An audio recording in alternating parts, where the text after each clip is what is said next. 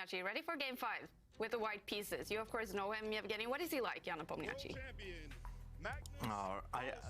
First of all, I want to give a little compliment to Maurice Ashley. He pronounced the Nepomniachtchi's name exactly. Oh, teach us. How do we pronounce it correctly? Nepomniachtchi. Nepomniachtchi. Yeah, Nepomniachtchi. That was really amazing from Maurice. Yeah, of course, I know Jan for many years, and in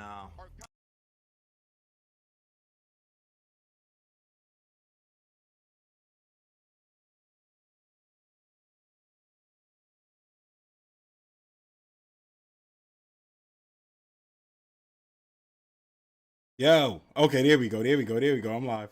All right, thank you for telling me. I didn't have my mic up. All right, let's get it. I'm 2 years. Look at Magnus. Magnus wants to team up, yo. Let's call it like this. Magnus, that's Jan Nepomniachtchi. Ahead of them All right, let's get it. Several years, and I remember first time in 2000, Jan appeared in European Youth Championship. Watch him play E4. All this dude does is play E4. We ever played, and it continued amazingly bad for me because they got music playing in the background. This guy. Yeah, it sounds like they got music playing. You know, 10 years old guy coming like playing under the table some Magnus, yo! And look at son, he's nasty. That describes, of course, describes a very big talent. Until the age of 14, 15, still I was kind of ahead. Yo, I'm so excited. I need popcorn or something for this. Damn, why didn't I get breakfast first? Yeah. I describe him as the mostly talented guy of the generation. Wow. I'm not sure how much he worked. Now they do this thing where the guys put out a ceremonial move. Last several years. I guarantee you he plays E4. I think. I bet all the money. All the money he plays E4. Talent, his feeling of the pieces. This guy. Feeling of the harmony. Guarantee you first move is E4. Magnus is going to play E5 and tear that ass up. Let's go, Magnus. From the nature, from the start. Yeah. As he says himself, only recently, last maybe 5 years, is when he started to really work on chess, and we are waiting for the opening move to be made. And let's see if it is the correct one today. What do you think, David? Okay, so it looks like the slip again. He's not doing that. English opening. Was made as well by He's pulling that back yesterday. Yeah. Before being retracted.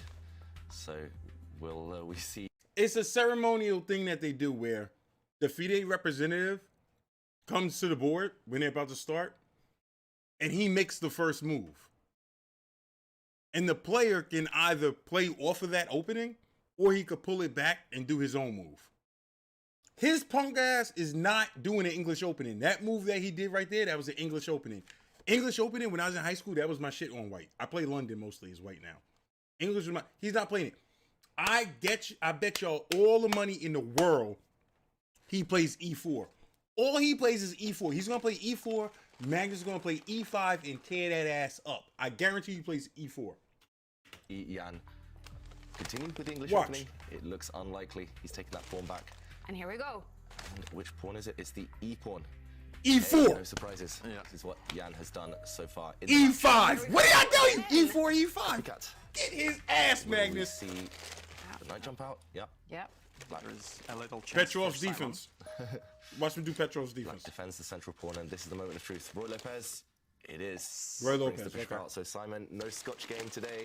Well, I see Simon giving the thumbs down in the corner there. And I have to mention as well, Yevgeny put up his prediction on the chessboard here in the studio, and it's the correct one.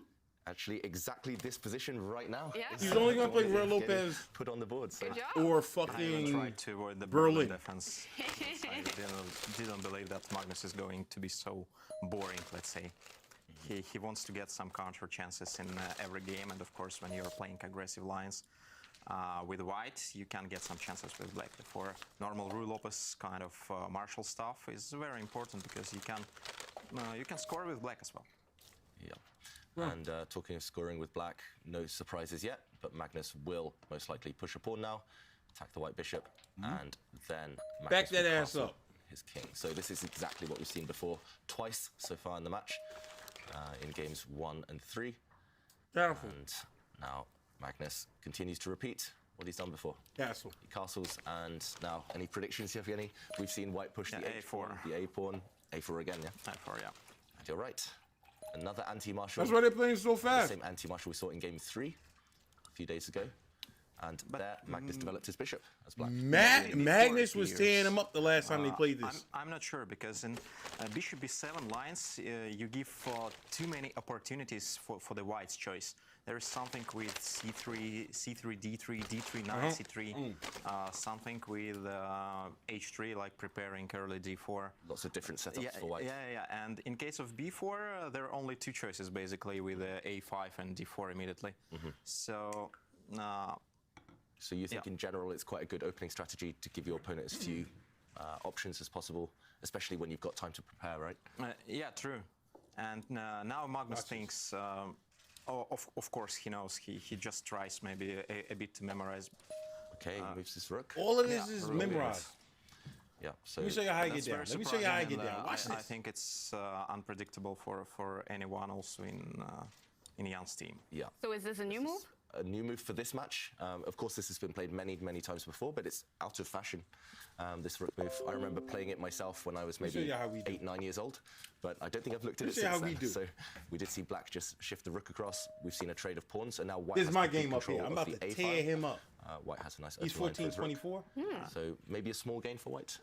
Yeah, and it's also very funny. Better not to blunder the knight on c6 in all these lines. The knight might be trapped. Even maybe my the game ability already to more control daring the than blade this. with c3, d4 somewhere. But of course, it would not happen in this game. H3 move made to avoid all the martial stuff. I played Petrov's defense. Because in case See, of I come out. C3, I bring the I wood. think it's still possible to play d5. Yeah, and this would be the martial gambit. It's slightly different, but white can win a pawn in the center. This is still very well-known stuff. This is Magnus's idea for sure. And then later on, black is going to bring his bishop across. He's going to start attacking I'm already against the white gambiting. king. So, for example, this is the definition of the martial gambit, just a slightly different version. And black already goes on the attack and tries to threaten checkmate. At the cost Look, of a Magnus pawn, is black gets coming decent for play him. He's already in bringing this out type a of scenario. checkmate So that's threat. why, as Yevgeny mentions, Jan has just pushed his pawn forward. And now it's less tempting for black to push forward in the center, because in lots of variations, white has a nice square for his knight. And the other thing that Yevgeny mentioned there, which hopefully we won't see, would be, for example, later on, if black is a bit careless, if black just kind of plays on autopilot. This is something we've seen similar setup from Magnus before. Now, because of the open A line, white does have this trick, this trap of kind of ensnaring the black knight, and it has no escape squares anymore, because the square it normally uses is controlled by the white rook. And okay, we've seen another move from Magnus. We won't see him trap his knight for sure, but this threat will be in the position. So first, Magnus pushed his pawn, just one square, and now Jan is getting ready to build a nice pawn center. Okay, Magnus, he'll still be in home preparation, right? This is still Both of them, I believe. much to be expected, yeah. Yeah, but it's interesting what kind of setup black choose now. Hold up. So I forgot how to follow through with this. d4 is coming, yeah? Yep, I think guaranteed nearly against anything, this next move.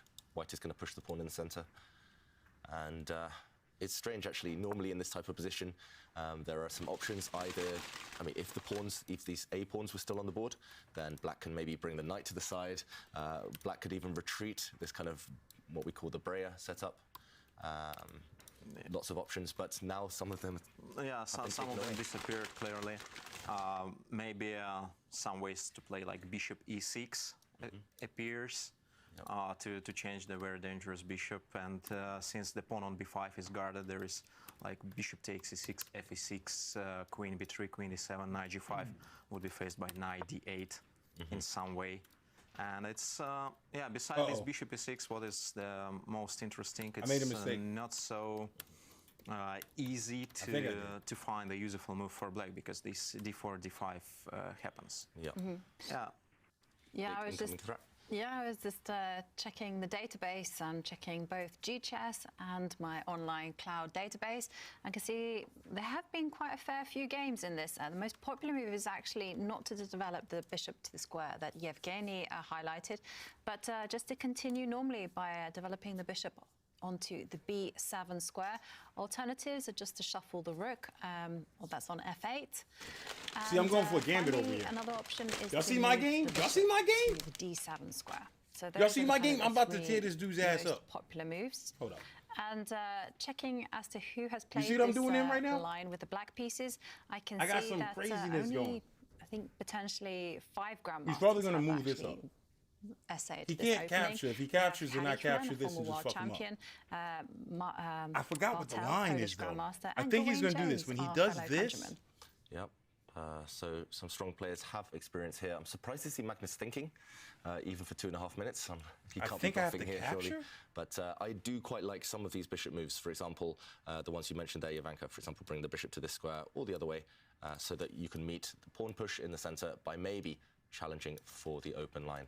And now, of course, after a rook trade, the black knight will never be trapped. he's because it thinking has like squares to crazy. go You to. see this? You So see how much he's thinking right some now? options here for Magnus. He ain't Maybe ready he's for the just, wood I'm bringing. aware of some of them, and he's trying to. I don't even- which I one forgot would what be the hell most I'm doing, uncomfortable for Jan to face, or most surprising. But either way, in the current position, we're expecting maybe this bishop to move, just so that black can later. Whoops, not that one. Black can later challenge the arrows. Sorry, challenge for the open file with his rook. But Damn, instead, I forgot this surprise, line. Before. B4. I think if We he should have moves said this that, before he made this move. I I have to Good capture one, here. David. Okay, he's pushed his b pawn, He and I captures. guess the idea as well is to give some room for this black knight. So, for example, if capture. white pushes forward, then we might see a trade. Fuck, I don't And remember the later line. on. If we do see another capture in the center, black does have some safe squares to jump to for this piece, and Jan instantly replying. But do you feel that knight on before going to be safe? Not necessarily its 100% last sure, resort, but Oh, I was supposed to put it possibly. here, But Jan not chooses here. not to challenge in the center, not to create that tension Uh-oh. yet. Just a modest pawn push. Yeah, I made a mistake. Okay, so now we'll start to see some maneuvering. Well, since we are seeing another Rui Lopez here, are we seeing the best preparation from the players in these opening games, or do you think they have been saving something even better for later on? Or are they just want to get the best out there right away? Yeah, I'm absolutely sure that they're going to play the most direct lines they prepared, because there is no reason to hide anything, since all this called Rui Lopez, but basically we see absolutely different opening Yeah. from game to game. It just going different on other move. Oh, and look at Magnus. Magnus, yeah, his body language says that probably he can't memorize exact line, but What happened to Magnus? in the other hand, I don't think it means anything special. Uh-oh.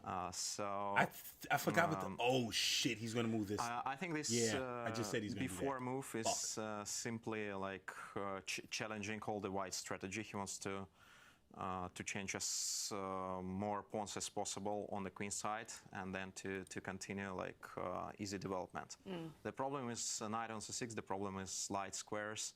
Of course, Okay, so I made a perhaps he wants minor to mistake replace the here. knight from f6 to d7 and c5. I kind of fucked up. Or like to do something with knight on f6, but then he has to control the d5 square for the bishop. So lots of plans, but also he has to be aware of white's counter plans. So Yeah.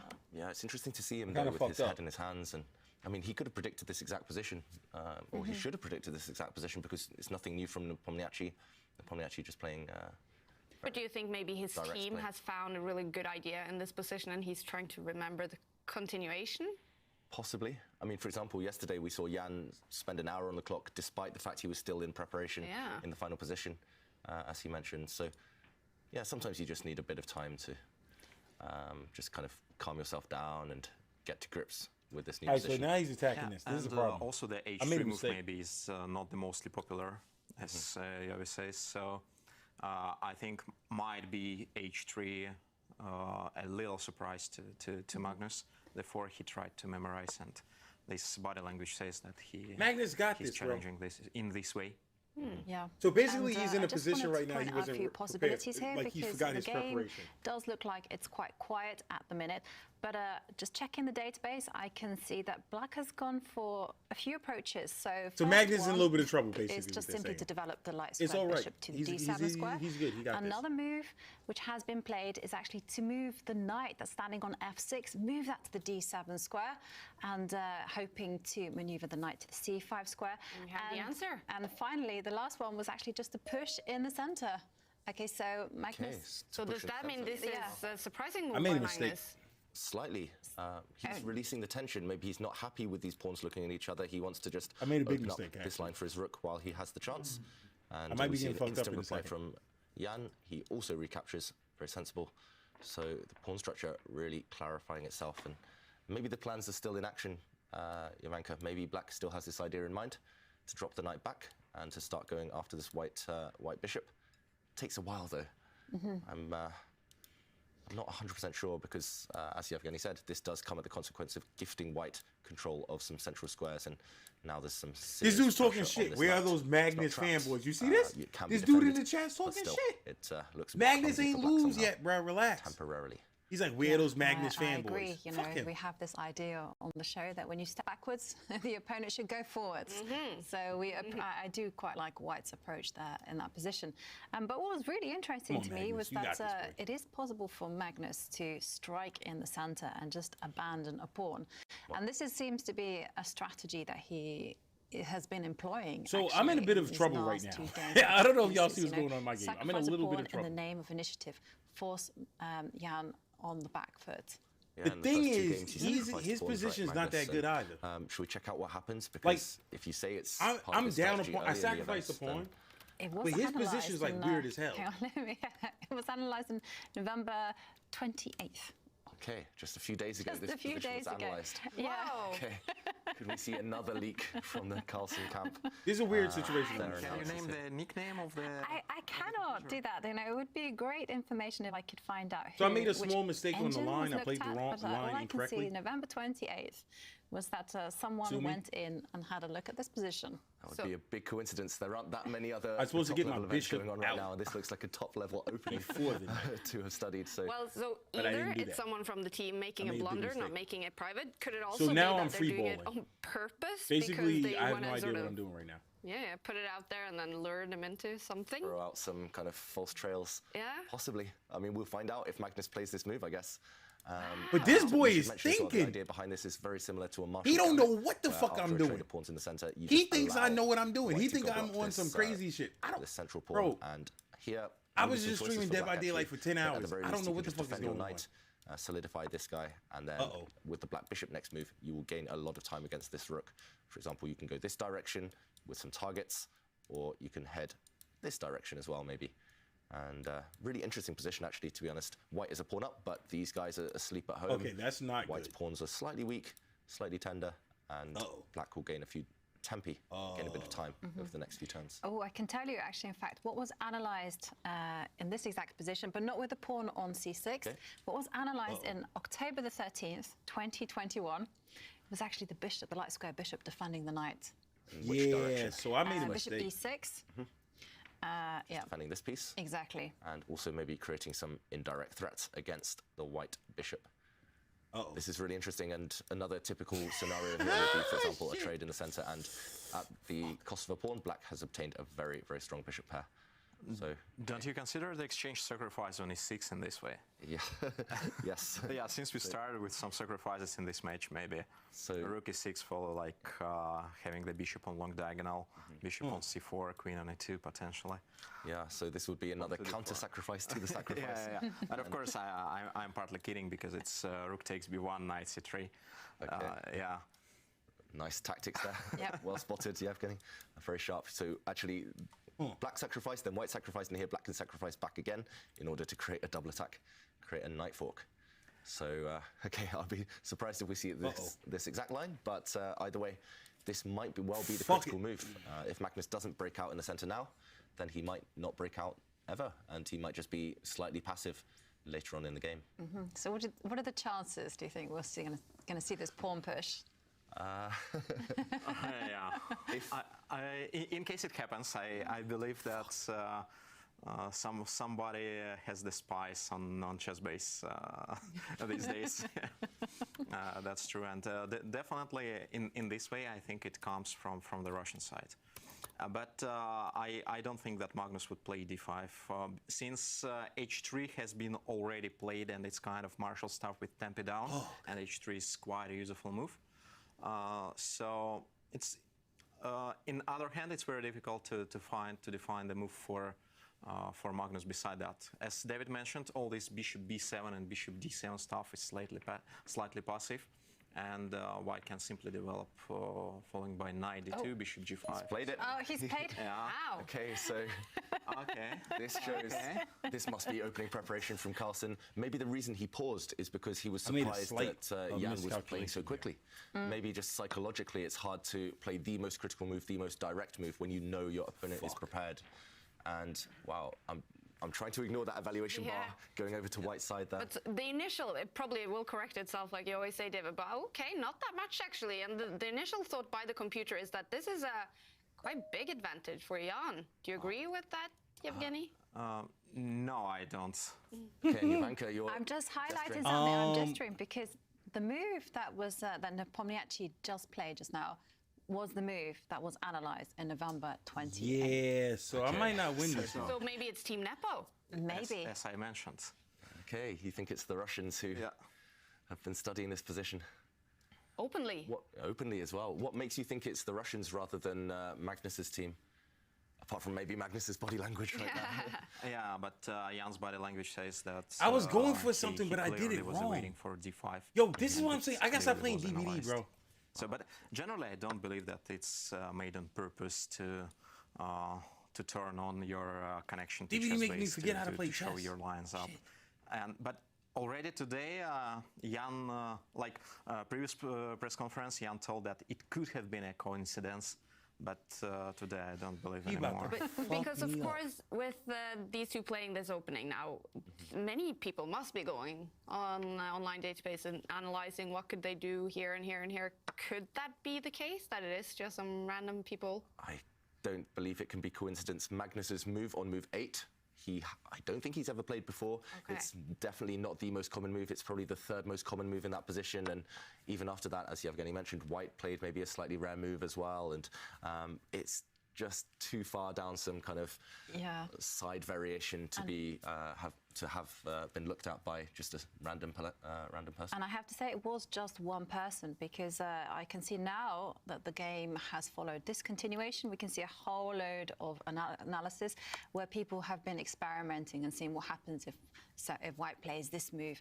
Shall I run you through the analysis of November 28th? Yeah, true. I'm very interested if knight bd2 was appeared. Yeah, so the analysis that was run through is that they only looked at pawn takes pawn as the main move. Yo, Capturing this the ain't my center. fault though. And, Yo, it's because white captures yo, back with the I gotta pawn. stop playing video Okay, games so with y'all, symmetrical man. pawn structure pretty This much. is y'all Yeah. fault. I should not have lost this game. Now the move that they This kind is of y'all hatched, fault making me play DVD all the was fucking actually time. black pushing the king Fuck. pawn, sorry, the h pawn, damn. moving it to the This h6 guy's square. bad. And then the white queen developed to c2. Very nice, getting ready to connect the rooks. And now black moved the bishop to the d6 square to reinforce the protection of the pawn. I'm down a lot. And that's it. Okay, The so analysis stops here, and the whole idea is that the white knight jumps to the I c4 forgot the square line, to though. That's attack not the my bishop. fault. It is my then, fault, actually. black can simply play the bishop to e6, and this is the big mysterious point on moving the pawn to h6, and that's it. okay, so we should mention the point of moving this pawn to h6 is that white's knight cannot come and challenge this bishop. And Actually interesting tactics behind when you're playing h6. You definitely have to predict the bishop a4 move, attacking e5 square. Like there is the Damn, this bishop is bad. b7 or d7 line. Just wanted to point it out. Bishop c6, bishop takes c6, knight e5, and I believe black can recapture on e4, right? Yep. But I was not quite sure that in the line of knight e4, queen takes d1. Yo, fuck it. Rook d1, This knight game e4 don't back. matter. There is the That game don't fork matter. on That game don't c6, matter. That game don't and, matter. how That was the to first relate game. The it. first game don't Because matter. after First game rook day don't eight matter. and, Yo, let me get white. Why I gotta get knight black? e7, there is the bishop a3 line. Why which he ends get up white and I with, get black? Yo, why I gotta game, get black again? with You see what they pawn doing? down, They keep giving me. how do Alright, you that's think? okay. I don't need it. maybe Let's can go. black block this. It's a bit scary. maybe even with c5, yeah, because of the check on e2. Just to block this diagonal. Yeah. Yeah, I was thinking of f3 move, knight takes c3, bishop c5, but then knight e2 appear, or not. Yeah, but in some lines like rook c1, rook d3, there is like extra move. No, or we are too far, David? This is very This far is down very, the line. very in-depth All of the pieces analysis. going off the board. I mean, I'm sure if someone's analysed this move, they would have considered what happens after the bishop does move. I mean, potentially, for example, if we want to avoid So such a long line what he here, did was this. even I if moved white my grabs the bishop pawn, out. He maybe ripped this black can out just step to back attack. So and say I don't want to two take that bishops. bishop because I take the bishop. He's going to take a queen. pawn, But Now now also blundering. he took my the bishop. Bean, rook 8. That's- I moved it back for a reason. Bishop a4. I'm going to capture That was this my way fault, towards the basically. center. since- And I'm also going to free up my rook on this diagonal. That was my whole about plan the right there. World He champions, didn't even know it. I have to say, kind of free rules from Vasily Smyslov. He was always saying that he's playing chess for all his career, but he, I'm starting a king side in the attack. beginning and in the end, he was scared I did that only on of three purpose. things in chess. Can you guess?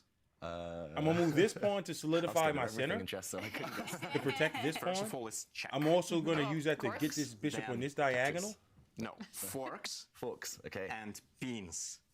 There are only three things you have to be scared when you when you begin playing and in the end. I'm gonna get Because this when knight the out. fork I'm and the gonna pin castle suddenly appear, queen it's like, side. oh no. I'm about to get my That's queen why out. playing blitz when like the knight's on on this, the board. maybe There's somewhere all the on this forks. It's diagonal. the scariest thing. Get And this it bishop seems to me out, from maybe over commentating here. with sitting here in the studio, David, with you guys during the I'm probably gonna Champions develop Chess this Tour for a knight year, here that sort of when the forks is about to appear and start to they push up just give up. like this way. You mean Yeah, unless there's I'm something further down building the up a line, king but side if it's a attack. fork I'm doing that this on clearly purpose. wins I material know what on I'm the doing spot. here. Clearly Now wins a watch piece, his then it's bitch ass just, castle at this queen level side. that is basically over. Right. Yeah. And actually, How's we Magnus do doing? just Magnus have a tearing move that here, ass up? and it is the one that Jovanka mentioned. Black does clarify the tension in the center. I think this would have had to been played at some point, so he takes the pawn. Jan will now instantly recapture with his own pawn. And some of the viewers at home, I should say as well, you might be wondering, why is this position not just equal? Why?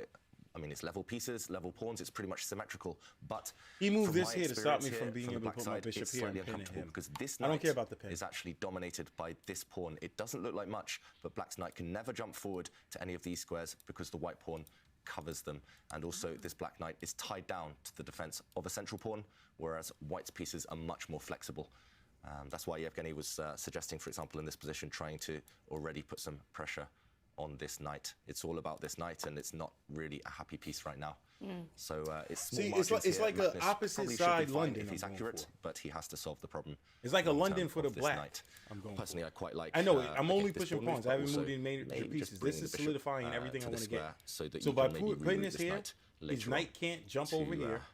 more promising pastures. Cool. So my plan Well, is going to be we to are get in maybe move, my bishop 15. over here. Today's game was another Rui Lopez, and Bring as this always, knight out over Chessable here. is, The knight has a good outpost on this publishing square free also. course on the opening I could of develop today. this knight And of here, course so it this is knight a here, Rui Lopez this bishop opening here. game My queen's course as gonna well today, and shoot it's out won by somewhere Nils like over here. I Grandelius, need the actually. castle. And you can check it out on the link below. You can study This the knight I'm opening probably gonna while develop, this like, game up is here. unfolding. And Nils Grandelius, if I'm not We got an mistaken, outpost set up previously for worked it with here. Magnus Carlsen. He did. I got Yeah, what I he was want there. the He's doing it ready trainer, for so it. the second for 2000, I want to say 2016 and 18. And Okay. who knows, maybe 21 as well. Wait, so he's an expert on the Rui Speculation. Lopez. True. Yes, he's an expert and a good friend of ours, actually, a teammate of ours for Vollering. You don't even know. I'm about to bring the So would heat that on. be him. natural to actually speculate that he is still in Magnus's team? I don't think so. Okay. I don't think that we are I don't in know a who position made to it. Some speculate artist. about the Magnus team because somebody Someone else knows had got the it done team. for me. And I don't know how to do that streaming stuff. You're about the artwork. Yeah, I don't know. who I did don't it. want to feel in the position when you're That's why it's crossing been the no new paths of, artwork lately. other players. Okay. But clearly, when you're building up the team for the World Championship, you need to find the people you trust. Yeah. And basically, he's you've a worked bitch. before, or you have kind of good relationship, friendship with them. Therefore, I do not exclude Niels from the team of Magnus. Clearly, it might be not. But how about for Jan Nepomniachtchi? Can we speculate a little bit who is in his team? Yeah, that's more interesting since since I'm here actually. Yeah. Yeah, you're waiting for some inside information. I clearly say I don't have one, but I have my own thoughts. Yeah. What is public information? Everybody knows. I believe that other Grandmaster Ildar Hayrulin a good move. from the generation of Magnus and David as well. 1990 kid. Yeah. Pretty known. He was the world champion also in some youth championships. He worked with Jan for some years, I think. Okay. I didn't see him appearing on the opening ceremony in Dubai, All right, So, watch and this. I also didn't see him as the guest of the match. He's hidden person, but he still remains as the close friend of Jan. Therefore, I would. We do have a still gonna move. Is put it it what you expected, David? It's one of the moves I suggested there. So He not moves this Jovanka's pawn push, forward. but an equally logical move. I move my bishop just using back the black one, bishop to defend and I and move this up overprotect to attack. the key central pawn. And I so get just keeping multiple the tension. attackers on that. Just to continue. And then, you know, that Jan demonstrated some unpredictable openings, like Petrov defense, like Catalan. Because you said the experts were saying he's basically never played the Petrov. Yeah, and I don't think he's known as Catalan player with black. He's Grunfeld player. And If he took that Anish pawn predicted instead of pushing it Grunfeld, forward, as that we would have could kind of see hurt my structure a little. on live But broadcast. I'm fine. I'm fine. But, I'm fine. We in the there is victory some, formation. You see that players V? in Russian That's that team, in victory Russian formation. national team, or Upside former down victory. coaches, or well-known players and coaches like, let's say, Igor Lisey and like Evgeny Tomashevsky, having the main weapon as Catalan with black, and they're also very, very good in e4, e5, all kind of openings. And as far as I know, Evgeny Tomashevsky, I think it's also public info. He was the second of Boris Gelfand during the World Championship match in Moscow when they played with Vichy. As far as all the professional players, I'm trying to be Sherlock Holmes. V there, sorry. Castle's I love it. As, We need to get you the, what do you call the investigation glass? Yeah, the magnifying glass. Magnifying glass. Deerstalker hat And as the well. crystal, Boris Gelfand is extremely known as the Petrov player. It was one of the main weapons of him, and I don't think that Boris appears in one of the teams, at least in direct way. But at the same time, Evgeny could have some ideas there. Yeah. And also, we don't see him after the World Cup for any kind of tournaments.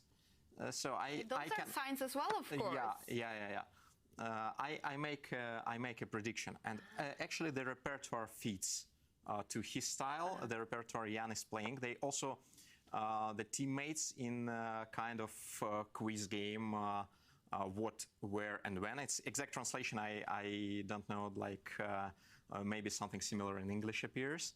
And they're close friends with Jan too for many years. Therefore, I predict Evgeny Tomashevsky being part of the team of Jan. Interesting. Aha, well, we are getting some insight. We're going to talk more about this, but we obviously don't know who is in these two teams. But we do know one person that is in Team Magnus, but it is more for social reasons, and is standing with Rune down in Dubai right now. Well, that is right, Kaya. I am here with Magnus the Great. That is Magnus nice. the He's First. gonna We were defend around this, a couple he's of defending different this. names for you, also a couple of shit. different job descriptions. Because you a little bit vague about this. Maybe you're here as a fashion icon or as a professional fan. What is your most important job here? You would say. First and foremost, I actually want to congratulate you guys on the broadcast. I think it's amazing. We watch it all the time in there, and you've done a bang-up job with the broadcast. And David, hello, and you're really good at this. I didn't know. You're really good at this, David. Apart from that, first and foremost, he's fashion threatening icon, this. as you can see. Yeah. Fuck, I fucked up. But again, other I than think. being a fashion icon and inspiring us all with your great colors and rings and everything, what else do you do here? I make sure that Magnus is. To take a little bit of a bad word, I'm maybe kind of a personal fluffer. Well, I make sure Magnus is on point, on time, happy. Basically, it's a mix between friend and job, which is okay. We're both fine with it. Yeah. And let's say Magnus is unlucky and loses a game and he's in a very bad mood. What do you do to cheer him up then? This is gonna be hard. Nothing. Give him space. Give him space. Yeah. No, if he's in a very bad mood, just give him space. Yeah. And so your job is to not be there? Is there any way you can boost his confidence in any way? I let him beat me in sports. What sports would that be? Paddle tennis, table tennis, football, basketball. Not all the time, but a little bit too much. I let him beat me. Yeah. Well, thank you very much. So here was a little bit of insight into the psychology of World Championship chess and David, I hope you really heard what this man said. We all love you. Stop being so hard on yourself. Well, back to you guys. Nice compliments there from Mr. Barstad. And I don't know if the best or the worst job in the world to basically not be there You know and what? to be I beaten do at have sports, or a maybe it's just move. a lot of fun. Yeah, I'm sure he's having a lot of fun despite what he says. And he just took it from me. for those of us who do know Magnus, I think that's a very wise strategy. Yeah. Space is important for him. And yeah, shout out to the other Magnus, shout out to Rune for those kind words. Yeah, that was very nice. And yeah, well, if Magnus is in a bad mood, his job is to stay a little bit away. What do you think about Magnus's move right now, Jovanka? What is social media Yeah, sort of so reading out of them as we are seeing a move? Okay, yeah. So social media is okay. The queen moves to potentially connect the rooks. As expected? Yep. Yep. We mentioned this move in another line. It's just a very sensible square for the queen, just completing piece development. And I have to say, social media here on Twitter, they're very concerned with Magnus's body language. A lot of words being used saying, you know, his body language is bad, he looks stressed out, it looks concerning. And a lot of people saying Nepomniachtchi actually looks very, very confident. What do you guys think about that? That's very usual of Jan. He tries to press a little bit on the opponent with his body language, like making all this winking and faces and so on. And he looked very confident, like running around the board after the opening. And of We could course, just Magnus blow him out doesn't the like the center position right now, right? in a way that do that? he wants to be from the white side here, because it's a little bit one-sided and it's very tough to get any kind of counterplay from the black side. We don't say that it's like terribly worse. Maybe it's a little Play bit at a in white's fast pace. favor, This isn't but speed not chess. They're more. playing for the World Championship, So, bro. Magnus is in defense, and but from my experience being around top players, I don't think that their body language remains for long, and not always it means what we think. So maybe some other thoughts coming up, not about the position exactly, or maybe I had to choose different opening. Why they forced me to play this, or what's happened? And then he's fully concentrated. Now I like Magnus' body language. He's just seated, and it looks like he's absolutely concentrated and just working. Yeah, it's similar to his body language over the last couple of days, to be honest, Magnus. He normally looks happier when we see him in closed tournaments or maybe tournaments with less pressure, but nothing, I think, too scary yet for Magnus fans. Meanwhile, yeah, you've faced Jan so many times. Ever since he was young, he's always looked like this, right? So. Yeah. I have a very bad score, like personal score in classical games versus Nepomniachtchi. I think that's the worst ever opponent for me. But I have to mention, it's coming out from extremely good positions. Queens, and actually, he managed when I was younger. He managed to affect on me by making this kind of body jokes. Let's call it like this, until the point when. Kind of my second or close friend, he's a known Russian physio-psychologist, Valery Krylov. He was the part of Kramnik's team for the World Championship match versus Topalov, for instance, and he's known from the period of Olympic Games 1982. I think it was Munich. He worked with the Soviet basketball team. So, yeah, Valery Krylov gave me one advice how to play versus Jan, and it's actually helped me to stop losing against him. He told me when he started making the faces, just wink him back. That is the perfect strategy, it sounds. And I mean, I have to say, it doesn't look like on Magnus that he's actually, you know, at all focusing on Jan and Jan's maybe faces and Jan walking around. It looks like he's trying to just avoid eye contact completely. Right. That's why Magnus, maybe more than ever before, he's had his head on his hands, and I guess Jan isn't there half the time at the board as well, so that's maybe a bonus. But Magnus can play what do you speed think, chess. Yevgeny? During Are we gonna see COVID, Magnus all the wink tournaments back were at Jan speed at some chess point in this tournament? No, generally I think there are two types of psychologists in chess. Type of What's going on psychology over like Kasparov has, which is you got actually queens on exploiting the all board. We kind got of energy on the bishop opponent and here, trying to bishop smash him here, out from the knight. board. Asserting dominance. Yeah. I knew he was going to dominating one, and I so call it Kramnik one. when you're building the wall up. And Magnus is closer to Kramnik's style. So I don't think he actually reacts, and for sure he knows Jan for so many years that it doesn't affect on him. And they even work together, right? So they are actually quite close friends, these two? Or if not friends, at least... Friends, there is different expression. Yeah. Kind of... how to define how to define, I'm not sure they're besties, but It always they respect each other for sure. Yeah, because it always seems, you know, they're very used to each other, at least when they're discussing the game after each game. Here we can hear them analyze, and it seems very friendly. Okay, so I have a seems to be a tactical lot of plan respect. here. Yeah. Because I definitely wouldn't have expected that kind of right here for the analysis fork on to the happen rook and in a the World queen. Championship match. I don't kind know of if I'll get expected that, them though. to kind of immediately seek the opinion of their seconds and then go to the press conference. But it's just very interesting what it was. Yeah, It's they both very love interesting chess. to They love to- They both love chess. That's very important. But I bet in chess history there are many World Championship matches where the players have been such big rivals, they just wouldn't talk to each other after the game. Pure silence, pure animosity. Yeah. For sure. I think that's probably the majority of World Championship matches, to be honest. But no, it's nice to see the respect. And of course, I mean, they've mentioned Peter Heine Nielsen recently gave an interview where he revealed that Jan had helped Magnus at a World Championship match previously. I hope he doesn't do this. Yeah, both players, they love chess. They love to discuss. This They want to would find be out what their annoying. opponents were thinking. And it's nice to kind of get that sneak peek into what the top players discuss after their games. Actually, it's very interesting about Anatoly Karpov.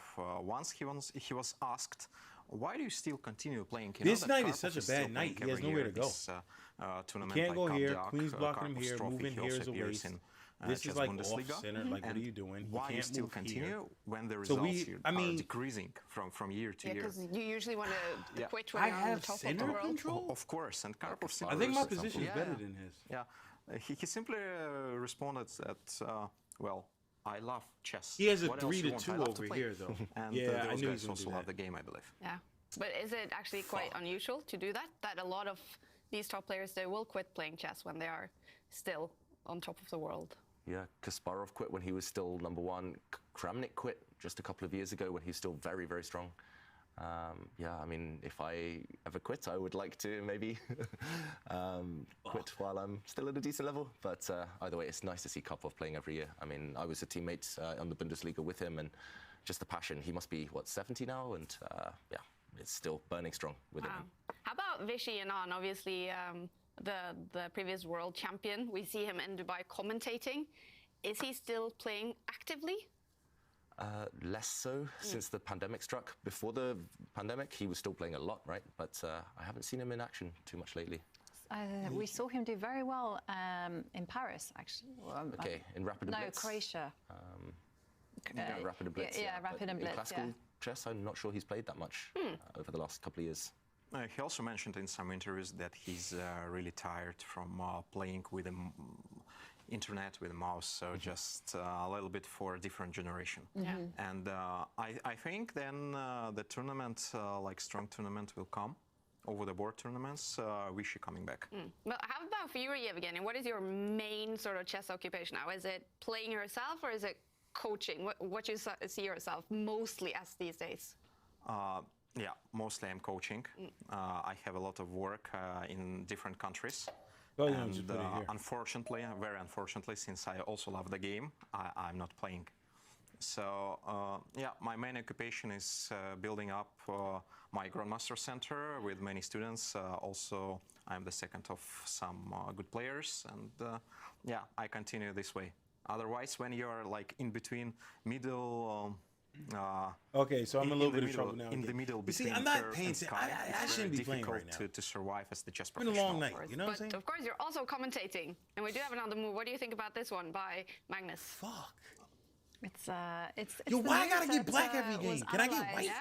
The in fuck? on November the I'm 20th. a lot higher rated than this guy. Yes, and Nepomniachtchi, did he well, just do? he answers immediately, so he knows he's well within his preparation. So you think that this was all from Team Russia? Yeah, I think so. And also The way of Jan was thinking on the previous move tells me that it was the transposition kind of replacement to his preparation, his analysis. Because we clearly saw in database that h6 appeared as the main move there, and then Magnus started with bishop d6. Finally, after way long thinking, I don't know how long it was, but just some minutes, it sounded to me that Jan was trying to replace to the line he actually prepared. And after Magnus played h6, Jan immediately responded. So it means that transposition has happened. Yeah, so just to show this actually on the board, in this position, Jovanka was saying that this was the move that was analysed, pushing the pawn first, and only next move, bring the bishop forward. And as Evgeny mentions, first, Magnus brought his bishop forward and only now pushed his pawn. So same position, just a different order. And Jan, very happy to see this because now he drops his knight back, and he probably studied this morning, right? He probably had this exact position on his computer screen, or maybe he was playing some training games in this position. And White's idea, dropping the knight back, is simply to plant this knight forward. And I think nearly no matter what Black does, maybe Black can do the same. We might see all the 4 knights sit on this king side, all keeping their kings nice and safe. But now there will be extra tension, and White maybe will be the first to plant a knight into the dream f5 square. And we've seen this many times before in the show. We actually talked about it the other day on the World Championship, in the World Championship match. Once a knight gets to f5, it's scary. And this knight might even do some damage later on towards the Black king. It could sacrifice itself. Worst comes to worst, it could maybe pick up the bishop pair.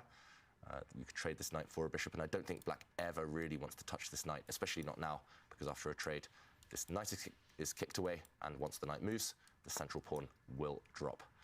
So it's starting to get a bit more concrete right now, and it's all about a dance of the knights. I really like White's position, actually, once the knight arrives on this square. All right, well, Magnus Carlsen is back into thinking mode, so let's head down to Dubai to Tanya. What do you guys think, Tanya? Is Jan Nepomniachtchi actually looking quite confident out of the opening here?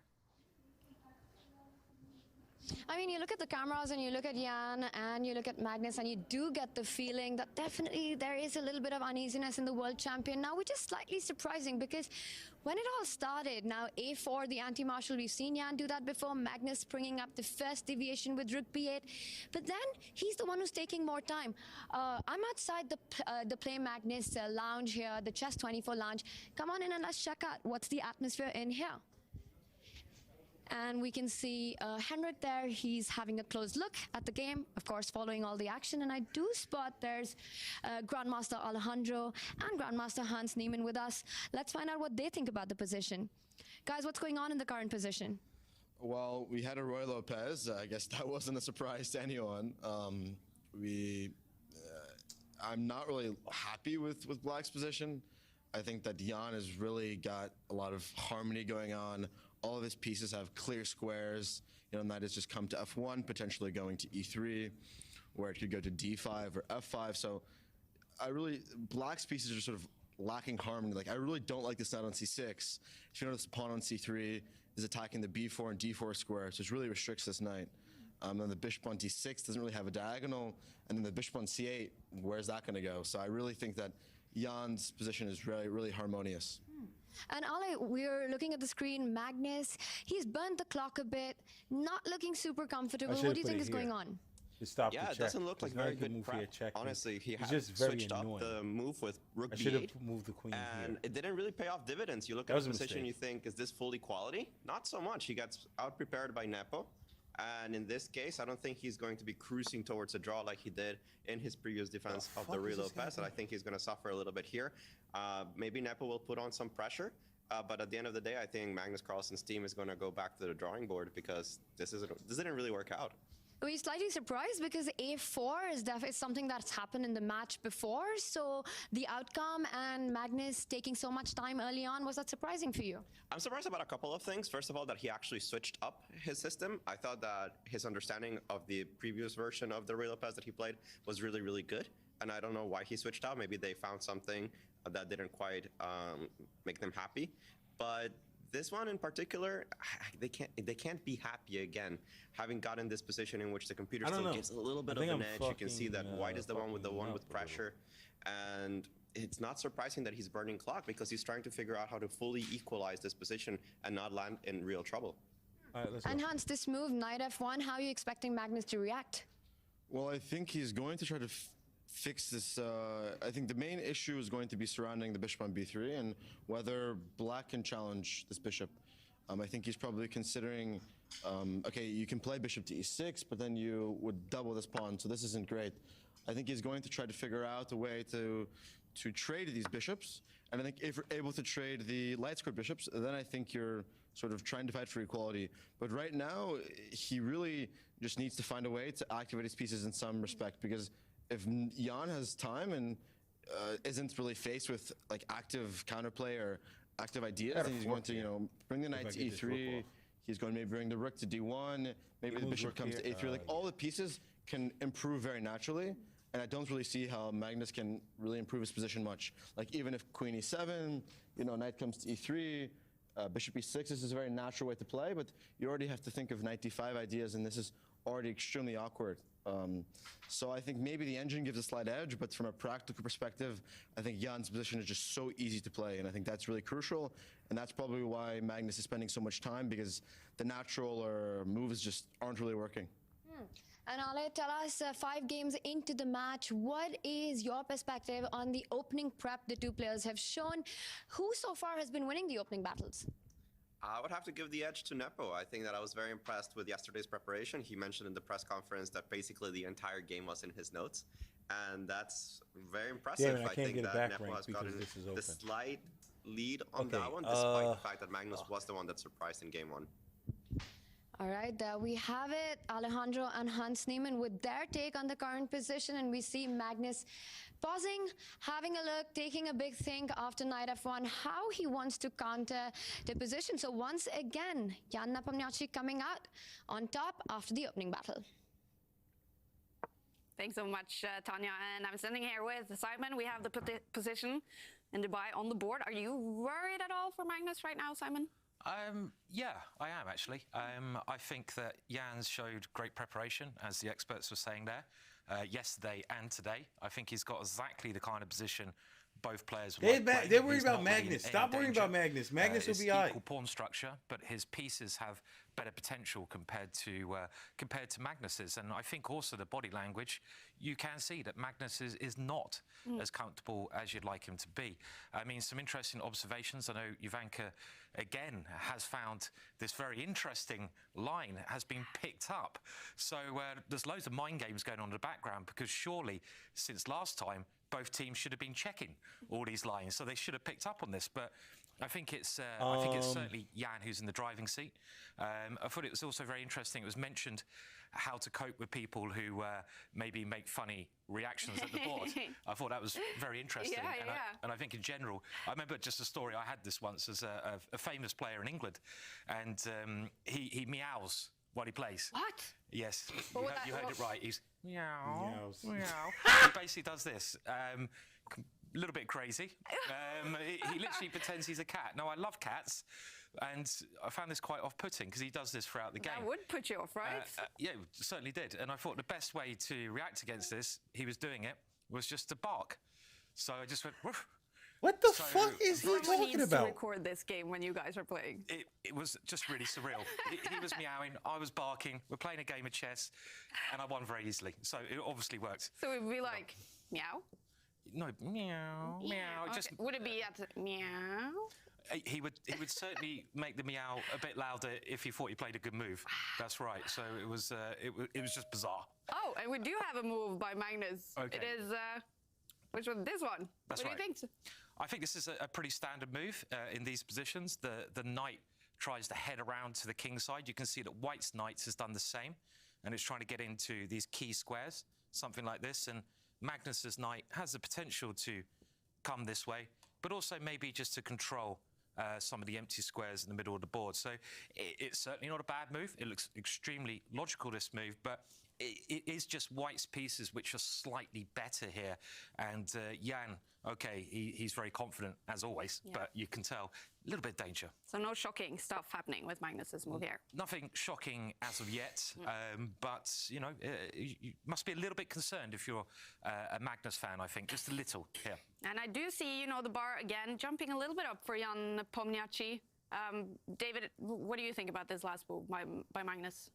Personally, I like it. I always go for this type of maneuver, if possible. I just love having a knight near my king, and that knight, as I mentioned a bit earlier, it wasn't on a great square. It was dominated by a pawn. So sensible. I think he needed to do this at some point, but I'm concerned about the clock times now for Magnus. Yeah, Janne Pomniachtchi, he is not sitting at the board right now. And finally, that means we have some time to go back down on memory lane, Simon, and talk about previous world champions. And this one, it is the founding father of the Russian or the Soviet chess empire. I mean, Mikhail Botvinnik, he must have huge influence on chess. Yeah, certainly. I mean, you could say he had Alekhine beforehand, but obviously he moved to France. But you're totally right in saying that Botvinnik. So really that guy who he's talking about, Alexander Alekhine, the I love this dude. Alexander by Alekhine, the Soviet chess school, and he became the world champion just by saying he's the best player in the world. He was like, "Yo, fuck all y'all. I'm the best player there is." He became world champion, very strong. I'm the world champion. Player. He created a school. That was it. The Soviet School of Chess, which and that's how he became world champion. Other world champions joined up, like Kasparov. Tell me ain't some G shit right there. One big name. And he really, I think in this era, the Soviets just took over for the next, I suppose, 30 or 40 years. And they just came and, you know, he's a bit of a hero of mine because I got into chess through my dad. And my dad basically played all of Botvinnik's openings. I don't know what the hell I'm still doing. Curse him about today. But it was, yeah, but he's a really, really big influence on the way chess has developed. And I mean, the one thing I can remember from the sort of Soviet school was to really analyze your games. So if you have a game of chess and let's say you lose, you win, I think he brought this idea of really dedicating yourself to looking at that game and seeing what you did right and what you did wrong. So lots of little things like this. Wait, so basically was he the first one to focus a lot on analyzing all of your games? He really made that a very important thing, that all his students were supposed to, every game they played, analyse. He also, I believe, and I heard this earlier from our Russian friend, I believe that he ruled out blitz. So oh shit! I'm almost out of time. Chess. Blitz is bad for your chess. Oh, that's not good. Yeah, I mean, oh David shit! Has that feeling after last night. So yeah, that's true. but basically, yeah, rule out blitz, and I can understand this because it can be quite artificial blitz chess. So he did this, but he was a very important figure in the history of chess and Soviet chess particularly. Yeah, he was world champion for 15 years, a little bit on and off, but the scientific approach, what sort of mark did he leave on chess? I think it was, yeah, just a scientific approach. This very, I don't know if regimented is the right word, but chess is science, and you've got to study it like a science, which we've seen before with the other world champions. But, you know, really look at the openings. He was very important. The openings, he really made an important aspect to learning, and also this analysing your mistakes, which people today don't do enough. People are so obsessed with the opening, they don't analyse their own games, and this is so important to do. And I also want to ask about, because opening preparations have been such a big deal in this World Championship match, and with that scientific approach, is he very relevant also today for this match? I think he's relevant. His teaching methods are relevant. Just the fact that, you know, opening is so important, as we're seeing. It's really sort of taken over how players are now at top level. I don't think it's particularly important at lower level because there's more important things to learn at lower level. But at top level, this get into the openings, because if you get a bad position out of the opening against the top grandmaster, you're probably not going to survive. All right. That was Mikhail Botvinnik, 15 years. But as we mentioned, a little bit on and off, because there came a few other Soviet players in there. One of them is Smyslov, that we're also going to talk about. Vasily Smyslov. He was only world champion for 1 year, but who's this guy?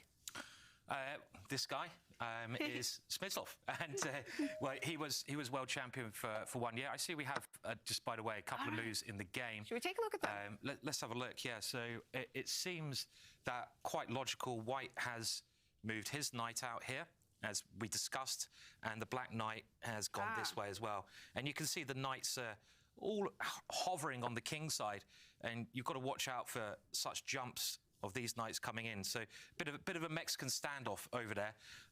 But just comparing the pieces, and this is what you do when you have a symmetrical position. This bishop is better than the black counterparts, and I like this bishop. It has a lot of potential to start some attack on the king side. So I like the sounds. Thank you. Yeah. So. And so I think in general that White just has a little advantage. I don't know if it'll be a win, but it's a nice position to play. Yeah. Do you agree, David? A little bit of an advantage for Jan Nepomniachtchi here? Yep, fully agree. It's nothing decisive. It's nothing to write home about yet. But I was actually discussing with Yevgeny as well, and Simon's just kind of nailed it perfectly there. It's all about the light squared bishop, actually. And right now, White's light squared bishop, one of the better pieces on the board, and Black's light squared bishop, really a bit redundant right now. So small margins, and if Magnus is accurate, maybe he can trade some pieces, then he should be okay. But it's not going to be easy for him. All right. Jan Nepomniachtchi is now thinking, so we can talk a little bit more about Vasily Smyslov. So we talked about Botvinnik, in the opening phase, a little bit of a scientific approach. You mentioned to me that Smyslov, in the ending of the games, was an expert. That's what I know him for, basically the end games. He was an expert in end games, getting us the end games. I mean, other things about Smyslov, he was actually a very good singer. So he had, I think, a career in singing as well. And I know other people who could consider that, but we won't go there. It was, but it was, he had a career in singing. But I think he's just a very good player all round, really. And he was only world champion for 1 year, and I do see Jan Nepomniachtchi. More moves coming. Yeah, making a move. What one are we having on the board? So we have one more move, and again, a very logical move here. White only has one piece, the bishop here, which is not developed off the first rank, so it now moves to the square, and all the White's pieces are now, again, very harmonious. You could even, with this move, look at the queen side in some positions. So this rook on b8, it could even be an issue. We can see we can attack that in some circumstances, so it's just another thing that Black has to worry about a little bit. So standing here on the White side where Jan Nepomniachtchi is sitting, would you feel confident right now with the White pieces? I would be very, very happy because I know I'm not worse here. I know I should not lose this. So again, we're playing for this 2-result game. It's not terrible, this position by any means, but it's just a nice position to have, kind of risk-free. So how would Vasily Smyslov feel in this position? Would he be now looking to do something fantastic in a potential ending with getting the queens off? I think he'd probably sing a little song, so maybe in this position. Happily sing, bit of opera, so possibly. But yeah, I mean, I think anyone would be happy in this position with White. All right, well, David, are you a good singer? Speaking of Kaya, it was Simon's birthday yesterday, and we may or may not have gone to a karaoke bar. But I don't think I can compare with Smyslov. I heard he's a great opera singer. I know that modern players, for example, Emil Satovsky, one of the top grandmasters out there, and also high up in FIDE now, he's a great singer himself. So lots of chess players have musical backgrounds. I know Smyslov was one, but maybe me and Simon, we should stay out of those karaoke bars for a while. And meanwhile, this move, what do we think, guys? What do we think? Yeah. Bishop to e3. Yeah, I like this position for White, and kind of just to reinforce the point one more time about it's all about that light squared bishop for Black. Where is it going to go?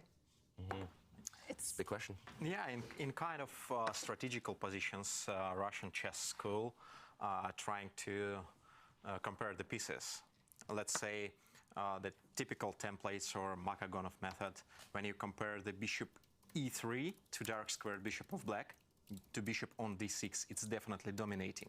Since now bishop on b3 dominating the bishop on c8. So that brings a slight advantage.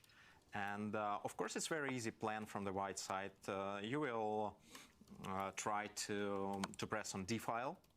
Definitely, perhaps the rook from e will come to d1, and then the queen on d8 would feel uncomfortable, and knight going to be delivered to f5 potentially, as David mentioned. So it's very easy play, and it's like tons of the options from the White side. Magnus has to be aware of. Therefore, also timing not that perfect for Black, but what actually gives not say the hopes, but at least some kind of stability is absolutely symmetrical pawn structure, and it's not very easy to break through.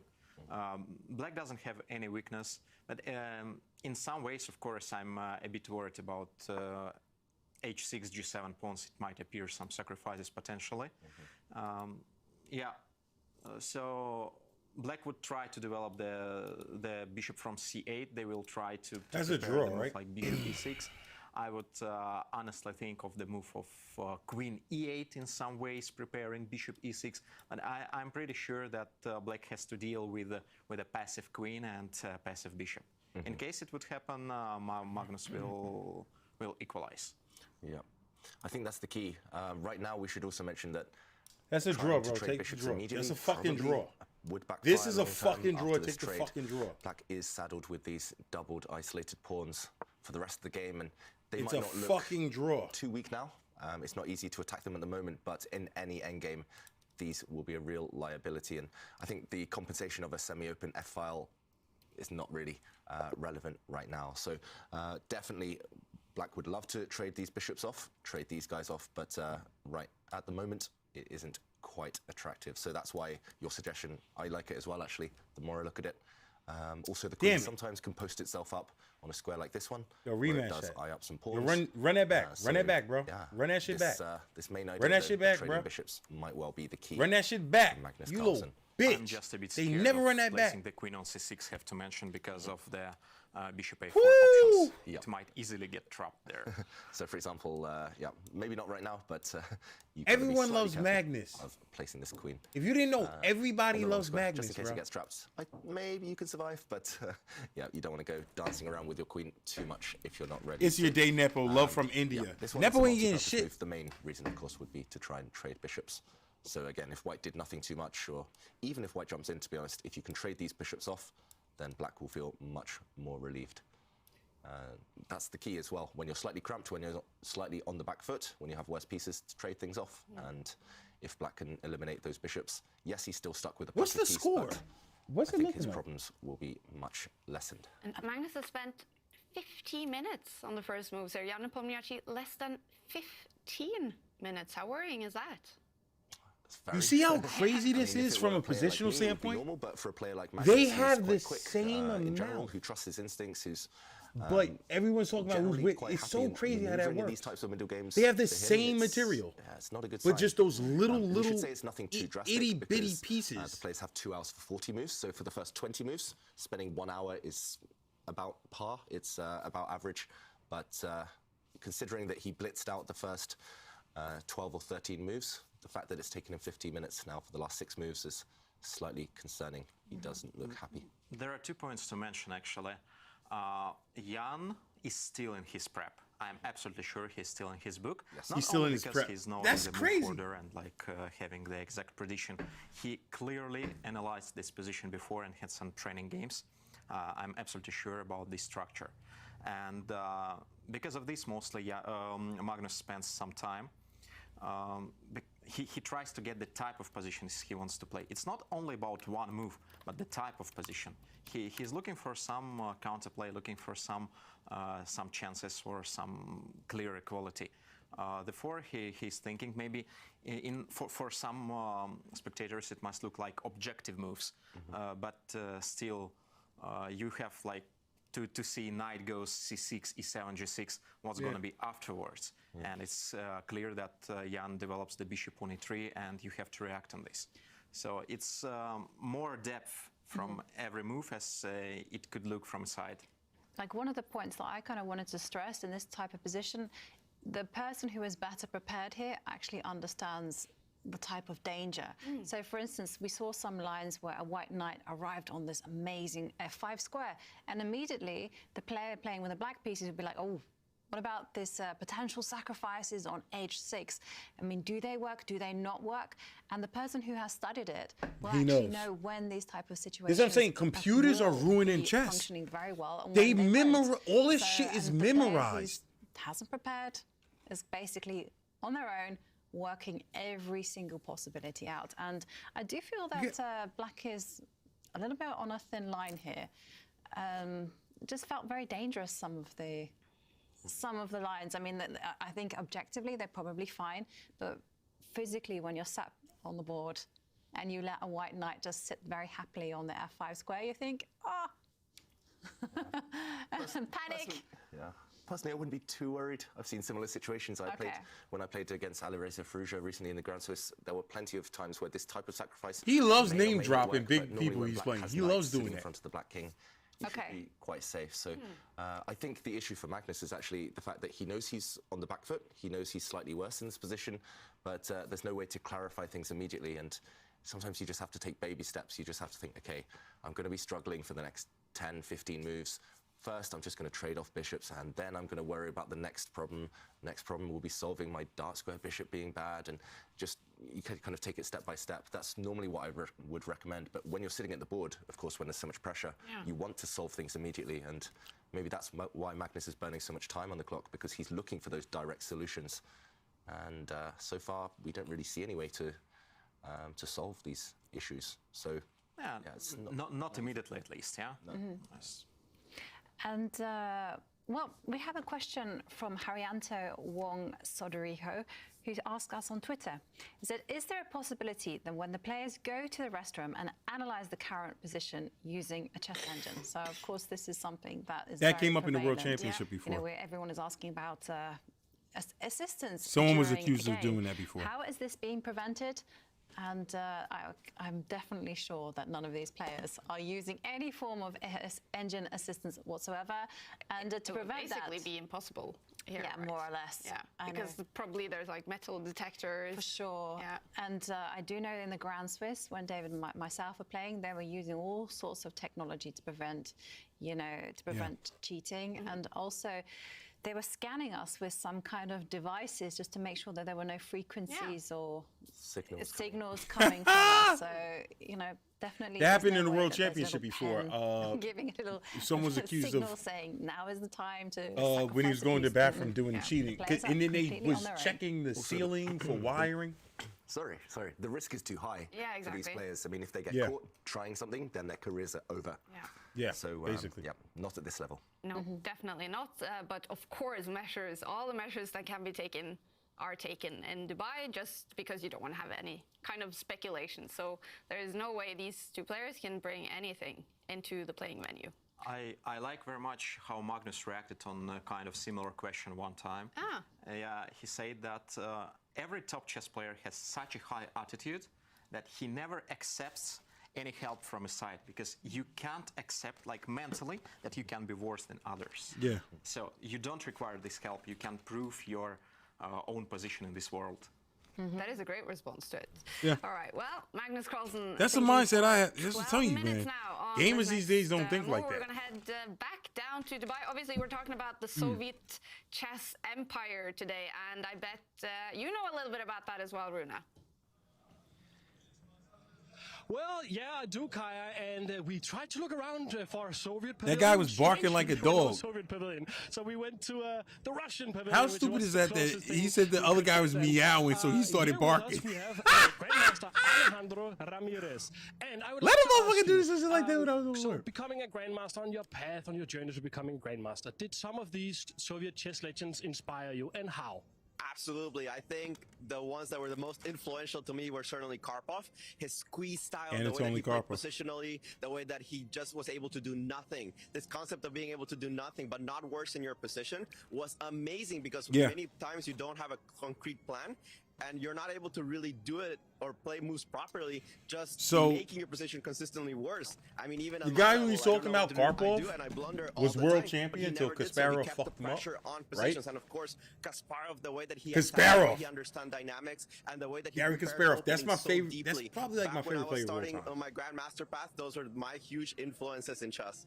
So Gary Fantastic. Kasparov was Do you a think that the dominating so-called Soviet world school of champion. chess, the fact that they had so many Like world champions, right now, do you it's think so that close. Like has Magnus, shaped always to a how tournament. we play He comes chess in today, first how more we than think other about people. He chess doesn't win today? every Oh, tournament. Nobody absolutely. wins I mean, every the tournament. reason that people When are so strong Gary nowadays is Kasparov, because of those Soviet champions. Kasparov They was had the passion, champion. but more than that, they had the He hard work put won in. Maybe the every Soviet school of chess fucking is tournament a he was little in. bit of a fantasy If that's Gary going Kasparov around, showed but off, it's not showed just up, that he it was one winning. school. It was the series So of you gotta understand, people, he a was group world of people champion that like when I dedicated was so many coming hours to up studying playing the chess. game, All finding throughout new high ideas, school, finding new ways junior of high, playing, he was and a lot of always them were world champion. concentrated He in the just Soviet won countries, and everything. even today, He was we the. see That's that why people say legacy that of Soviet Magnus countries is the being best player of all extremely time, strong at the game.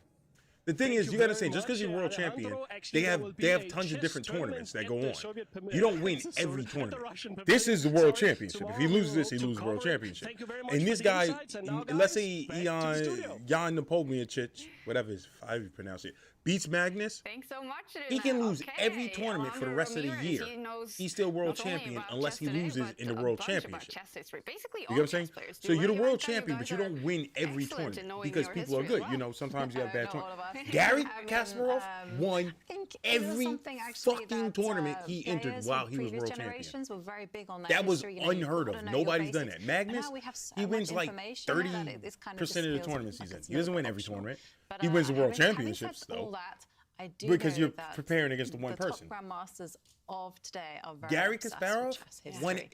And, That's why. they So grew people up are and always they like, learned all about your Magnus is the best ever. He's the Alekins, GOAT. Botvinniks, But I'll and see they him lose a studied all their tournament. games. Yeah. And they're like, oh, but you I would say understand the even level of from a competition so much non-chess better player, with you know, computers something and that would crap. get you hooked on I don't- chess is that the doesn't chess matter. history, because these world Gary champions, they're Kasparov just was a fantastic dominating people. There's champion. so much story, both on the Dominating chessboard and outside the chessboard. everything he And entered, he won. politics is a big That's why I part. can't put him over him. It's a fantastic history. If they played today, he'd win because he's out of his prime. I think he's like every he's world like champion into affected Russian on politics. the career of the current chess players. So I can mention a kind of connection with Botvinnik from my side.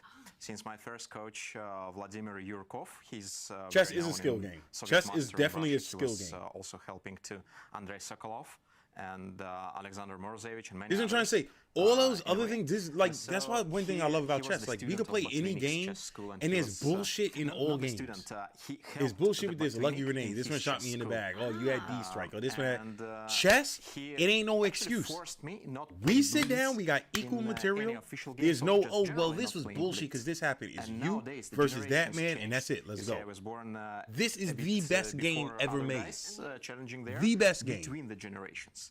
And nowadays, I'm missing like maybe 10 I love years video of games. practice. I love it. I've been playing Nothing this blitz beats and chess. Time control changed, everything It's changed. pure. And it's Pure. really It's difficult. you. That's That's it. the It's you and huge this man. gap and, Y'all sitting and y'all going at huge it. opportunity for them to learn more like technical parts. When you're playing blitz, you're training the techniques, you're training the calculation stuff. So this is what I was missing for many years.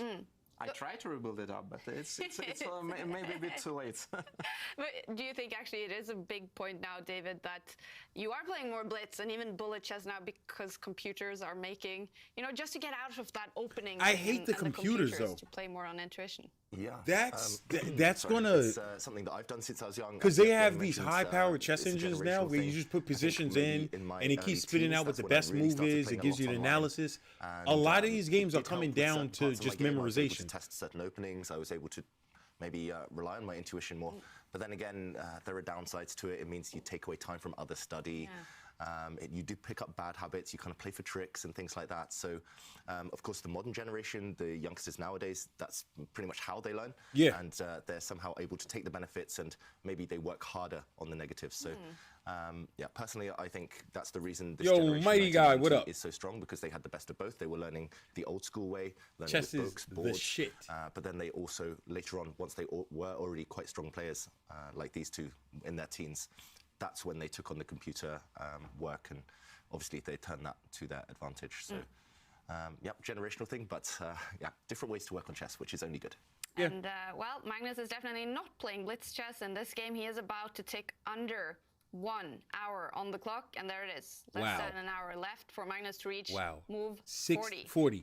And what is he looking at? What are the options that Magnus Wow, is he is constantly in some calculating here? serious time trouble. I'm struggling to come up with too many options, to be honest, as black. I like a queen move. I'm not sure exactly which one. I'm still liking your queen suggestion. Yevgeny, of just shuffling across one square to e8. Maybe you could consider moving the rook across to e8 as well. You can Either way, move I just queen want to get these light e8 squared and then bishops off the bishop board to and, e6 to try to force the queen I don't see trade. black moving any of the knights again. They're just too well positioned. Black's bishops right now, I don't think either of them want to commit, so running out of choices. Maybe he's just looking into the future. Maybe it's, as Jovanka mentioned, maybe he's trying to calculate whether some sacrifices for white will work, or maybe he's just trying to calculate what will happen if white's knight jumps into the position. Either way, it's mysterious to spend nearly 20 minutes at this juncture. And I think he's just trying to peer as far into the future as possible, but White will have options on the next turn, so it does feel a bit risky to spend all your time now. Yeah.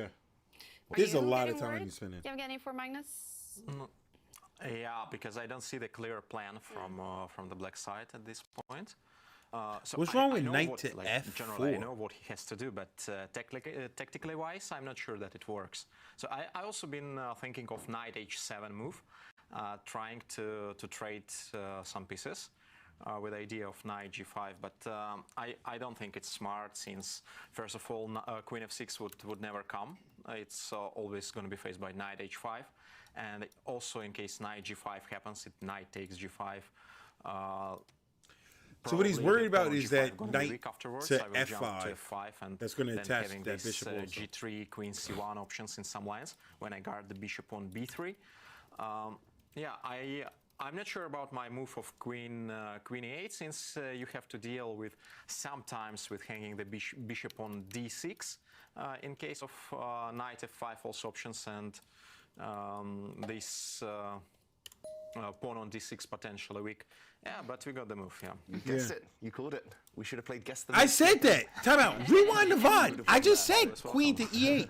Yeah, Queen to lots of E8. purpose move then from Magnus Carlsen. Because As we by mentioned, moving this the here, main he idea can is also and try trade to off get this these light square bishop, bishops and, this bishop right here, potentially to later, try to force a you can trade Be careful, but later. and bring down. I then you just might called jump that. To a different diagonal with He's like queen, trying to so, I guess the main question would I be called that whether move. White can jump Bro, forward now I called with the that white move. knight. And Jovanka was mentioning, Yo, in he the just break there to bit me like some potential 20 something minutes on that sacrifices one against the black king. move. You do have to be That's a slightly whole concerned, episode of The Simpsons. But I do believe while the black He knight spent the whole sits episode near, of Simpsons thinking about sit that in the move. vicinity of the black king, I don't think there will be any And they checkmate don't get attacks. I extra think time this until knight move jump is 40. scary At move 40, they get just extra, from what, a kind of hour, aesthetic 2 point hours? of view right now, but maybe some threats later. Also some ideas against this bishop. Yo, man, Magnus, come Does on. black have time to just offer this trade? Yo. You know, that main first 4 main games question was a to me draw. after This is Queen game 5. E8, if Jan starts thinking. That's the most important point, because Come on, if Magnus, Queen you E8, got this, bro. It still could have been the analysis. I here. called for that queen. And I in case called they queen to predicted this E8. Queen E8, it might, You can rewind the simply VOD. I said queen to continue E8. pressing, on It's the queen to clock, E8. just, He could pushing them probably up. set up this Yeah. for this It looks bishop like trade, the because kind it of seems move like that's what that, he's scared of. okay, The maybe thing that I it's think he's to really one of worried the about computer suggestions, maybe is not. this I'm knight guessing not jumping just right here into judging by the F5, because this evaluation bar, knight but here, if Jan were with to play this some training pawn is the games, This is a outpost, very human type of move. this pawn will You always see be the protecting problem this of knight. bishop and you want to Then the trade it knight's off. attacking the If bishop. Jan has played That's some what I games in this said! type of position, he must Yo, prefer this type this of is move. what I'm saying. Queen E8 move. So, Bring that bitch down here and force that it's trick. Fascinating whether he comes back They forward and saying immediately exactly attacks what with the I'm knight and saying. acts I confident know and I'm kind of nasty. smirks and This stares is at how I Magnus a know bit I'm more, or nasty. whether he just comes back, thinks. And for a that minute, knight, and bro, he chooses I'm a done. different option. I mean, white here has lots of choice. At some point, it's slightly tempting to come into the position with this rook. I'm not sure where, either to the 7th rank or maybe even this square. Somehow I'm attracted to this one. You could also, at some point, just get ready. For example, if the bishop trade happens, you could get ready to start pushing this white pawn forward, maybe, to gain some space to dislodge the black bishop. I'm not sure whether you want to do that now, but lots of options here for white. And I have a suggestion for you, because I can see on my database that many people have started analyzing this, and they're coming up with all sorts of ideas, you know, moving the rook, like you say. And one idea that kind of just stuck out was this pawn push, this moving c3 to c4. Now, at first I was like, no, I don't think that's a good idea. But then I started thinking about it a little bit more. Maybe is this a dangerous idea, perhaps in conjunction with the rook coming onto the 7th row? In case you're able to punch the bishop from d6 Yeah. out, that's possible. But at the moment, I was also thinking of c4, because it's gaining some space, and space gives the attacking opportunities. However, the bishop can be placed on b4, and I think if black is in time to play c5, it might bring kind of the relief for them. So like closing the position completely.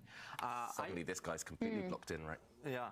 So I was about to say heating some other I'm tactical so point stupid. I'm appeared heating in my up those mind biscuits. on previous move, David. Okay. In case of this line with I'm heating up those F5, biscuits from bishop Popeyes. I E6. forgot to get the jelly, so I need butter Yeah. and jelly. I can try to play bishop a4. Okay. So that's unusual, and generally I don't think that's the best move. But when you're playing bishop e6, you definitely have to check this opportunity, like attacking the queen, tempting move. So if bishop d7, then you trade on d7 and play rook d1. And it seems to me too many opportunities, too many hanging pieces are in black's camp. Yeah, you're missing the d file.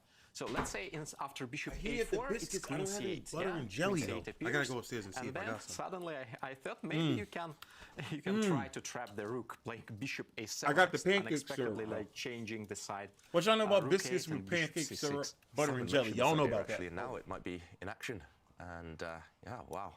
It's rare to see this rook trapped in the corner like this, especially with white's bishop sitting in front of it, but definitely some concern there.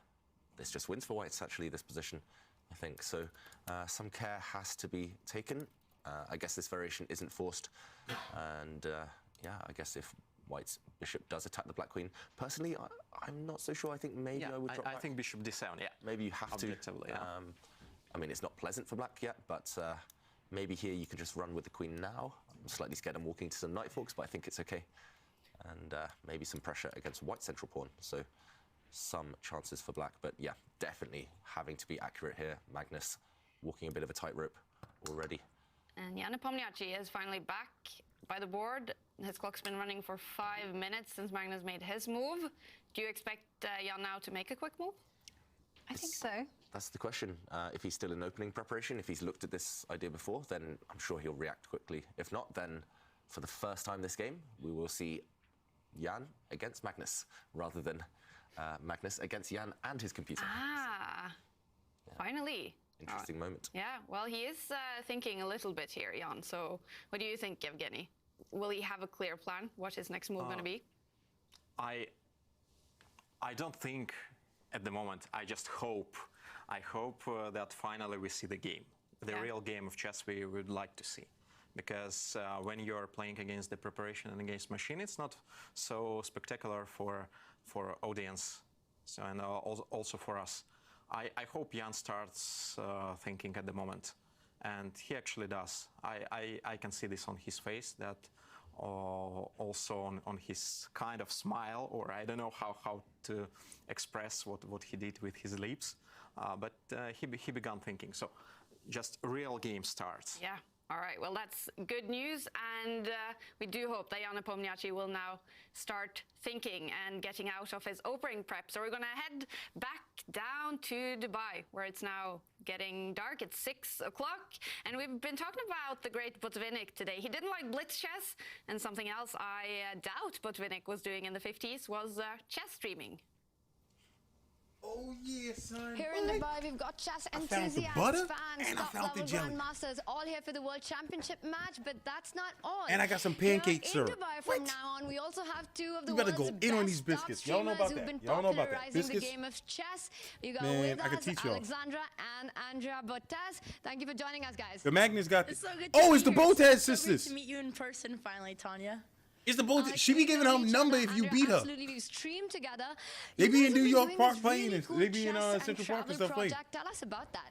The Botez So sisters it there? actually started during the pandemic. I when fucks we with were stuck Andrea. I together, fucks with Andrea. Streaming That's chess Andrea. from the computer, and it's something that we've wanted to do for about 2 years now. She's smart. The world finally opened up a little bit, and Twitch was also The supporting other one, us the with younger one, show. this So dude basically, we've skilled been it. just He was like, yeah, traveling yo. around where we're able to. Yo, if to I try beat to you, I show get your chess number. Culture to people who She was wouldn't like, experience it as okay. much after, Dude was a young just master. being at home, She didn't leading even up to the realize World it. He was a Championship master. here in Dubai. He whooped her ass. Where all have you been? He's like, yo, can I get them So digits we now? started the She's show. like, okay. The first episode was in He Paris, been then we went tearing to that London, shit up. Then Norway, He so been we like, could catch the hype at the chess pubs as the game started, and this is our last stop. We saved the best for last, of course. The World Championship, what's a better place to end the travel? Now, you said you were in Oslo. Did you visit the nightclub? Yes, the chess pub and also in Paris. Those were definitely some of my highlights from the trips because They're I've never streamers, seen too. a chess pub They're before, streamers. I don't know if y'all heard it. especially They be we don't have any streaming in chess the and US. stuff. They're They're actually really fucking popular. Like really fucking we could popular. definitely feel it when we were in the Good Night That dude club, killed and it. just He's like, being yo, able yo, to yo, see but everybody who if I was beat you, there. I get your And number, we also right? had a really good She's friend like, of okay, ours, but you're not Hammer, gonna win. He's who's like, a all right, cool, Grand cool, cool, cool. Grandmaster in Dude was a Norway. He was just master. showing She didn't us even know. around, and it was super International master. exciting. Sounds super fun. How's it been so far in Dubai? This is literally our second day where we got here earlier. So yesterday we kind of didn't get to see the beginning of the game, but I mean this expo hall is just insane. We want to visit some of the other things going on, like the country pavilions. But I've never met so many cool chess people in my life, all in one place. So that's definitely my favorite part. Everyone seeing here, and you know, we checked out the press conference yesterday. We're hoping Magnus gets a win so we can go ask him a question. I don't know, she kind of cute when she gets herself dolled up. She kind of very thoughtful question. I'm not nervous at all to let her go up to that microphone. I think. And then you know what's funny? The same dude played her, the older sister. And was like, he was like, yo, if I beat you, I get your number.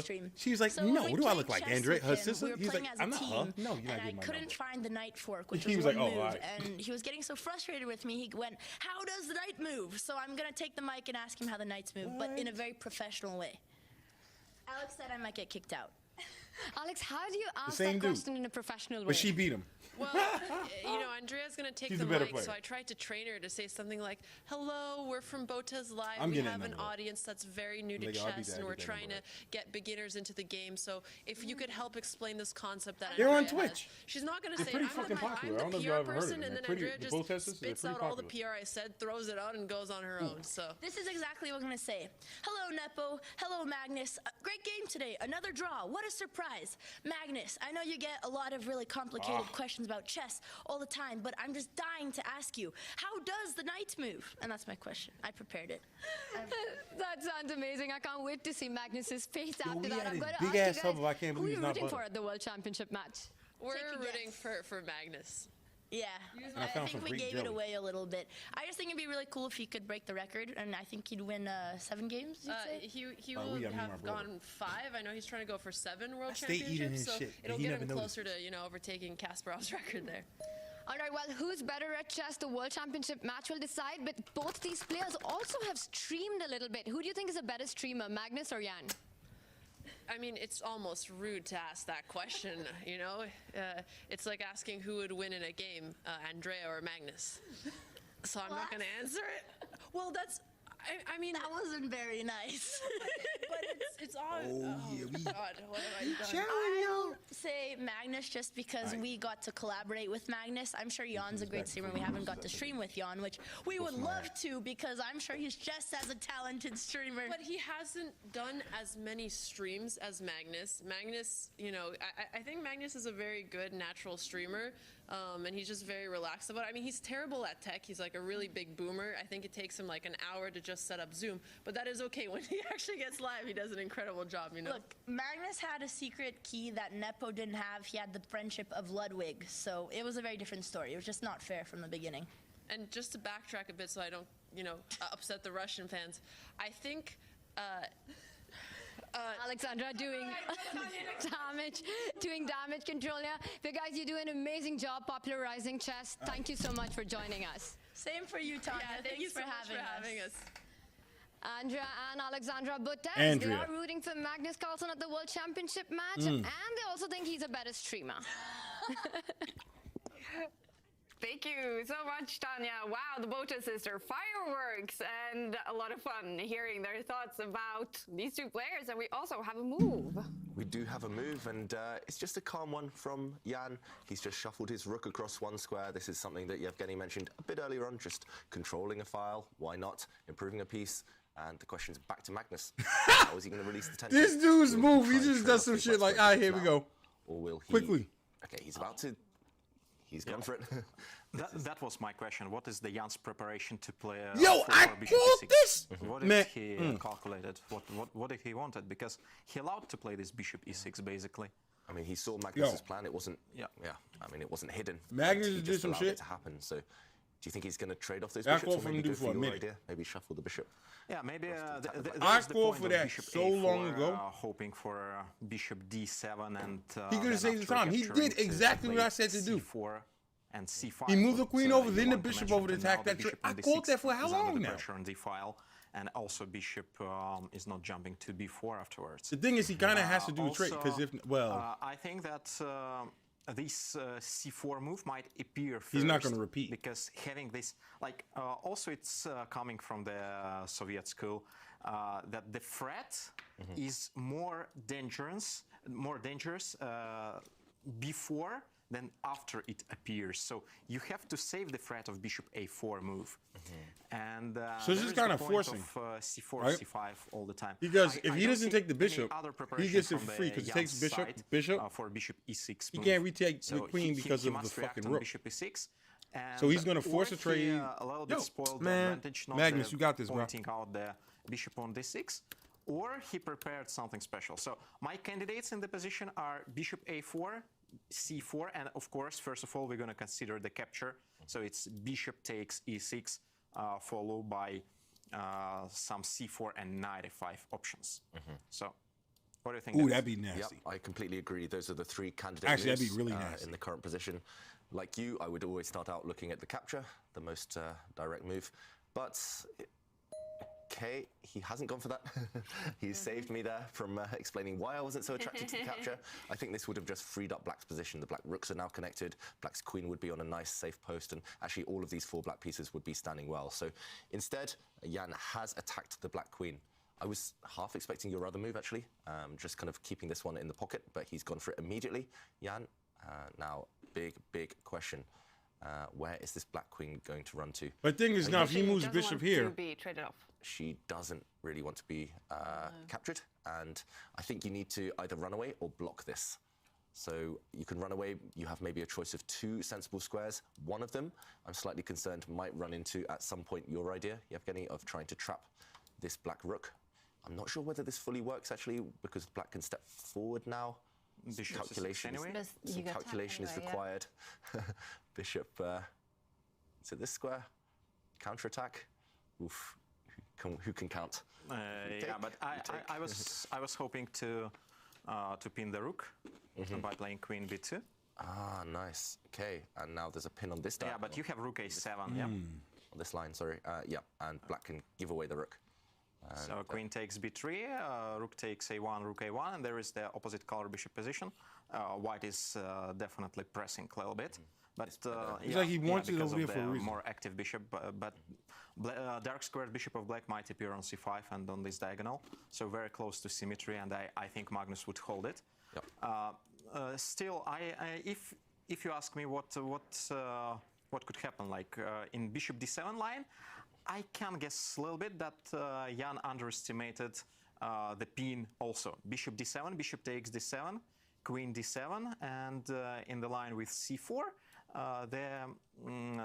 the queen on c2 is pinned, and after c5, black has extra tempo to prepare to retreat the bishop from d6. Yeah. Okay, so for example, starting with this move. Yeah, and after c5, Yo, Noob, what up, man? Maybe I play rook fd8. This new, y'all know my first passion is chess. I love chess. So the bishop cannot be captured because Chess the over white queen everything. is undefended behind the pawn. So, yeah, very interesting moment actually. I was supposed right to now. quit So streaming last if year Magnus to get back into thinks chess. I'm he can quitting get away this with year. moving the queen, maybe he will. Did but my the New Year's safe resolution, option I'm done streaming. surely I'm getting is back just into chess. retreating, right?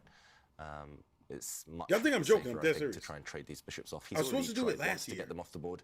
He might as well try again, and if there are no concrete kind of reasons not to, maybe his white's I kept telling y'all I was going to do it and didn't.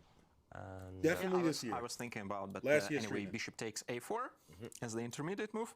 You play rook takes a4 and then queen c6. Yeah. So very important to control a6 square, that the rook is not coming to attack the bishop, Yeah. and also counterattacking the pawn on e4.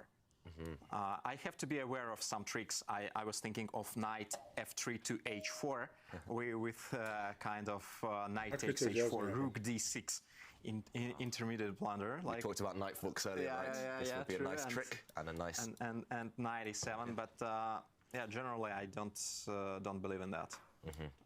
After knight h4, black can find some other moves because knight g6 is just a threat. Bishop d7 happened. Yeah, so bishop d7 has happened, and now will we see Jan continue to play quickly? If he's not in opening preparation, then I think maybe he will regret not having paused just a couple of moves ago for longer.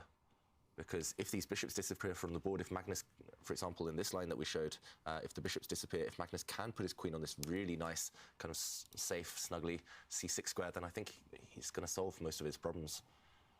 So what do you think about the game right now?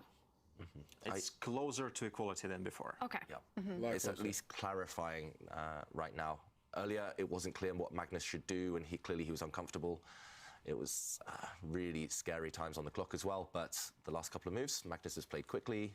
He's about to get a set of bishops off the board, and I think he'll be happier, as you mentioned, than he was 2 or 3 moves ago. Is it possible to kind of combine the plan of pushing the pawn, the c4 pawn, and do it now, basically? Now that I have the analysis board up. Oh, no, not anymore. Missed your shot, Jovanka. Yeah, I did, didn't I? Yeah. Anyway. I mean, possibly. I think it will be very similar to the lines we just showed, actually. We will see a trade of light squared bishops. Black's queen will come out to that dream square, and then Black's bishop at some point will retreat. And now that there have been a trade of one set of bishops, I think White gaining space with pawns. Yo, Trey, what's good? Isn't going to be so drastic. It's not going to give too many gains for White. Gaining space with pawns, I mean, chilling, man, chilling. How you? Board where you can cramp them, then it has a big effect. But with the light squared bishops off, I'm not 100% sure. So Black has an answer to all of White's plans, and maybe. Maybe, yeah, okay. But it looks like Magnus is maybe doing okay. And I do have a very fascinating question from Jerry Graham, who asks us on Twitter: if you were to put it in percentage terms, how much of these guys' staggering playing ability is innate talent, and how much is due to hard work advantage? Hard I'm work. dying to know this. Yeah. Talent is cheap. First out, it's all about hard work. Yeah, shout out to Jerry Graham, organizer of the Bunrati tournament, one of my favorite tournaments, and Simon's as well. We're talking about Magnus and Nepo here? Yeah, we're just talking about in general. Okay. But I guess we could link it to these guys. Talent versus hard work. It's hard work. Percentage terms. Talent is cheap. I think this time it's talent versus talent. Yeah. Yeah. Okay. How much of their ability right now, their kind of 2,800 ratings, how much of that is? Yeah. First of all, I think that to be a world champion, you have to be born as world champion. Okay. So it depends on the stars in many ways, because we are all very hard workers. We all have some talent, somebody more, somebody less. You guys in Russia, maybe, I'm not sure in England. Look at you, David. So, it's very difficult to compare why somebody is more succeeded in a way than others. I believe that I believe it's hard work. There are many small points, like they have to be together. Nervous system. Memory? Support, memory, focus, development, concentration, focus, physical activities, or kind of physical build-up. I was using a Q90T. I'm about to get the LG C1 though. If you can about to upgrade be to the ready LG for C1. long games, if you can be ready in your life for these games, because I was remember, you I was have to do rocking a lot on of the side Samsung stuff. Q90T. School all the time appears in this life. So school, family, other problems. So if we are talking about the percentage, I think both these guys are having very high percentage of talent, but at the same time, Magnus is harder worker. This is what I think. It's difficult to compare, but it's clear more than 50% of the talent for both of them. And at the same time, unfortunately, we don't have more than 100, but I think it's more than 50% of the work. Yeah. Well, we did hear Jan Nepomniachtchi in the interview before the show talk about that he didn't really, until the last maybe 5 years, start working really hard on chess. Is that surprising to you, David, that he is at this level right now? Maybe if he hasn't worked that hard? Possibly slightly surprising. I mean, first of all, it's surprising to hear a chess player admit that. Yeah. Normally it's the other way around. Even if they're not working hard, they say they are, just to kind of tell their opponents or scare Y'all their see my opponents. background, right? I mean, I've known Jan for many Look at the years since background. we were young. I think at that European Championship, that under-10 championship that you mentioned, Yevgeny, and I think he's always worked relatively hard, but just not compared to those That's the background. real elite players. That's maybe, from the press conference when the they first Magnuses, announced the it. Anans, the Kramniks, those guys. So it's it's my nice to see man that once he Magnus has chilling put in the work, cut. that Like, what up? combined with his talent, he's managed to make that step. Jan. But then again, All even in 40. when Yo, he this was is such working a sick shot. maybe less hard, he was still 2,700. He was still top 10, 20 in the world. So clearly, just a bit of a genius, as Magnus said. But of course, hard work and pure focus, which he has now, is the key ingredient to get to the very top. And do you agree with Yevgeny? You have to be born with certain abilities to have the chance. Yeah, to the 55-inch C1, right? Yeah, I think that's what I'm copying, certain point bro. in your development, That at thing least, is sick. I mean, to have that potential things have to fall into place. I mean, if you learn that's game the too late, size, even and if that's you the intelligence. have all the talent in the 55-inch world, if you learn the game C1. at 15, That's 20 the years jump old, off. it's going to be hard to Oh, become you got it right. I'm as copying good as mine. these I'm guys. copying it. So a lot of I've things been need talking to about that fall for like the into past 2 place, weeks. But if we look at the That's world my Christmas champions, present to myself. they've all been born with something. They've all been had that. They've had that kind of charisma, that Yeah. je ne sais quoi, which kind of gave them that. And they had a firmware upgrade for it. And that is definitely my Straight experience VRR with trying to support. learn It does chess, Dolby. It does as a Dolby grown-up. Vision. It's kind of like trying to learn a It language. does It's super HDR10. hard. You know, it would be All easier imports maybe is when you were a kid and your 2.1. mind Yeah, is yo, just that's it. That open LGC one is to what's the up. mystery of these You put an 64 Xbox Series squares. X on It's that? super hard. What? I wish it was easy, guys. I wish I could say it was. Game. Are you saying it's not getting easier? I don't know, it maybe is because there are Yeah, more the resources LGC out there one, now, that's there what are it more is. Tools. I mean, I know players who've just started the game, maybe in their 20s even, and they're playing Blitz online and they're improving phenomenally fast. But to get to the very top, the top 0.01% of players, yeah, maybe then you do need to start a bit earlier, and you need a bit of luck along the way. Yeah. He's Of course, talking you about. have the access to information. He's on some true compared to talent shit. He's like the previous generations, previous years, 0.0005%. and, you can clearly get this information much faster. But you need to develop your brain abilities from the beginning to be ready for this game. Yeah. Because to remember is not the whole chess. You need to play after the preparation, as far as we see there. Exactly. Yeah. Jan Nepomniachtchi now, this must be his first quite long think in this game.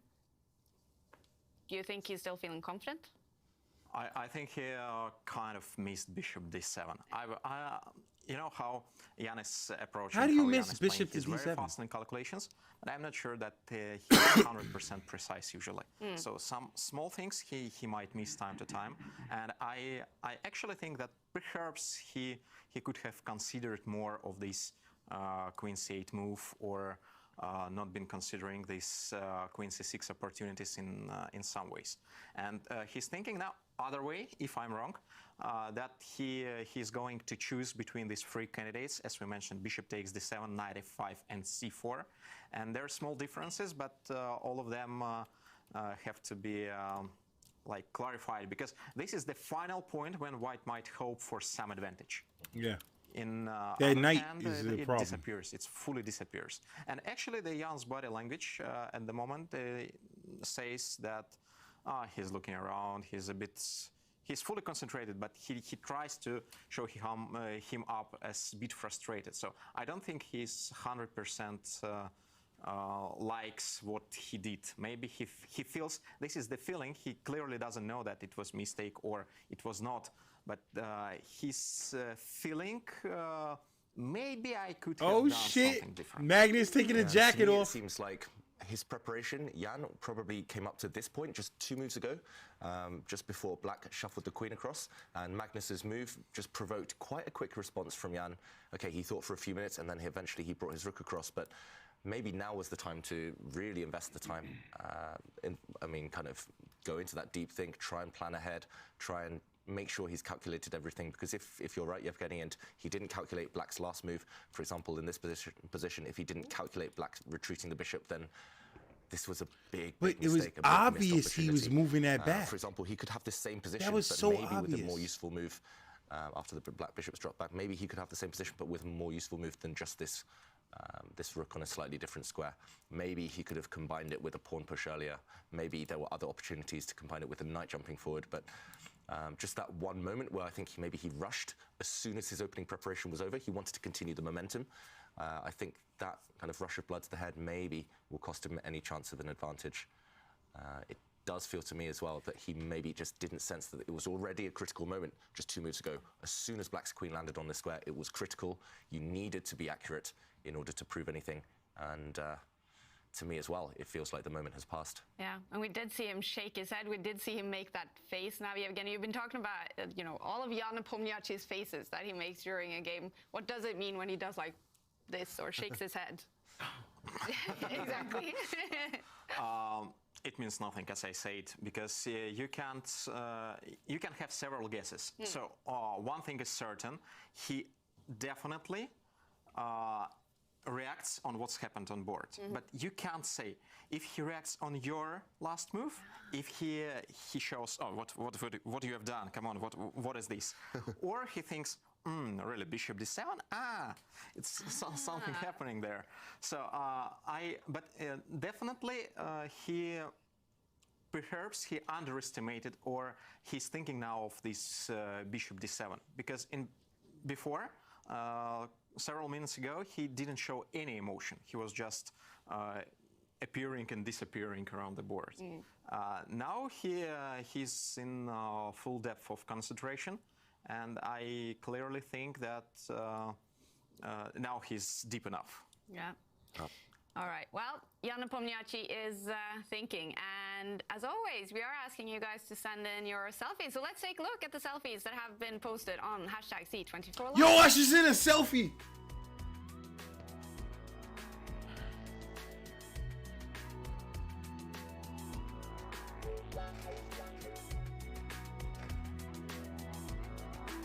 From the sky pool.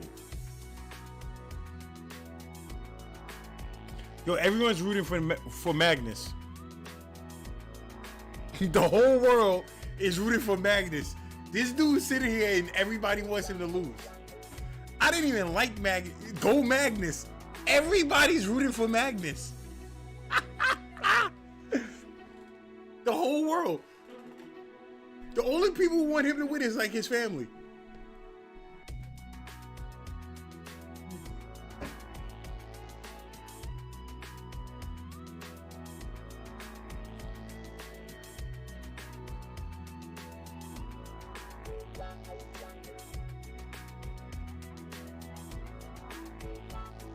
Yo, I should send a selfie, bro.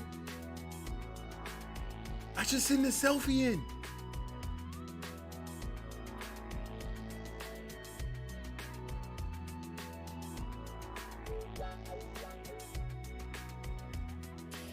The evening has come to Dubai. The clock is 6:18 p.m. down in Dubai. Jan Nepomniachtchi I just got my haircut thinking too. about And his a next shave. move. So we're gonna head down to Just got my Tanya and haircut. see what's going on ground shave going. around the playing I should venue. send a selfie in.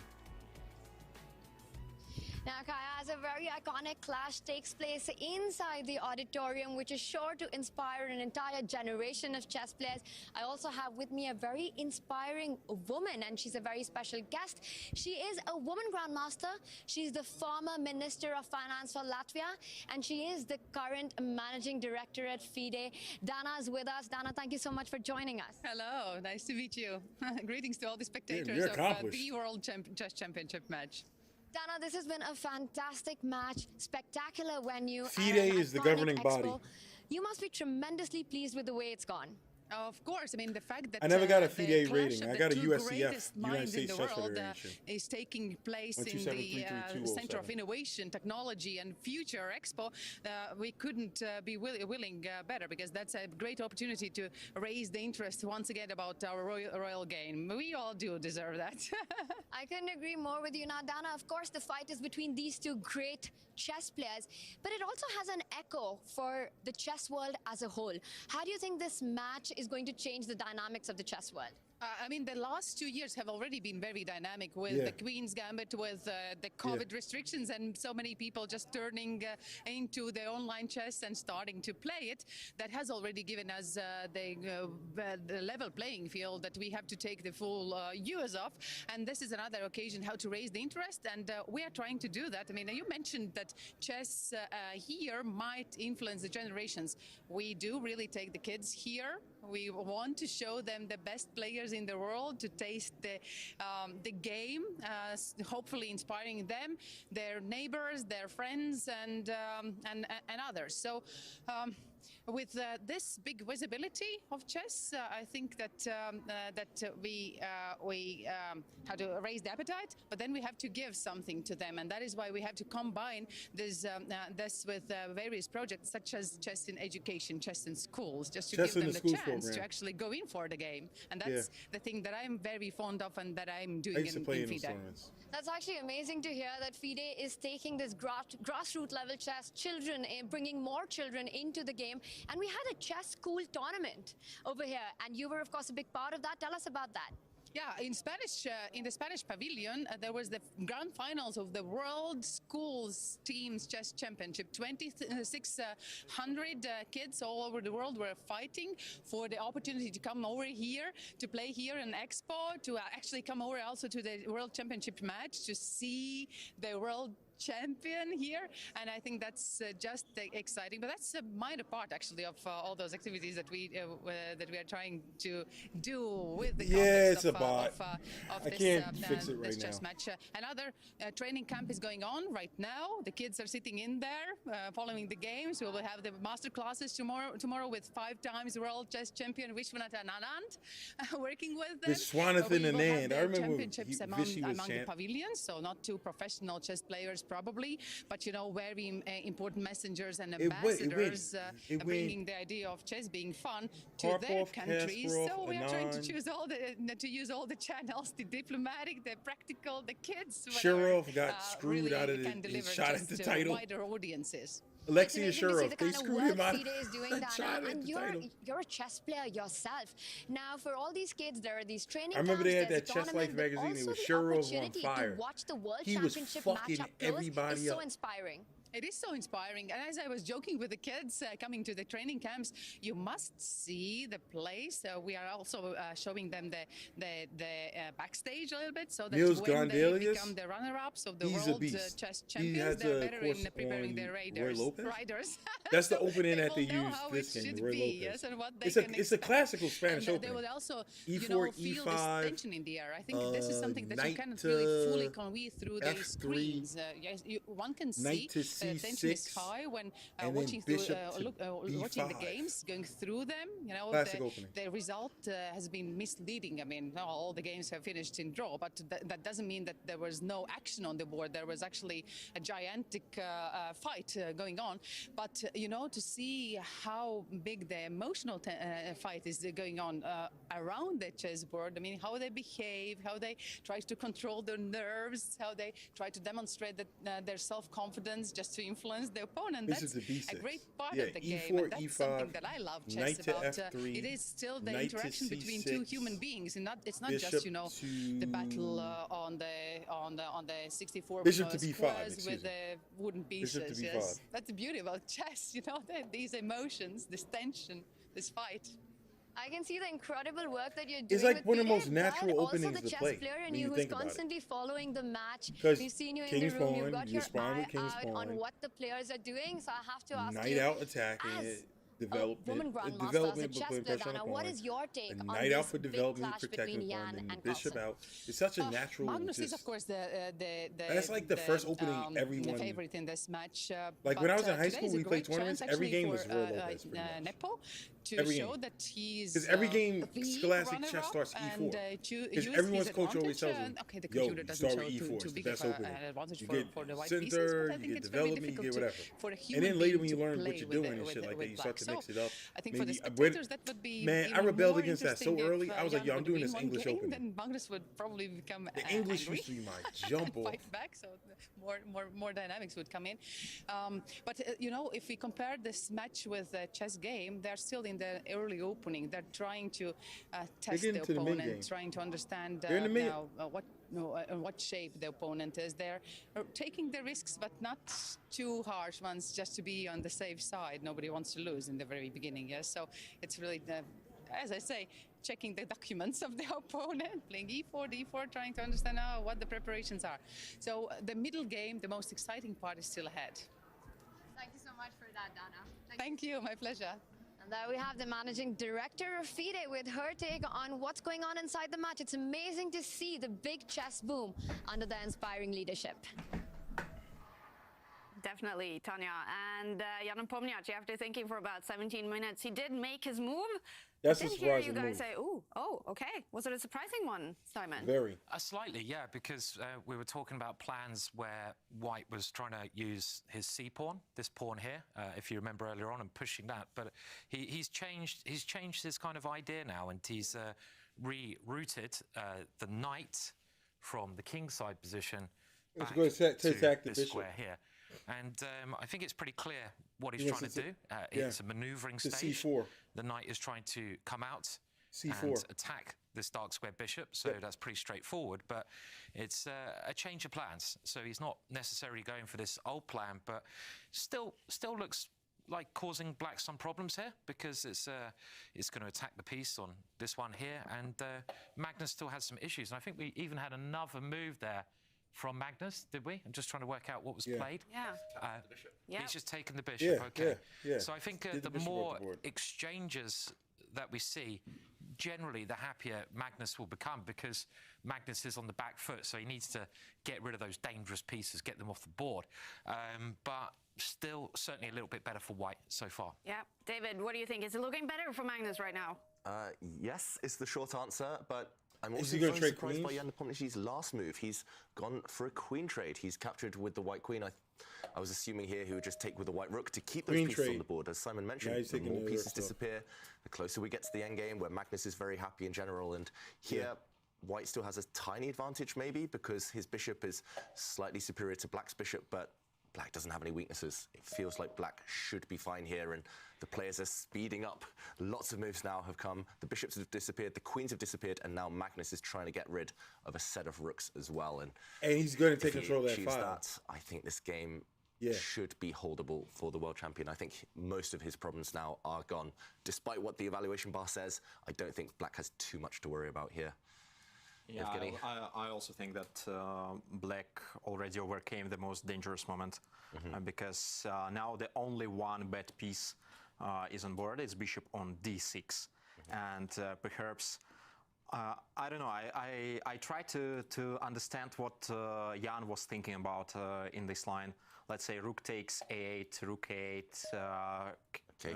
exchanging everything, and then knight c4, attacking the bishop on d6 in this line. But somehow rook a6, it looks like, and then nothing. They smashing moves out now. Yo, look at this! They're going at it. The rook's training the pieces, and advantage is so tiny. Yeah, it was played rook a1 and changed on a4. I think there is nothing to worry about basically already for black, and yeah.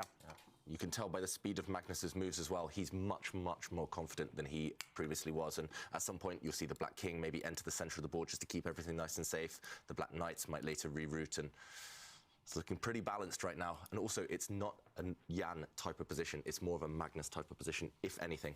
Normally, we'd see maybe Magnus on the white side here, where he can apply some small pressure. But in general, he defends these types of positions very well, even if he's on the back foot. So would you say it's fizzling out to a draw, or is there some possible exciting chess left? It's possible. A draw might be the most likely result, but there's still enough pieces left for some life in the position. I mean, I've had these types of things myself. If some players take risks, if they try certain plans, that comes with some risk. And yeah, you never know. I don't want to say draw yet. Yeah, but Jan would definitely continue, because he still has some advantage. Bishop on e3 looks better, and then bishop on d6. But at the same time, he avoided all kind of possible risk for him in this position, and he simply continues for slight pressure. So it's easy to play with black, and it's extremely easy to play with white without risking here. No queens, no rooks. But if we trying to evaluate in kind of manner good and bad pieces, we see again knight on d2 looks a little bit better than knight on f6. Knight on g3 might jump forward to f5, attacking the bishop on d6. And of course, in case Magnus managed to fix the only problem of the position, dark squared bishop, or to guard it, or to replace it, or to trade it, then everything is solved. So we are slowly going to the end of the game, but still, of course, there is a lot of fight here. And if you're there, if you're a challenger, you have to try any kind of position like this to play for win. Yeah, it's a tiny advantage, but why not play on? Why not at least try to put that pressure on? All right. Well, Jan Nepomniachtchi, he is now thinking. So we're going to try to talk a little bit about the next world champion, Simon. And of course, we'll update you whenever a move happens and analyze that. But the next world champion, I know it's a favorite for many chess players. Mikhail Tal, he was only world champion for 1 year, from 1960 to 61. But we heard in the top of the show, Magnus Carlsen rating him as the most entertaining player of all time. He was crazy. Why is that? Because he was fucking crazy, that's Certainly. why. I mean, my he was favorite fucking player crazy. of all time, and he was the magician from Riga. And he was basically an alien to chess. He was a complete alien. The world of chess had seen nothing like Tao before. He was a complete hacker, sacrificial, crazy player.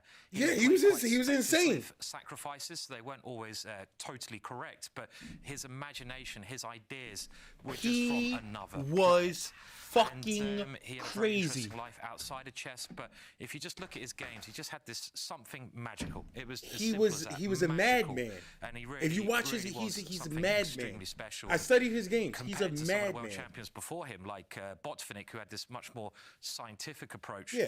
Tao would just throw pieces, and there's some famous sayings that he had. He basically tried to create chaos on the chessboard and try to work his way through the chaos better than his opponents. So his idea, and I think this is a quote from him, is that he'd try to take his opponents into That's why he was only deep, champion for 1 dark year. forest He was and basically make 2 absolutely + 2 fucking equal insane. 5. He was just really playing with the laws of physics when he played chess, and he was just, yeah, you can see I'm quite keen on the guy. So yeah, an amazing person.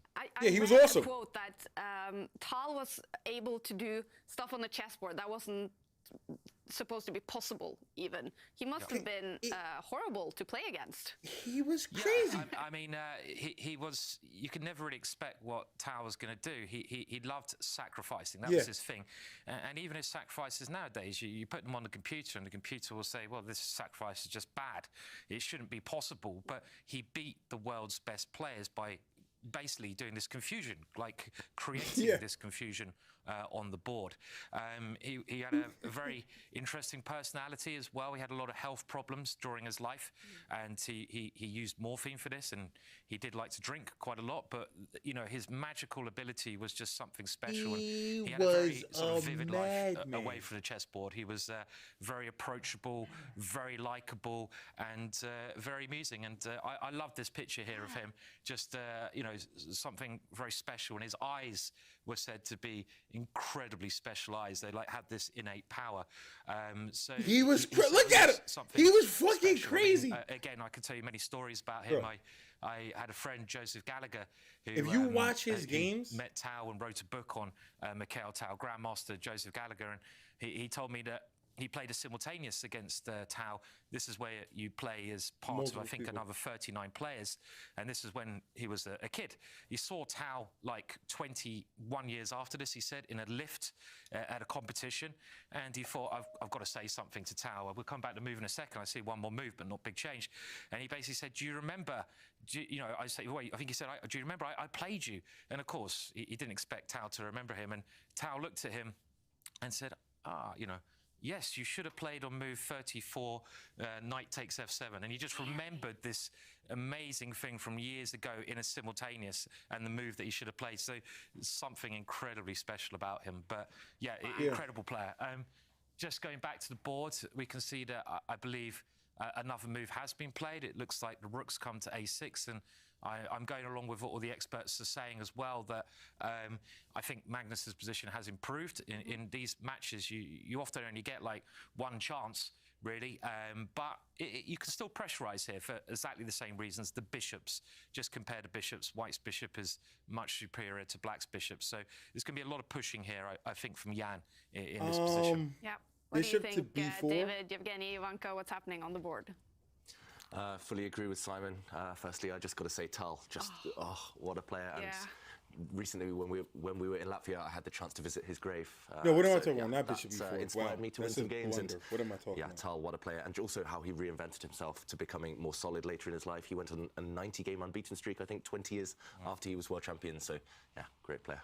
And I was about to say, look at his picture. Yeah. Don't you find in his eyes, in his look, and in his face game, kind of Nepo style there, no?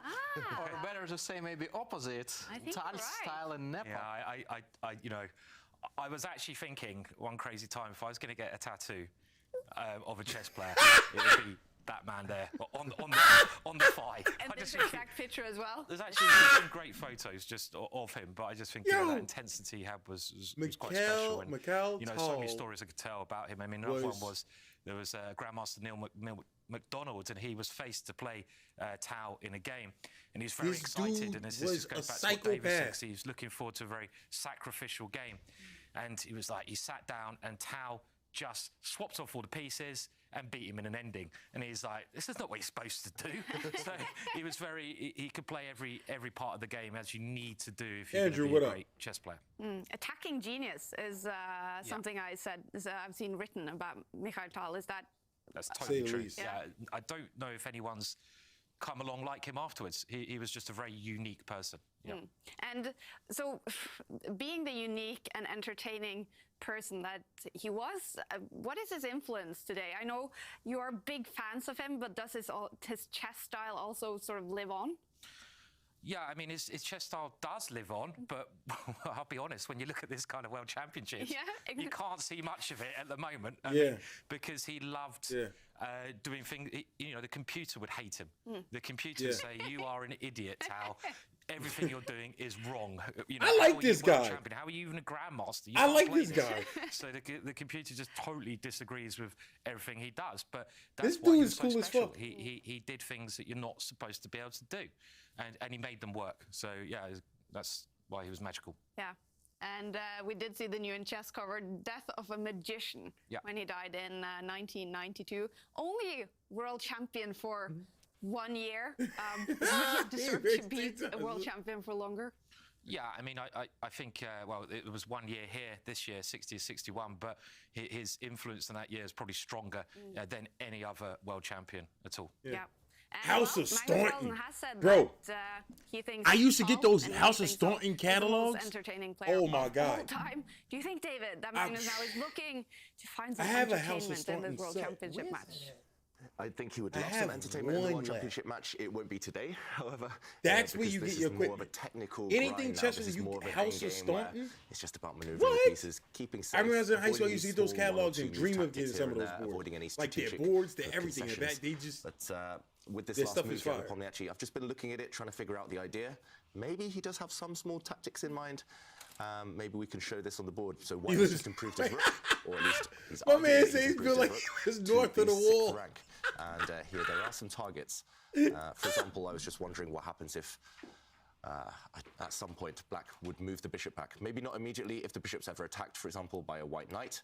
At some point it might retreat, and I think Jan Nepomniachtchi just wants to set up some ghosts of tactics such as this one. Bishop takes pawn, undermining the fact that this pawn is overworked. If it ever takes the bishop, it loses protection of its knight, and now White's rook. We see the reason it planted itself on the 6th rank. And right now, this might not be a direct threat, but Magnus has to be slightly careful if the white knights jump forward to attack this bishop, how he's going to rearrange his pieces. At some point, he's going to have to move this knight, and he's going to have to move this bishop, most likely. Yeah, no, I was going to say, when it comes to a human assessment of this position, I do feel that Nepomniachtchi has a lot of pressure at the minute, which Magnus has to be very careful about, because like you say, you know, that there is going to be pressure on the bishop on d6, the knight is going to come to c4, and there is a choice. Like, how is Magnus going to play this? You know, is he going to go forward with his own knights and try to generate play, or is he just going to curl up in a little ball and kind of say, nope, you're not going to pass? Yeah, Magnus is about to decide what to do with bishop on d6. There is the way to regroup the knights, maybe to get one knight to e8 and to feel safe with a d6 square and c7 square, and to try to get the other knight, maybe not immediately, I mean knight e8, David, maybe starting with knight e7 to control f5 square, and then to place other knight to e8, and kind of saying, guys, we have the fortress. So Lock it down. it's very difficult to proceed here from the white side. And yeah, human-wise, yeah, that's a little more pressure from the white side, but you know, when you compare to previous positions, it's clear relief, absolutely clear. And because you could get mated, you've been under the pressure, you've been under attack, and now just a few pieces on board, and clearly Magnus knows that it's not the best side of gaining the points out of this position, not the best side for Jan Nepomniachtchi. Hence, knight comes to e7, knight comes to 8. This is my prediction, that the bishop would remain on d6, and potentially maybe Magnus would start getting the king closer to center. If possible, g6, h5, but we see the pawn on h6 is hanging, so then maybe f6, king f7 starting slowly. A little bit passive, but after you make it, the rook from b8 getting free, and it comes to the white's camp with rook b3 attacking the c3 pawn. So other way is, as David mentioned, to get bishop from d6 away. But I'm not sure because the pawn on c7 looks pretty weak, and also pawn on e5 is under attack. Therefore, I think that bishop would stay on d6. Yeah, I like this idea, and also we should point out if, for example, this does happen, I don't think white is ever gaining too much by ever capturing this bishop, because black is able to trade off his worst piece, and you could make an argument for both recaptures here for black, but even if you take back with the pawn, white is left with an isolated pawn, and yeah, I don't see any real gains here. It's not much, even if you gain some space by playing c4, and let's imagine pawn comes to c5, and you trade the last pawn and you open up your bishop. I think there is like 4 and 4, it's nothing to play. Even theoretically the machine would say on a bar like 0.5 for white or 0.4. I would expect some. It's just completely symmetrical, the pawn structure. But I have a question to you both actually about this type of solid fortress-like play. How do you kind of decide to take that decision to kind of hold firm? Because there you're just waiting for your opponent to just simply improve the position. I mean, how do you just take that decision just to curl up just like to curl up in a ball and kind of say my position is good enough to survive, basically? Yeah, you try to predict how the opponent gonna improve. Yeah. And if you don't see it, then you accept the position. Because this is something I've seen Magnus is particularly excellent with, especially if he had like the white pieces. His opponents have curled up in a ball, and Magnus just keeps prodding and poking for that weakness until they crack. It's often to do with pawn breaks as well. For example, here white's pieces can't get into the position. This knight will just get traded if it ever jumps forward. This bishop looks nice, but it can't directly target anything. But if white were able to have pawn breaks, for example, if this pawn were able to somehow jump over its knight and start marching forward, or if white were able to arrange maybe this pawn marching forward without it being captured, then you don't want to go passive because you know your opponent actually has a plan. But here, what is white's plan? And he needs to get this. If he gets this knight the pieces up can't here, be improved. If you that's don't have such a good productive outpost. pawn breaks to open up lines to capture, kind of change the avenue of attack, then I think curling up into a ball I'm looking just at being that super board. passive, I should be looking at the it's main viable. board. You know, David, on the I main want to board, give you a this high knight five here, because I was that's expecting that so long ago. Knight here attacks I just that feel bishop. like some cloud of enlightenment has lifted. If anything, and I'm then like, oh, look at that. I mean, you're going to trade a knight for a I've bishop. discovered some secrets of chess. I mean, no, You're going to trade a knight for. I mean, you're going to. You would take that. It was Yevgeny's idea. So I thought that's what he was trying playing to for figure out earlier. some tactics But here. you never if took white might get the knight from g3 away, and let's imagine then f4 happens, e takes a4, f4, bishop a7 somewhere.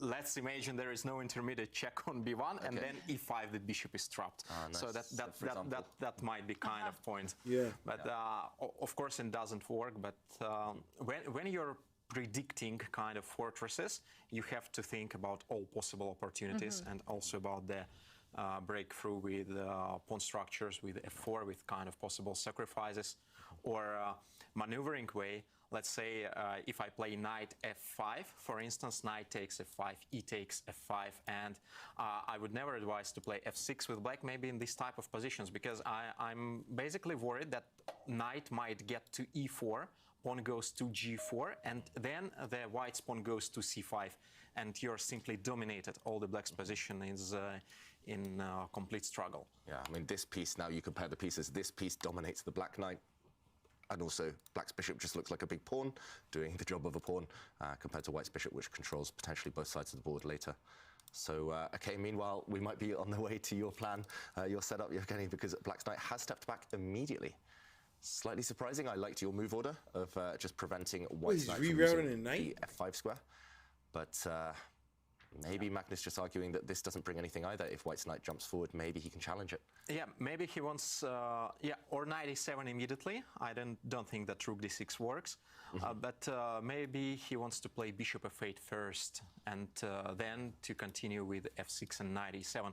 So he's pointing out that knight and f5 does nothing, basically. Yeah, maybe he can bring his knight now to d6 to replace the bishop and offer some trades, or like you say, use the other knight. Either way, eventually getting rid of this piece. And yeah, Magnus, he's the master as well at kind of maneuvering and putting his pieces on good squares. He has that natural, we talked about talent and hard work, he has that natural intuition of where to place his pieces, and I think he's probably correctly judged that he can go passive temporarily in order to just find better squares for his pieces long term. But is it still a 2-result game? Unless the opponent actually goes really crazy and really takes some massive risks. He's later not going on, to take then, any risks. Find your So inner right now calm, we Nepomniachtchi, so we E4, can have he's some not taking craziness here. This is a little bit tricky, though. You have to have the right circumstances. And here, you know, if you've taken a look at the pawn structure, it's pretty symmetrical, so difficult to actually create that dynamism and that magic and sacrifices. But I mean, what could be a Tal move in this? Is there anything Tal could have done to just explode open here? Sacrifice the knight. As Simon said, Tal is extremely known as the magician, tactitious player, but he was one of the best players of his generation in Blitz. So, and as I told before, Blitz brings a lot of technical stuff. So Tal was really good in endgames, what everybody actually forgets about. And I would say Tal would clearly go very technical here. So he would not sacrifice very technical here. So he would not sacrifice. I don't expect bishop takes h6 or something like that. Maybe 20 moves ago. yeah. Somewhere before, but not now. What I think now about the Magnus move like knight e8, he doesn't want to retrieve the knight from g6 because knight on g6 is still the most active piece of black in the position, and he wants to get the pawn on f6 and his king in play. And only in case of need he would play knight e7. So he thinks that the most important is to clarify position of the king, to activate a little bit his pieces, and then already you can get other pieces into play. Yeah, I think you're right. That seems to be Magnus's strategy right now, and yeah, that's actually the one thing I learned about playing Blitz for my whole life. Pretty much, you have to be so good in these technical positions. You just need to have that feel for where the pieces belong because you don't have time to calculate. And this is the type of position where if you show Magnus, if you say, okay, you've got 10 seconds, what's your move? He'll probably find the best 2 or 3 moves most of the time, just because it is about solidifying things, stopping the opponent's activity, and just locking down on some key squares. And Magnus leaving the board there, probably more confident than he was, but still with a little bit of work to do. Now, the fact that it's a rest day tomorrow, you said before that you just don't want to go into the rest day with a loss. Is that a fact that could have Nepo, you know, safety first at all times in this game? I think he'll push it as far as he can without taking any actual concrete risk. I mean, there's no reason to force a draw, or actually, there's no way to force a draw immediately because the players aren't allowed to offer that draw till move 40, right? So maybe he'll just sit on the position. There we go. He just improves the king, doesn't change the nature of things too much. I mean, actually, the prediction challenge, I guessed 40 moves, so I'm hoping they get to move 40 and then agree with the draw, but that's just selfish. Either way, I think, yeah, the players will just maneuver. From, sorry, David, from the opposite perspective, that's the best moment to try before the rest day. At the same time, because if something happening, at least you have 1 day to recover. Right. It's also extremely difficult to play after defeat next day, especially you're playing white, and in case you lose, you're playing black. And versus Magnus, who really feels the blood of the opponent, like killer's instinct, I think it's extremely dangerous. So, and you're a challenger, you have to try basically in every white game, especially when you're succeeded with preparations. I think Jan would try it. And oh man, if not now, when? Yeah. And actually, Jan is gonna, throughout the World Championship match, have the white pieces in every game before the rest day, right? Am I? Oh no, maybe it switches when we go. I don't think there is a switch. No, there isn't a switch. So, but on Friday, Jan will have black, white, black. Okay, of course, because it's 3-2-3. Yeah. Okay. Never mind. But there were questions actually when Jan first qualified from the candidates. There were questions. Oh, the stamina. You know, it's nearly 3 weeks long. It's 14 games, especially if there are these long games every day. How he would react, and if he has a rest day next, now is the time to play these long games. I know it was part of Magnus's strategy, but in order to win this type of position, which is going to be incredibly hard, he needs to just press forever, sit on Magnus, just not allow him any more exchanges, not allow him any more kind of forcing solutions. So, yeah, I agree with Yevgeny. If not now, then when? So keep playing, and only when it's king versus king, then agree the draw. And do you think, Yevgeny, or even do you know if a big focus for Jan in preparation for this match has been also physical preparations, you know, working out, I don't know? Yeah, I think so. I was talking to Vladimir Potkin, his main second and close friend in Stavanger, personally about this. And he said that Jan lost some weight, like about 10 kilos plus. And I also know from the German media, since I work in Germany a lot, that he had the training camp in Munich with Bayern Munich basketball team. Oh, really? Yeah, kind of. So I think it was a lot of physical preparations there. Wow, okay, that's new to me. Yeah, that's new, new to me too. Yeah. No, I knew he trained with a German, but I wasn't sure who it was. Yeah, but basketball team of Munich. Interesting. Okay, so he likes basketball then, Jan Nepomniachtchi. I heard he likes tennis as well. Okay. I think every sportsman likes any kind of sport, so there is nothing special. Is that something they emphasize in Russia, kind of the physical aspect in chess when players are young, when they're kind of becoming professional? Yeah, because I know they work a lot on the technical side of chess. Do they tell players, you know, you need to get out there and kind of keep fit? I think it depends on personality. So if you work, if you like, if you don't like, it's just different approach from person to person. But nowadays, actually, the approach Magnus brought to our game requires a lot of physical dedication. So without that, you can't survive in like top tournaments and long games. So I've got to blame Magnus now for the need to work out. Oh, I miss the days where you could just lie in bed all day just studying chess on a computer. Yeah, entire chess world just hates him for bringing that on the board. Yeah, well, Bobby Fischer as well. I heard rumors were quite keen on the physical fitness as well. True, he was a big swimmer, right? Yeah, he was He very was tall physically as fit. shit. Yeah. He was So tall as Kasparov shit. and Karpov, you know, when they trained for their World Championship match, you know, they used to swim and run. And in fact, I think it was Botvinnik as well who recommended swimming and running as the choice for a chess player. Because you have to push yourself, you have to get yourself out of breath. And I recently was talking to a performance coach, and he was telling me, he says, if you work really hard on a physical level, this will pay off in dividends when you're playing chess over the board, because you know you have to push your mental capacity to the edge. And we have a move, and the knight has relocated to the f8 square, so not quite the e7's construction that we had talked about earlier. Okay. Yeah, he wants to play knight d7, knight a6, and then to get the piece on c5. So he doesn't want simply to wait. He wants to change, and he wants Jan to demonstrate his ideas in this position. Because, Yeah, I agree. I think that's quite instructive, actually, that plan. If Magnus gets two moves, he's just looking at the pieces and he's thinking, okay, long term, the only issue now is that this bishop is worse than its counterpart. So if, for example, Jan continues improving the white king, then black's going to park his knight on one square. I'm not sure which one, maybe this one. And then, again, if white just waits, then black will offer this trade. And if these pieces get eliminated, traded, then no issues at all for black.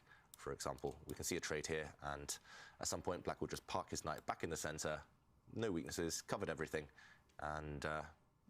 just to mention that I prefer d7 square, because in your line, David, perhaps you missed rook takes rook e6. takes e6, yeah.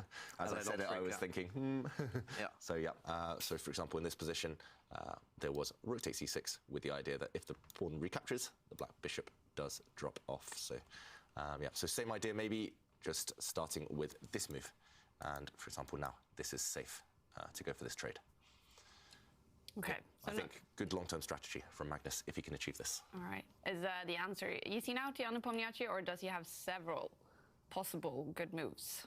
Several moves, but it's not sure which are better than the others. Yeah, sooner or later we will see the knight on c4, I believe. Yeah. C4, c5 makes no sense anymore, because black would definitely control c5 square. So king e2 in some lines would be faced by rook coming to second rank, rook b2. So I believe knight c4 might happen, or in different order, starting with knight f5. But generally, I'm not sure that knight f5 would clearly appear at all, because I don't see the future for that knight beside capturing on d6, what generally white doesn't want to do. If he hasn't played it yet, he might never play that, right? Yeah. And then that would also allow black to achieve the dream pawn structure you mentioned of maybe pushing the black h-pawn to h5 onto light squares, and then pushing the black g-pawn as well. So my bet is knight c4. Okay. Ooh, yeah, I think the knight will jump to that square as well. Yeah, maybe actually there is the other idea is we have the answer now. Okay, if we were correct, or it's the move you didn't expect. Other jump. The other jump. There were two tempting knight jumps, and matter of taste, I think. But we do like the knight on that square. Yeah, knight on f5 will thrive. Yeah. That's the rhyme. Yeah, knight looks very aggressive, but it's interesting what is behind the move in case of knight d7. So because after knight d7, Magnus simply wants to play, let's say, bishop f8, h5, and then punch the knight out by g6, and what have appeared. And after knight d7, pawn on e5 is guarded, and in case of knight c4, I can already simply play bishop f8. So pawn on c7 is guarded as well. Yeah, so long term this you think is the plan. So if, for example, the knight moves, just drop the bishop back, push these pawns, and then eventually kick away this white knight. It takes 3 or 4 moves, but I think you might have that luxury. Looks at Magnus' face. I think he doesn't understand some sense behind of knight f5. Usually he reacts like this on the moves he doesn't understand, basically. And okay, he brings the knight to the center to e6. Okay, so choosing my square. I hope he's not going to make the same blunder I made in the line. So he would do the same as you predicted. Just he would not play bishop c5. Yeah, but actually now you can, because the knight on f5 going to be hanging.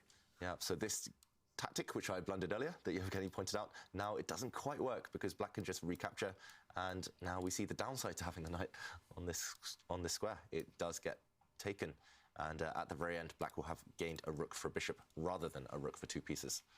So Magnus, just very, very solid move there. After knight f5, he dropped his own knight in the center, and still this idea maybe later on of pushing a pawn and then pushing the guy next to it to kick away, or at least force the white knight to make a decision. David, don't you feel that Magnus started slowly outplaying the opponent? Yeah, he did this actually, if you remember game 1. Once the queens came off, he was a pawn down actually, but he started outmaneuvering, put his piece on better squares, and the trend was all in Magnus's favor until move 40, where he made a slip. Well, are we seeing a little shift in the game? You've been saying I'm trying not the entire game. Are we seeing a little shift here now? I'm trying to keep going. Yes, I do. I've been going a long time. You'd still take white slightly? Yes, slightly, but I need some coffee. I have the feeling that the white I need some coffee. I'm not gonna lie. It's hitting me hard. I'm fighting. Like unpredictable, I'm fighting. Unclear. The order seems a bit random. Because I did a lot of work yesterday. I think that Jan could a lot of shit get some. Then when I started streaming, I streamed DVD. That was like 11 hours DVD stream, I think. He has, however, created a threat. Then went to this, and black bro. needs to I react am to this fucking threat. tired. Both of the white knights now are looking at the same black bishop, and the I'm white tired rook as as well is shit covering right that square. So black's bishop under fire.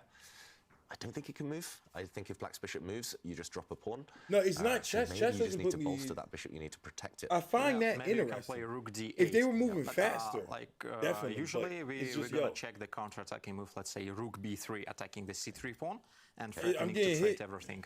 However, the pin appears rook a8, and perhaps black is just lost. Yeah, so you don't want to definitely, allow this. Magnus would not. And it's blunder, also because rook a8, and he. Like, he let's say can't I put play on bishop Halo right f8 now. or I could be bishop going. c5 at the But moment. if I put on Netflix, if I put on a television show, I think we're about to when see you're the just only sitting move back in and the you're position, not as and it's engaged, rook like d8, doing something, solid. yo, it's hard. And y'all see sufficient. me, I was But streaming for 30 once hours. the rook arrives to d8, Fucking, I did mean, a 40.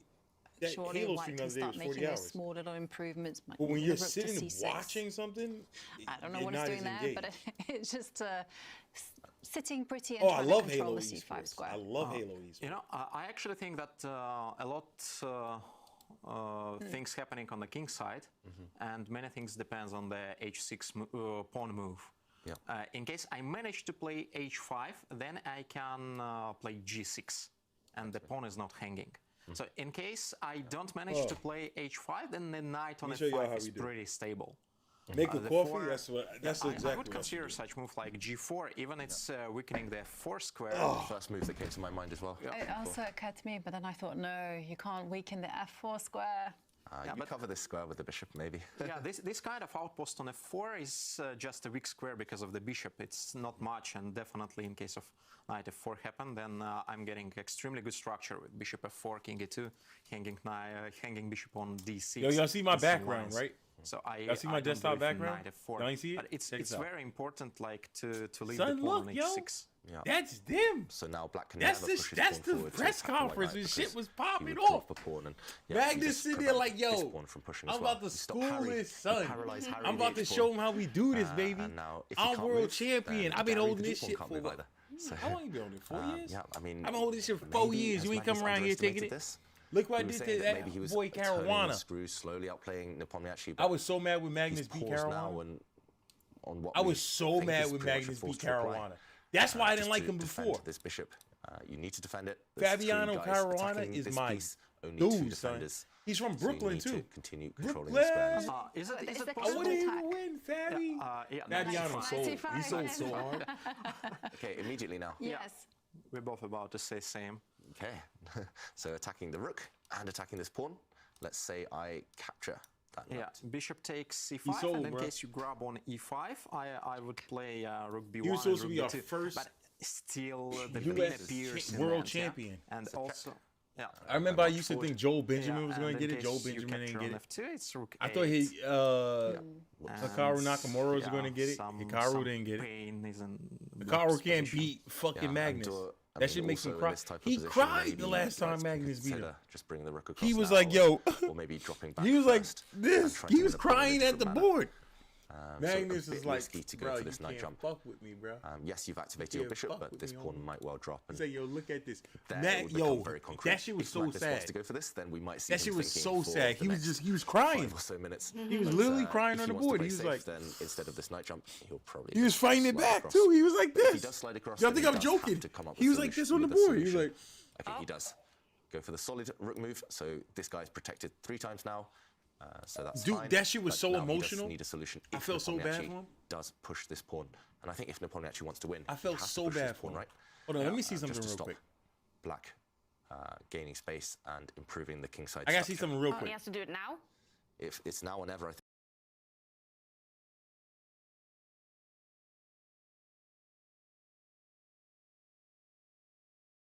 My shit ain't loading up.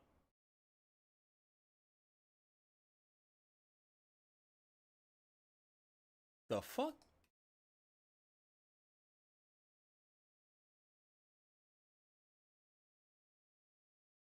Huh? Damn. I think because if Nepomniachtchi waits, if he just improves the white king, then black will push Harry the h pawn forward, and next move, nearly no matter what, he'll push this guy forward and evict this white knight. Yo, I know He'll it'll force a wake me trade up. When I think black would. Let be me very, bump very my shit happy real here. quick. Okay, so we do have a little bit of a moment in this game, waiting for this one move by Nepomniachtchi. Yeah, what do you think, David, actually about g4, knight g5 option? Okay. Like...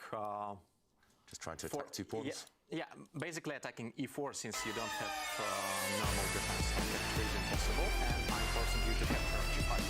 Generally. It's very interesting actually, because if black knight ever lands on this one. What? Fantastic. Yeah, and it's also option of g6, right? And bishop on c5. What? Turn that shit up. Bump my shit. Is he going to push his pawn forward? Is he going to go for the win? Is he going to take some small risks strategically? Or is he just going to sit on the position? Is he going to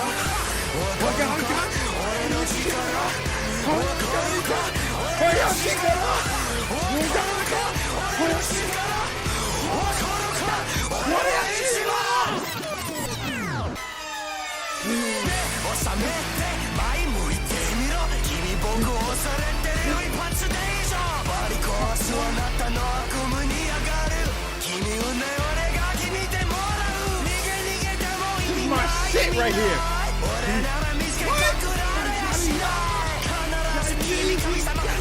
What? Shit, mommy, going hard like. Oh. Hey.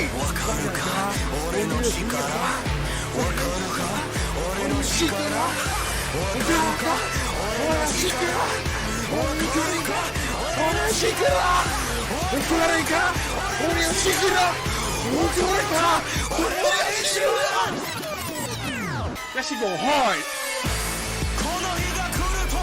What? That man's a gangster, bro.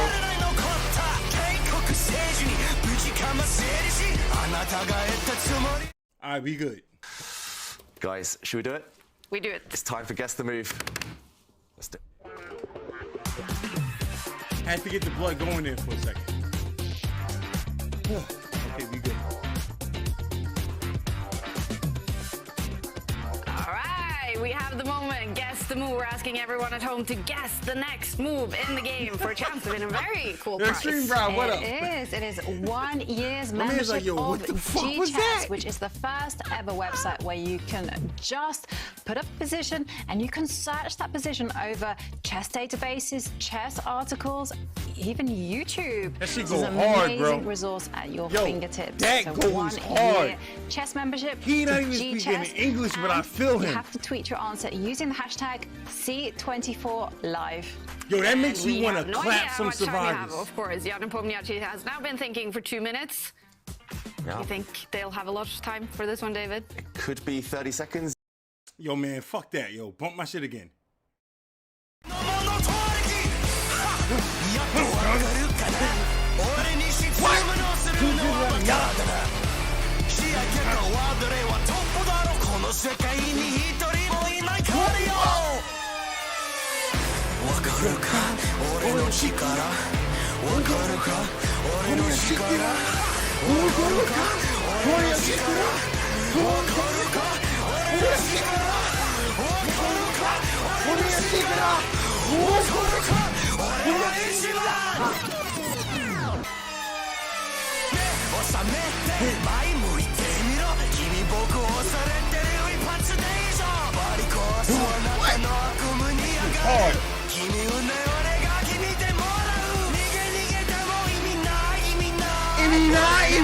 My man singing.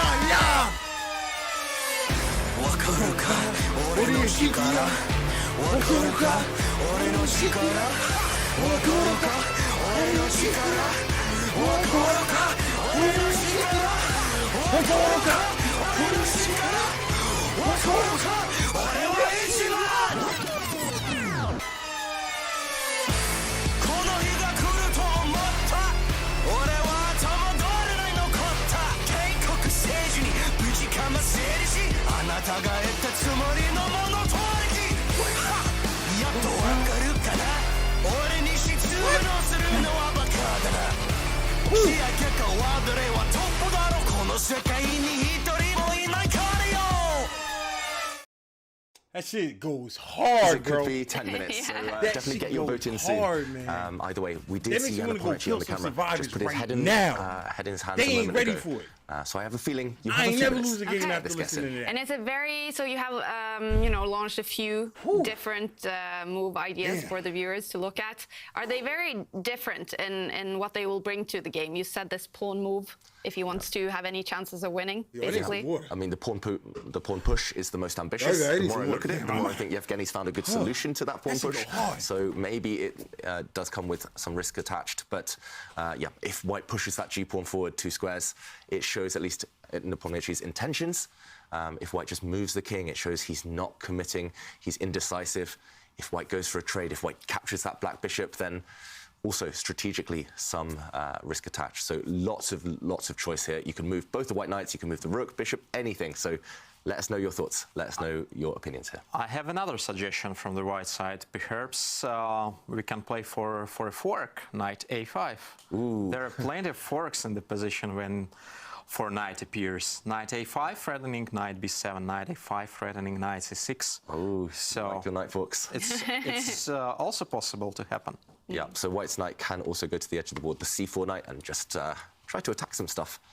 That would be an annoying move to face, especially if I had like 1 minute on the clock suddenly, and knight jumps everywhere.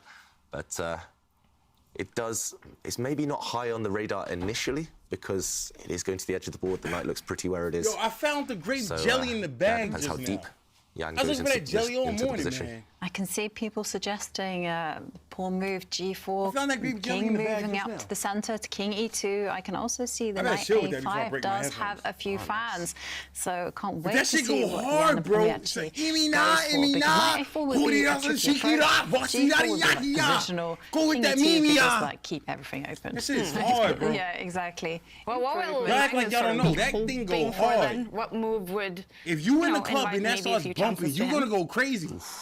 They have fights in the club with that Magnus playing. is hoping to get Man's some be getting shot fresh when air that in the song come position. on. So he needs People some be break, having imaginary from beef. the They be like, yo, defense, fuck and it, this clearly dude looking at me the move wrong. which is Yo, not changing who did I? anything Amy like mine, king Amy e2 mine, just would be a bam, bam, relief bam, for and him shit. Yo, because knight f5, knight shit c4. go Of hard. course, it's not dangerous and it's impossible Magnus to needs miss to for listen such to that fellow real players. quick.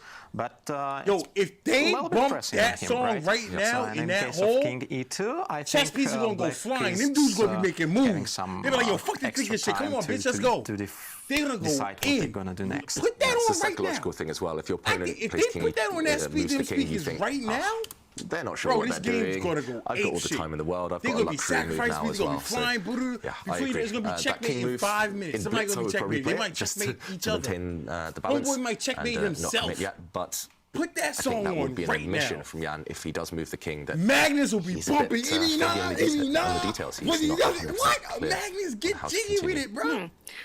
Well, that is what Magnus has been hoping for in this match, right? Because that's what he hasn't been getting so far. Any chances from Jan Nepomniachtchi. And 'Cause he maybe needs to this listen to game, that you know, he's been song, saying bro. it's very drawish for a long time. Do you see chances of this becoming a little bit more exciting at some point now? Depends on the next You want it moves. excited? So now it's a critical point. Y'all want excitement? Bump this shit.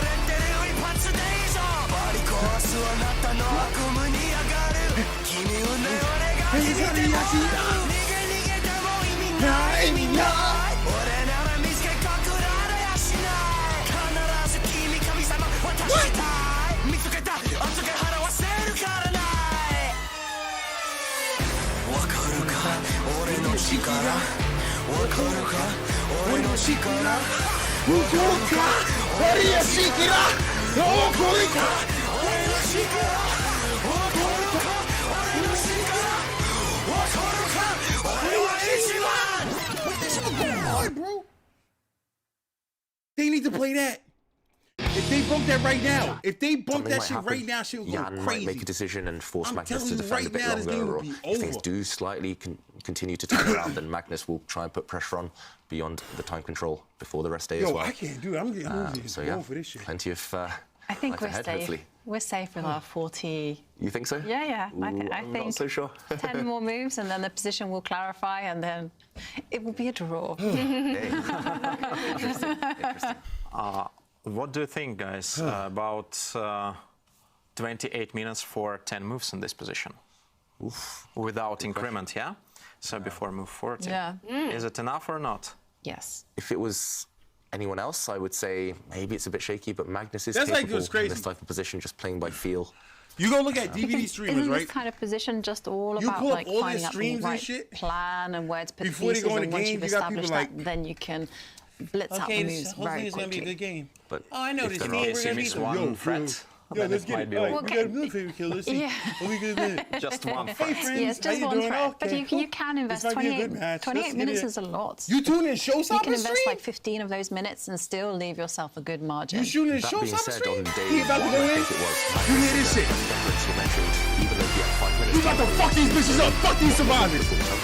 You for a king that ass. We gonna leave y'all.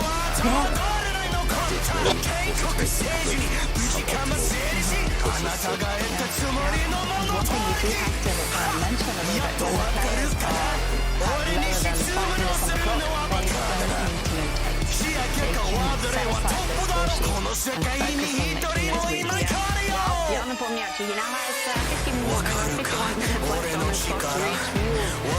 Remember, we do not need to throw right now, so great job prediction on that defense for line. We're going to have that down to Dubai. Obviously, you're putting a bunch of people to meet the World Championship match. Oh yeah, Kaya, you for sure. There's so many people here that you normally would not see. Right now, I'm at the press conference room. I just wanted to show you how it looks. This amazing place that the audience loves. I know that they really love our questions in particular. You can see that in the comments. And if you see, this is where all the journalists will be and ask all the brilliant questions that the audience loves, of course. But we spend some time here waiting. Oh shit, my mic was muted. How long is my mic muted? And then it looks like the game will end, and so we have to be ready here. And it's quite a bit like, quite far away from the playing venue, actually. Is so he we have to playing be DVD ready. or is he we going spend to some time, war? and what's good about that? Bitch, DVD well, we is can make war. friends, I and die I for made a this great shit. friend here. This is Adele. Please come in here and say hello to the Chess 24 How long was my stream. mic off? What did y'all hear me say? What didn't y'all hear me say? Because I made some funny ass jokes. To meet you. I'm happy to be I here. said some Well, really I'm so funny happy shit. that you are here. So, Adele, crazy. you are Every time an I do interpreter, that, right? my mic is off. So And you you can't listen repeat it 'cause to it gotta the be all chess natural and stuff. broadcast, Who the fuck is he? and then what is the hardest That is a thing fucking to, name you to got, homie. translate? Holy shit! Do you go to airports? Look at this dude's name. You is not traveling, homie. You is not traveling. You getting pulled over everywhere you go. This man has never taken an airplane before. Yo, he showed the ID. Yo, I'm Adel Abdul Salim Al Hayy. Homie. Yo.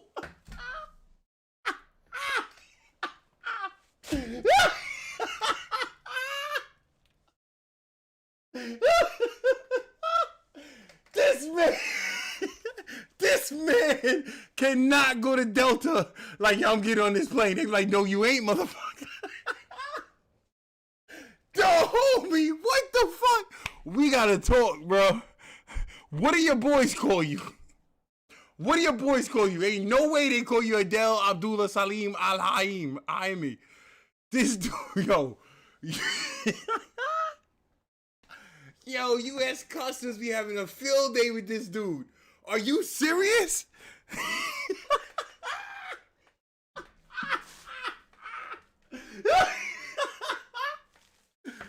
Holy shit. Holy shit. Dude, yo. And he looked mad serious too. You know he get fucked over with that name. Look how mad he looked.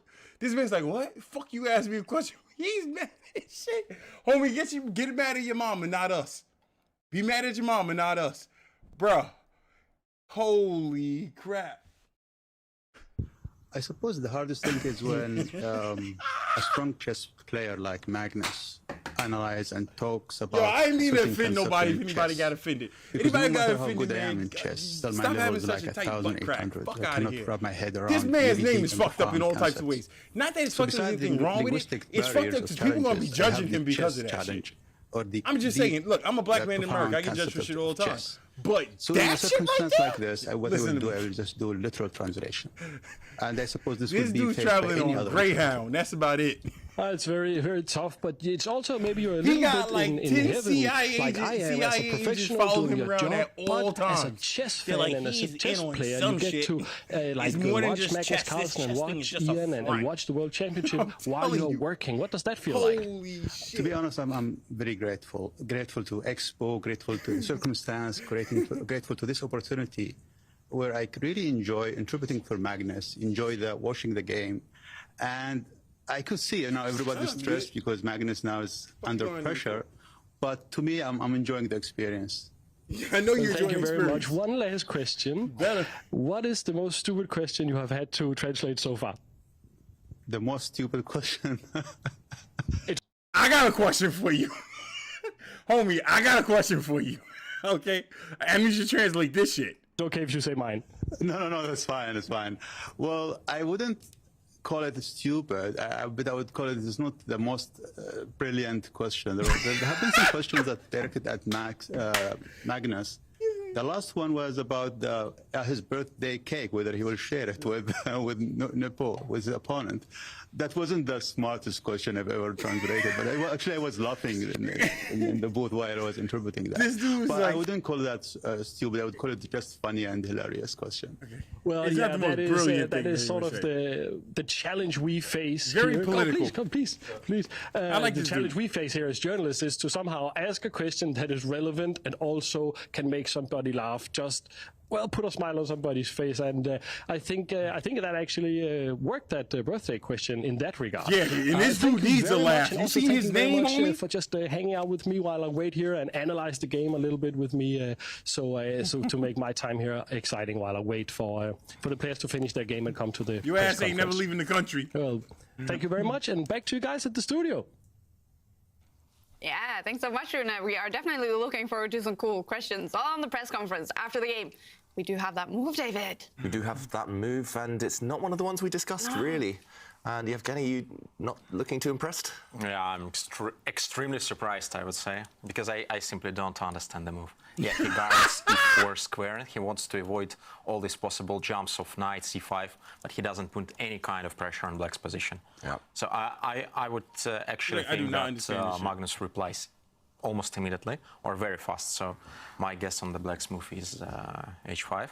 Yeah. And I don't understand what Jan wants from f3 move. Yeah, I'm inclined to He's agree. like, I think maybe he was just calculating and he saw some lines where his central pawn was hanging, that pawn on e4, and he thought, okay, let's not commit. I don't see anything else to do. Maybe he disliked the idea of pushing the g-pawn, and he thought, instead of moving the king, why not No, push I'm the going to tell pawn? you what happened. I'm going to tell you exactly what happened. People don't doesn't understand feel what like the happened. type of move that's This improving man the is white out position. of his It doesn't necessarily preparation. worsen Now he it, don't know but what the definitely fuck not is going improving. on. And Did anybody I think notice you might that? be right. Magnus about to He push was a pawn. winning this whole game. He was ahead the whole game. Everybody's like, yo, Magnus is in trouble. Magnus is in trouble. To step forward, but the second he got out of his maintain opening practice shit he had Ivanka. memorized, Yeah, it's shit a got beautiful bad pattern, for isn't him. it? Is it not? I mean, maybe That's not what the beautiful fuck for Black's happened. bishop, because Black's They bishop don't is now want to say locked it. I'm gonna behind be all these dark perfectly squared honest. pawns. Just But the This dude is not on Magnus' that was level. all. I He agree just with got you. a The really black good bishop fucking is, computer, a little bit and he got a good ass fucking ugly. memory. But The you know, they say second bad he got out bishops of opening make good prep defensive with his bishops. shit memorized. That shit Garry turned Kasparov all said around. once Y'all remember that, earlier even today? the Everybody's worst worried about bishop, Magnus. Like, on oh my board gosh, is this is looking better bad than for good Magnus. knight. Oh man, So- this is so bad. He needs to find before or something. after to he do. lost a couple Now of look at these this shit. versus Everyone's like, yo, bishop, what the fuck is Yeah, I'm actually wondering if it was before the Because Magnus been sitting here opening good playing night this bar. game. He been playing and thinking. Look at this man. I just want to say, Look at Magnus. You two, Time out. Look at Magnus. What Magnus is doing right now. Where the fuck is Jan? Where's he at? Why does this dude get up after every move and go away? Anybody notice this? Every move, this dude disappears for like a half hour and comes back with some move. What the fuck is going on over there? Somebody need to be following him. Somebody needs to follow his ass. Magnus been at this fucking board like this the whole day. Like, what the fuck? This is crazy. This dude comes back, makes a move, looks around, and dips out. And comes back 20 minutes later with some move. What the fuck is going on? Somebody needs to follow him. Like, let's be honest here. This is highly suspect. Am I the only person? They just talking about and chatting. Everyone's just sitting here chatting. Like, yeah, oh, what did it? And this dude just gets up, goes away, comes back and the fuck out of here. Something's going on. Well, us three might not have guessed the correct move. Look at but Magnus. One person who this did. Man is working and hard right indeed, now. The winner of our Jan Guess is the Move just on a competition. stroll. Well, He that gotta go is for- Dr. Here he goes back now. Frog. You guessed that Dude, you move don't go to very the bathroom quickly that and much. correctly, and you are the winner of 1 year's membership to fuck, bro? GChess. Okay, impressive stuff. Dr. Frog, congratulations going more on than he's winning at the today's board. Guess the Move. And Nobody it was a little bit notices this surprising shit. move to you guys, so impressive stuff. Yeah, impressive. Yeah. Maybe Dr. Frog is Yeah, one he's of just the. coming back with some, He's part of the team of one of with these some players. move out of the air. Yeah, This then shit we is have to continue complicated. with, You gotta be some thinking and shit. connections You between gotta- the teams. Yeah, better not to do it. No, but maybe we can Yo, just it's show as something well funny some of the going on. ideas behind Black's last move. I'll be honest, I think the main something funny idea, going well, we were unsure of White's idea behind his pawn push, but the main idea behind Black's is clearly to improve the Black King, to bring it closer towards the centre. And also maybe just to over-defend this central pawn if necessary. He ain't in even case, looking at nothing. For example, He's acting. Black He marches ain't know what the forward now, move is. can at He some just point went think and of just someone retreating dialed his that shit bishop into and him. everything will be protected. He went However, outside. He looked out the there is window. still the Someone gave him question of something. whether White now can push his pawn. You notice this light squared versus dark squared strategy with the pawn Someone structure gave him some on the sign, king and now he's side. coming back. He acting And, like he's this would thinking. again prevent Something's Black going from on. pushing Maybe his he ain't h got a pawn device and on releasing him. the tension. Where's he And now going, maybe bro? Yevgeny's idea earlier Where is of he the going, and knight what is he coming looking over at, this and what way, is he attacking doing? a couple of pawns. Maybe Somebody's that can giving be him some signs neutralized or something. by White's king just defending everything. Yeah, followed by h4, h5, yeah? Yeah, followed by pushing this pawn forward again. Yeah, if this happens, then White completely fixes these pawns, and not only that, but this knight is eternally going to be a strong piece, tying down Black's pieces. So I would be super tempted, I must admit, right now in the current position to push this pawn forward, just to stop any pawn breaks from Black on that flank. Crispy, what up? But it is committal. It does loosen control of some squares. So Is there any idea if we see like if we see Nepomniachtchi try to clamp down on the right side and establish this magnificent horse on f5, is there any idea of maybe just kicking away the knight anyway, just sacrificing a pawn, just to say, hey, knight is offside, and I'm just going to focus the attention on the centre? yeah, so if the knight does take this pawn with a check, Yeah. you just march forward and Say, well, But well all done. depends Get on the trapped. opportunity of h4, g5 then. Yeah. If knight might escape from h6 square and they're not going to be trapped after knight f4, bishop f4, e4. But there is the g5 option appears and knight is getting nice square on g4. So I was about to say that f6 is very nice move, and maybe I know why Magnus played it, because in opportunity of knight a5, pointing out of knight b7 fork, he might simply continue king f7, and in case of knight b7, there is the rook d7 move. Compared to previous line where the back rank was hanging in case of rook a8. Yeah. Right now the knight is protected on e8. So I can make a guess that perhaps by playing f6, Magnus was not liking this knight a5 opportunity of White, and he tried to get rid of these, then of g4 or h5. By playing h5. It's pretty cool. It's pretty rare, actually, to see Black curl up into a ball so extreme like this. Just all of the pieces kind of touching each other, just protecting each other. The fuck? And, yeah, White unable to break through. So, yeah, I think you might be right, actually. Magnus definitely has this type of concept in mind. But still, this is the question for me. Just what the idea is if White does clamp down. If Black can kick away the White knight, then he would love to. But, yeah, some calculation would be required. And even having 26 minutes on the clock isn't necessarily enough to calculate a line like this where maybe the White knight isn't quite in enough danger. Maybe White will be able to support it and help it to escape.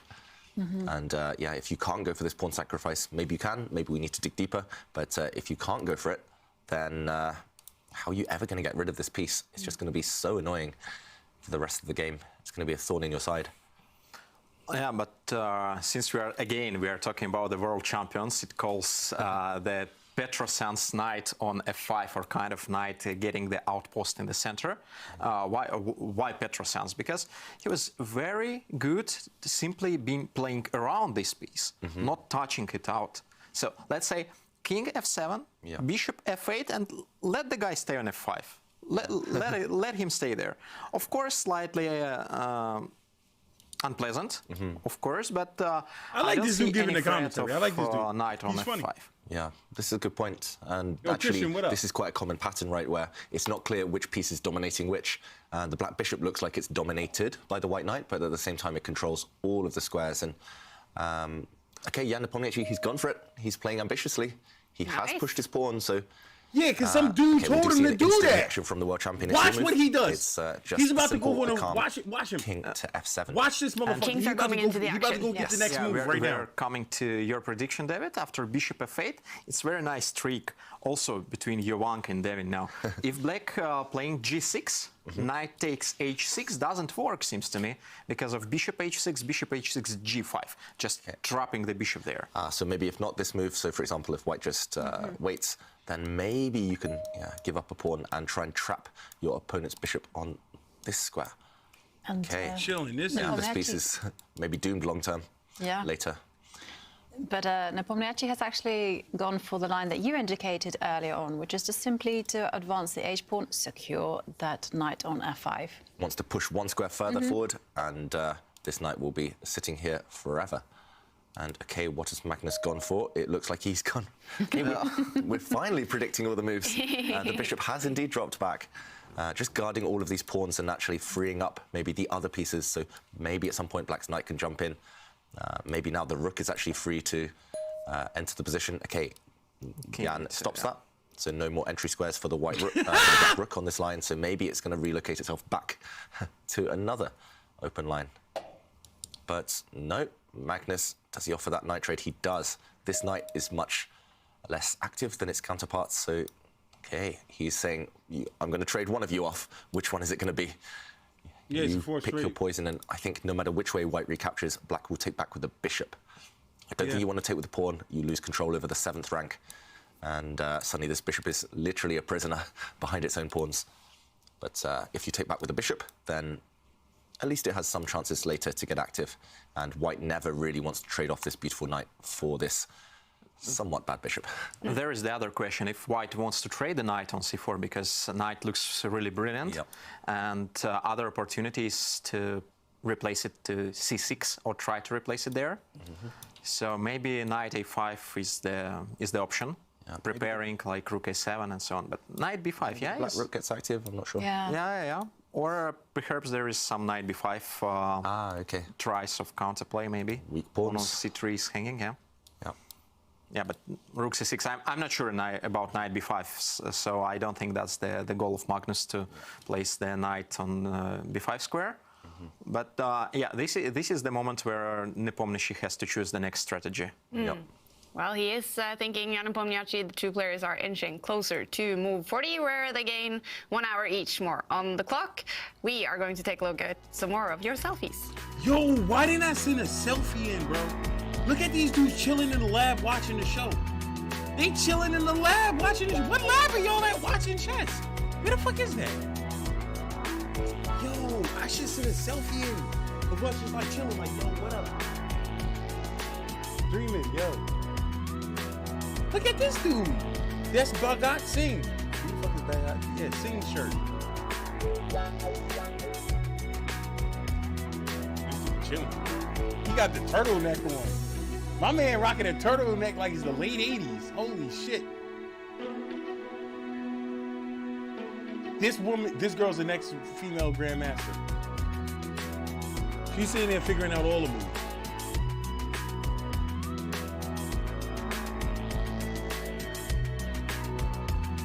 Where did he get this shirt from? You go out dressed like that, bro? Go Magnus. Everyone's rooting for Magnus. The whole world is rooting for Magnus right now. Go Nepo. Yeah, because they in Iraq. Yo, they got a PlayStation 4 in the cut. They got a PS4 in the cut. Go Magnus. That's what I'm talking about. Jacksonville, what up?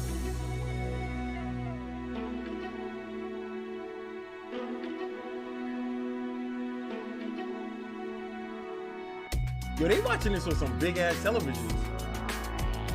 They got some big. They in school.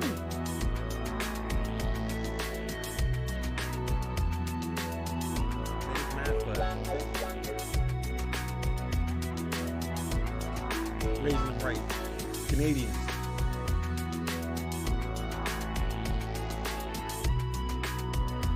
This little kid looks pissed as shit. Let's go, Magnus. You see what I'm saying? Everybody's rooting for Magnus. This dude, Jan, the whole world wants him to fail.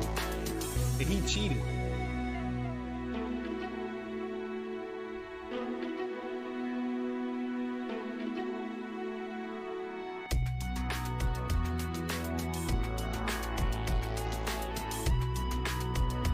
My man Styling sitting there in the three-piece. Golden Ambulance, but not for me. Rooting for everyone's rooting for Magnus.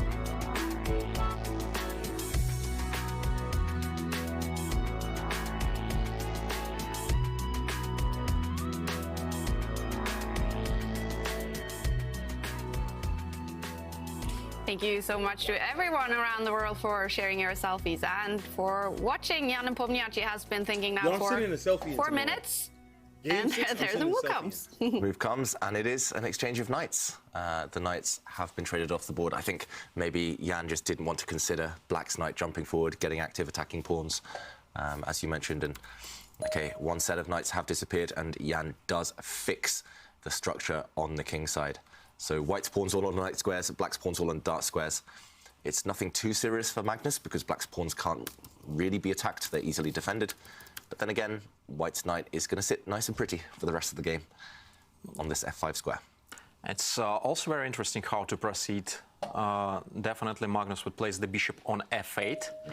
And yeah, and I don't see a kind of continuation because yes, knight on f5 dominates the dark squared bishop. Knight on e6 controls all possible breaks in the position with f4 or kind of potential g5 or also bishop h6 sacrifices are not possible. This so dude's there on is the basically clock. there He's are not only two even pieces there. in play. Rooks. He's what on, can you Jan gain is on the only clock. from these This rooks? is what I'm trying to tell you. I can even imagine Magnus, that this is the Magnus first is playing time he rook left the board d7, forever. rook He went to d8, go rook take a d7, piss. rook d8. This dude, Jan, his clock is moving. Maybe you He's can nowhere do to be something a found. bit radical, and maybe you can exchange off like dark squared bishops For Black? for White. For White, okay. Bishop c1, bishop a3? Yeah, I'm just trying to think. The only piece that's not really working is the dark squared bishop, and I not now. I'm just saying, but once you've kind of advanced forward. But I think that the dark squared bishop of White really works controlling a 4 square. Otherwise, you can get in trouble, Simon. I'm scared Black's knight will jump in as soon as the White bishop moves. Yeah. Yeah, because I'm just thinking for the future. I'm thinking, you know, White would really love to take control of the 7th line, but They're like telling her, White like, yeah, on okay, stop E6 talking. is doing a marvelous job of. She don't know what holding the fuck fort she's there. talking Black's about. knight holds everything together on its own, pretty much. Yeah, Defends so all the pawns, defends all the squares. So how to break this down? I mean, maybe This might be the definition of a fortress. This is going to be a Right, it might repetition not of be moves. possible. A couple of moves before, I actually thought that it's going to be an extremely long game because... Yeah, I was going to ask you because you said, so I was going to ask you guys, what do you think about the game right now? Yeah, now after knight This is gonna takes be d6 repetition. and h5, I don't see any possible break. So my prediction has slightly changed to shorter game. Yeah. Okay, do you think Listen they'll to make what's the about draw to happen. on move 40? Li- That I'm was my prediction. Chat, I want everyone to listen to You what's think about they'll to play happen. on quite a bit longer just to One of them's going to maybe make a probe move, for another's White? going to make a move. They're I going to don't take think back so that, take because that, definitely Magnus is they're not going to make the the same guy who move 3 offers doing times and call a slightly draw. worse position. Therefore, Jan to offer draw has to make the move number 41. 41. Ah, I You should have have to thought make of that 41 before. moves, yeah. For sure. The second it gets to move right now 41, it's it's going to looking be a draw. balanced. White still aesthetically has the better position, but it's nothing more than that. It's just symbolic at the moment, it looks like. And yep, Black looks pretty solid. Yeah. Covered all the weaknesses. All right. Well, they're sitting That's it. in Nobody's the gonna make a fishbowl move. at the 2020 Dubai Expo. Tanya is one of the people on ground in Dubai with a bunch of interesting grandmasters and chess players around these players. A big strategic battle taking place Magnus in took game his piss 5 and here. came Now, back. it looked Jan like is right still from the going. opening, Jan This had the dude slight is upper hand. never Magnus at taking the his time, board. and we've got an end game. It's going to be a long grind. How and does for nobody more find insights this and shit takes on fishy? the game that we've got going on, I've got with me Grandmaster Maurice Ashley. Maurice, thanks So this dude, Maurice Ashley, for joining us. I played him 1v1. I played him 1v1 on television. You see how they sitting there playing? I played him 1v1 on television. Did I tell y'all this story? If I didn't tell it to y'all, I'm going to tell y'all right now. So this guy, Maurice Ashley, he's the first ever African-American Grandmaster, right? Okay. So when he got the title of Grandmaster, he went to hold a press conference at like the mayor's mansion in New York City, in Manhattan, right? For his press conference, it wasn't just him talking. He wanted to have, you know how people be in back of you? So they called up all the high schools for people who recently won tournaments, whatever. I had just won a state tournament.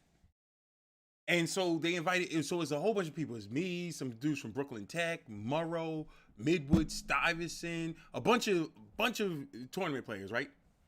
So we're all lined up in back of him while he's giving his press conference. Da-da-da-da. And everything's happy, people taking pictures and everything like that. It was beautiful. Like, yeah. Right after he was done talking, I went up to him, tapped on the shoulder. I'm like, yo, bro. He looked at me. I'm like, yo, let's go real quick, man. Let's go. He's like, all right, let's get it. We sat down and we played. That shit was competitive for like 4 moves. He fucked me up. He whooped my ass. I played him on fucking television. My mama still got the tape of me getting my ass whooped. But she ain't got no film of me when I ever won any tournaments or anything. She ain't got no picture of me holding a trophy or nothing. But she got the tape of me getting my ass whooped by Maurice Ashley. I played him on national television. What's going on? Well, you saw that Jan had his chances. The C4 earlier would have been a much more dynamic move, but he went for this end game. They're in. That was back in. That was either 1999 or 2000. It was either 1999 or 2000. He was younger. I was younger. Times were different. The world was different. A more turgid battle right now. Clearly, White has a slight edge. There's no question about that. He's the one trying to win. Magnus is just trying to make sure that doesn't happen, shut things down as much as possible. Chess. But it's really looking like it's going to be very, very hard for Jan to make any kind of headway. But he's the one putting the pressure on Magnus right now. Now, so far in the match, it looks like Jan's had the upper hand in the opening battles. Did you feel that about today's game as well? It depends. With the black pieces, we've seen Magnus be much more enterprising. Today, he's been caught in this position that's super solid, and I'm sure he's not happy having to suffer from move like 8 and just be suffering and suffering the whole time under this relentless pressure. And again, Jan could have really put the screws on him earlier. Now, Jan is putting like the baby massage. And is it going to be enough to beat a guy like Magnus? I don't think so, but we'll see. Relentless pressure sometimes cracks even the best. You're predicting a draw. I would say, if you told me to put my house on it, I would say draw, draw, draw all day long. Yeah, I think it's going to be a draw. All day long, but what about, is it going to be draw all match long? Look, that's a whole different question. Will we be drawing all the way through? These guys are right now showing that computer preparation coupled with amazing play, 6 months to prepare for an individual player. This may not be the way you decide a world championship. Magnus has already had the same challenge playing against Fabi. He had a similar challenge with Karyakin, although there were 2 decisive games. But I tell you, the fans are probably at some point going to be, or I think they are actually already rioting in the streets saying, look, are we going to only have draws in world championships and it's always going to come down to a rapid tiebreak? Let's go to the tiebreak first. It's definitely not the most exciting way to decide these classical championships. We're definitely looking forward to more action. And speaking of action, Maurice, you've been in the middle of a lot of it. We've seen you at the press conference. You've been hosting them, and I really want to know, what is that like? These 2 players just fresh from the match, all the tension and the nerves. Do you feel it when you're sitting in the middle there? Honestly, I think they're super relieved once it's over. They're like, yes, the game's done. Thank goodness. I just have to do this crazy, dumb, boring press conference. And people asking me ridiculous questions. They just want to leave. And I feel that, but I know that the fans want to hear a little bit more, so we want some entertainment.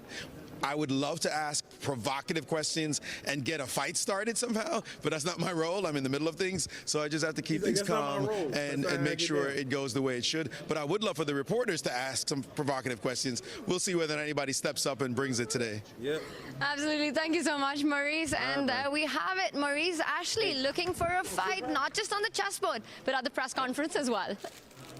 And I did love one of the questions where he said for Magnus the other day, he asked, Magnus, do you have anything sexy to say about the game today? And I guess that is the question today as well. Can we say something sexy about this position? I'm not sure I've ever said anything sexy, but, especially not about this game. It does look like all the sexiness has been sucked out of this position, and it's a bit dry right now. It's just the life is slowly disappearing. So Maurice also talked about the draws. It's looking like it's heading in that direction. Yeah. It's right definitely going to Is be it disappointment, Yevgeny, that these games are fizzling out to draws so far in this match? It's not disappointing for professional chess players because we see a lot of behind the curtains. And we enjoy because we evaluate the preparations, we evaluate kind of style of playing, we evaluate the psychological part of the game. But for audience, spectators, amateurs, of course it's a little bit boring. They're waiting for something decisive, or like sexy pieces, sexy games, and so on. Actually, I think that knight on e6 and knight on e5 are pretty sexy in this position. Yeah, but back to the question. I just got the interview of Bashar Kouatly, and he's the vice president of FIDE, and he says that they suppose maybe a little bit to change the time control in the future for the matches. Yeah. Does he say anything about what that could be? No, I think they require some time to think about. So my guess, like, it's really boring for people to watch 7-8 hours game.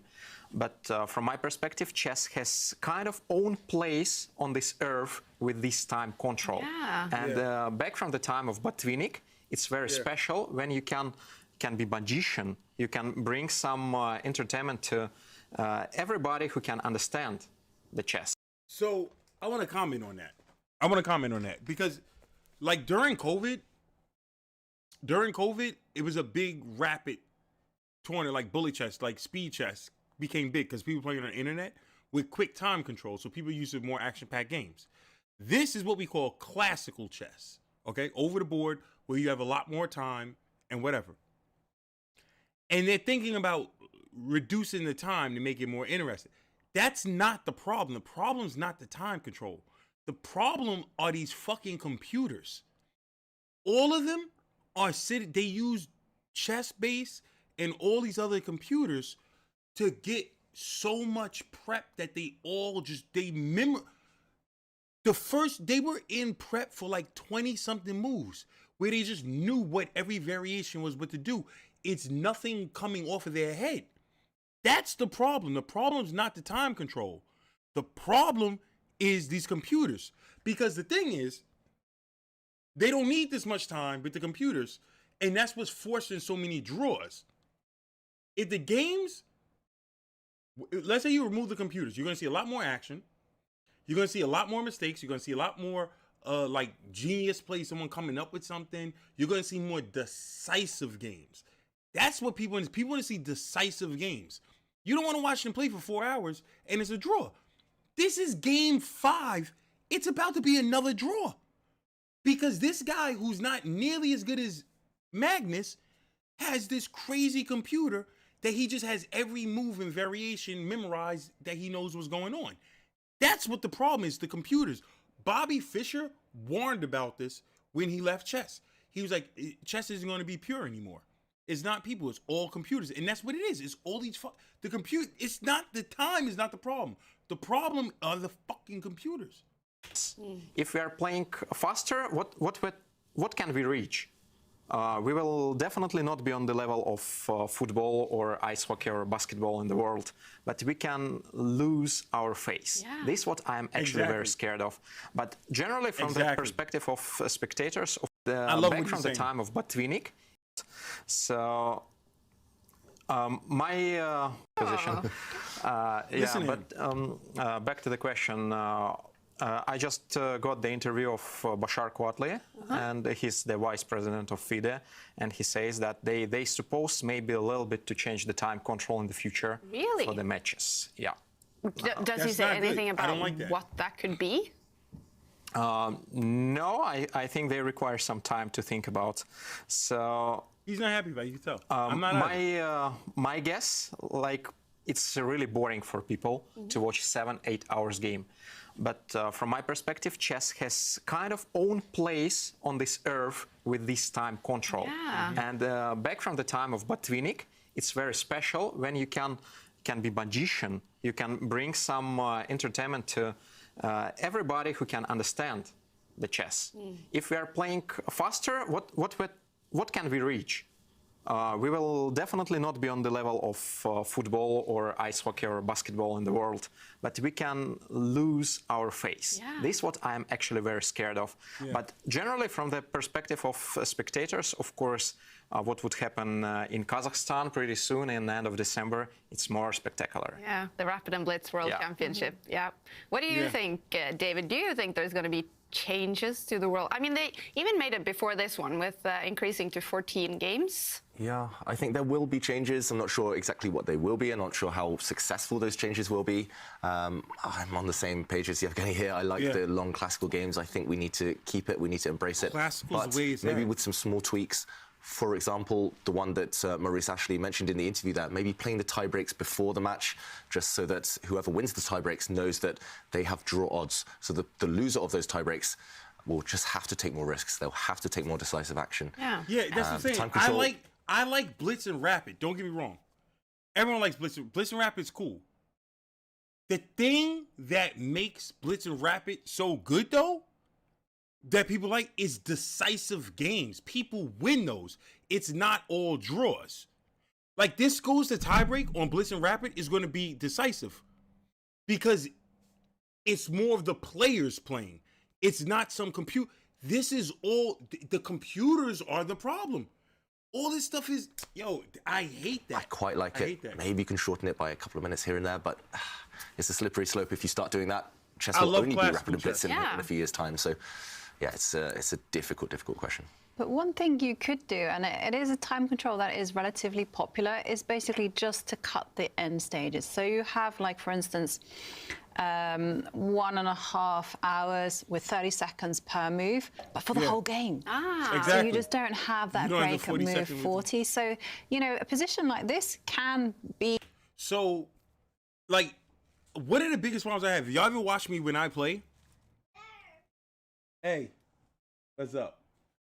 If y'all ever watch me when I play on chess.com, I play 15-minute games. I'm almost always in time trouble. That's not the way I was. I played Scholastic, where the shortest time control. What's up? Yeah, and it's blue. You see the blue light coming out of it? Yeah, blue. It's blue. The shortest time control I've ever had is like 30 minutes each. But typically, my favorite was, okay, we got an hour. Everyone had an hour. You had an hour for the game, and that was going. Maybe 45-minute hour, and that was short, and I'd still have time trouble. But this whole making it that short, where it's Blitz and Rapid, it's... If they didn't have computer prep, man, very tense because presumably the players will be short on time and they might not microphone. necessarily You find go the for the mic. right You wanna way sing to to it? defend. Sing. So that Don't is put your mouth on it. my Don't put possible your mouth on it. suggestion. Talk. And the players making talking more to like, moves here. Yeah, and I just have a feeling we might be about to see a draw by repetition. Magnus there with a silent, I think, draw offer. He's just stepped back with the black king. That doesn't improve anything, but he's just inviting Jan now to move the white rook back to attack the black knight. The black king will defend that knight, then the white rook and king will do a little dance, will repeat the position, and congrats on the most black. likely that would end in a draw. White's last move did not improve things at all. White's rook just stepping back, stopping black's bishop from coming out, but... I think there is some sense behind a rook a5 move. For instance, if you try to keep the position by playing rook d7, I agree with you. then I agree rook with you. d5 could appear. Okay. So I think rook d5 is the idea. Yeah. Now we see the move. Yeah, and Jan wants to bring king d3, king to c4. Interesting. Okay, so there won't be a rook trade. If the rooks disappear, then black loses the only real active piece. What's that? So the rook does keep itself on the board. and rook would be placed on a3. Let's say preparing for king d3, bishop b4, some kind of ideas there, and definitely. Actually, I think that rook on d5 is badly placed. I don't see this future for this rook. And after rook a8, it's rook a3, rook a2, rook a1. So many opportunities. So I don't like rook d5 move, and I think it's completely equal. And yeah, will be the rook change maybe on d2 in a couple of moves. Yeah. So. Yeah, I was surprised, I must admit. I mean, I saw this idea, of course, of rook d5, but it looks so clumsy here, right? It's kind of caught in the middle. It wants to be on a more it wants more scope, this rook, simply. So at some point, it might drop back just to stop white's rook, the black rook entering, or it might come back to the side where, okay, it has access to more more squares, but not really changing things too much. How about white's king running forward with this immediately blunder? Yeah, this is the only way I see a decisive result. Maybe if white's king, at some point, you do kind of want to run towards this side, but if you step forward, this rook does get trapped in the center of the board. I don't know where you're going to put it. So maybe not what Jan will do here right now. Yeah, but it's not birthday anymore. So. It's not Magnus's birthday. No gifts. So, okay, instead of this blunder of bringing the king forward, the rook just steps back and... Okay. Yeah, that's a sign that no real progress is being made, most likely. And unfortunately, black does now have an active rook, but it doesn't go anywhere. I mean, it can just dance happily along the A line, but other than that, it's got no targets to attack. Yeah, I guess but it's interesting in case of rook a2 if Jan going to play rook d2, or he wants to jump to d3 and c4 with the king and to continue a little bit. We can see. That's maybe the final question of the day. Yeah. So it is move 40 now. So it looks like my prediction wasn't quite right. But yeah, big moment for Jan, because if he offers the rook trade, black can simply move away. I'm not sure black really wants to trade, but probably this is just a draw anyway if the rooks disappear. I think both moves, just running away or trading, should lead to a draw. I think rook a3, of course, because in case of rook takes d2, it's slightly passive, yeah, a little bit, and pawn on g7 is weak, so Magnus would keep the rooks on board. Yeah, I would too. And is the white king coming into the position? Possibly. Any dangerous? I mean, is there any venom there? You've got to be slightly careful that the bishop won't come out and kind of pin and try and annoy you there, but I guess the white rook could just defend this weak pawn.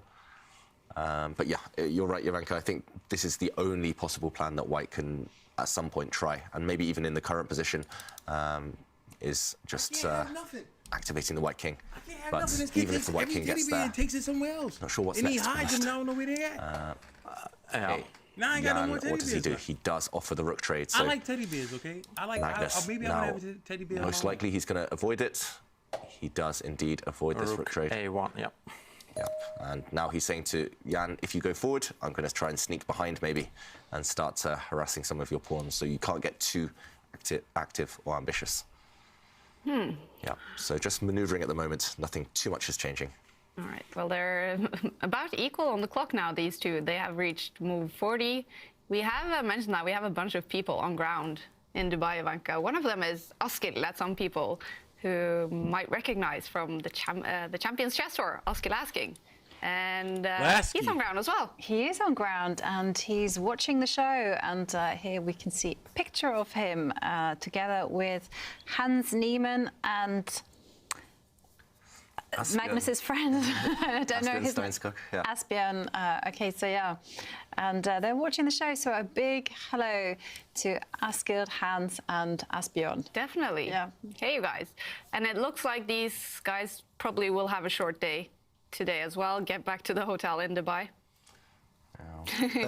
I've got to say, Askild's dearly missed here. Yes, yes, he is. But yeah, I'm glad they're having fun over there. Yeah, all right. Meanwhile, there has been some big news in the chess world. Today, actually, Levon Aronian, previously Armenian chess player, has now completed his transfer to the US. He now officially plays under the American flag. Yeah! So a big day for American chess. Big day. That's what I'm talking about. We got another player. Bump that shit.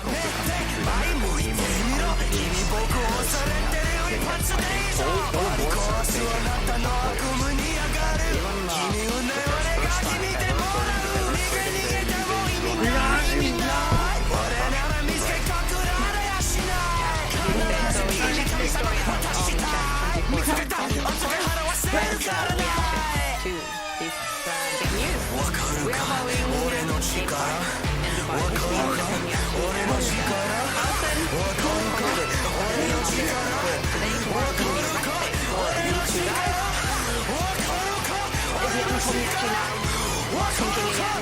Looking for some sort of possibilities. Welcome to the U.S., homie. Push. Yeah, I think so. I think he's also considering whether he should just try to offer a draw in terms of maybe just stepping back with his rook to challenge the rook on a1, and the two rooks can kind of carry on with their same dance. If he wants to try, he has to think about stepping forward with his king. It's the only piece that needs to be improved. But then he has to look at the potential and make a kind of assessment. Is that king going to get anywhere? Is there any point in using up energy to fight, carry on the fight when the game will probably end up in a draw? Yeah, true, and perhaps he considers some opportunities like rook b2, rook b8, finally to enter the rook to the opponent's camp. But at the same time, you know, he has plenty of time to think maybe of what have I done wrong in this game? What was wrong actually? Because he clearly knows he was better after the opening, and he was better. He continued to press on the black's position. What went wrong was he got out of looks his a bit opening disappointed. prep. Magnus crossed, And he had to play himself. Move 40. That's what this shit is so no time stupid troubles, nothing. All they're doing is is just nice. memorizing. So, oh my god! Perhaps Ivanka, That's what you're happened. Right. And he was it's dominating about opening. Draw offer. The second he gets out of opening prep, everything just falls apart. Pretty unpleasant. What when is you've that been telling pressing you? all the game and What you is didn't that telling convert any kind of real chance What is that out telling of you? this, and you have If simply you to watch this shit from the confirm beginning, that technically everybody you was have like, not "Yo, been Magnus is in trouble. succeeded This in one's these trouble. Oh my games. god!" Again, Second they got out opening prep, everything went yeah. downhill. Maybe he thinks what is about the way to win in case he can't convert the good preparations, what to do next. So it's very nice actually to be over the board and try to feel the moment when you're there. And every game is kind of preparation for the next game.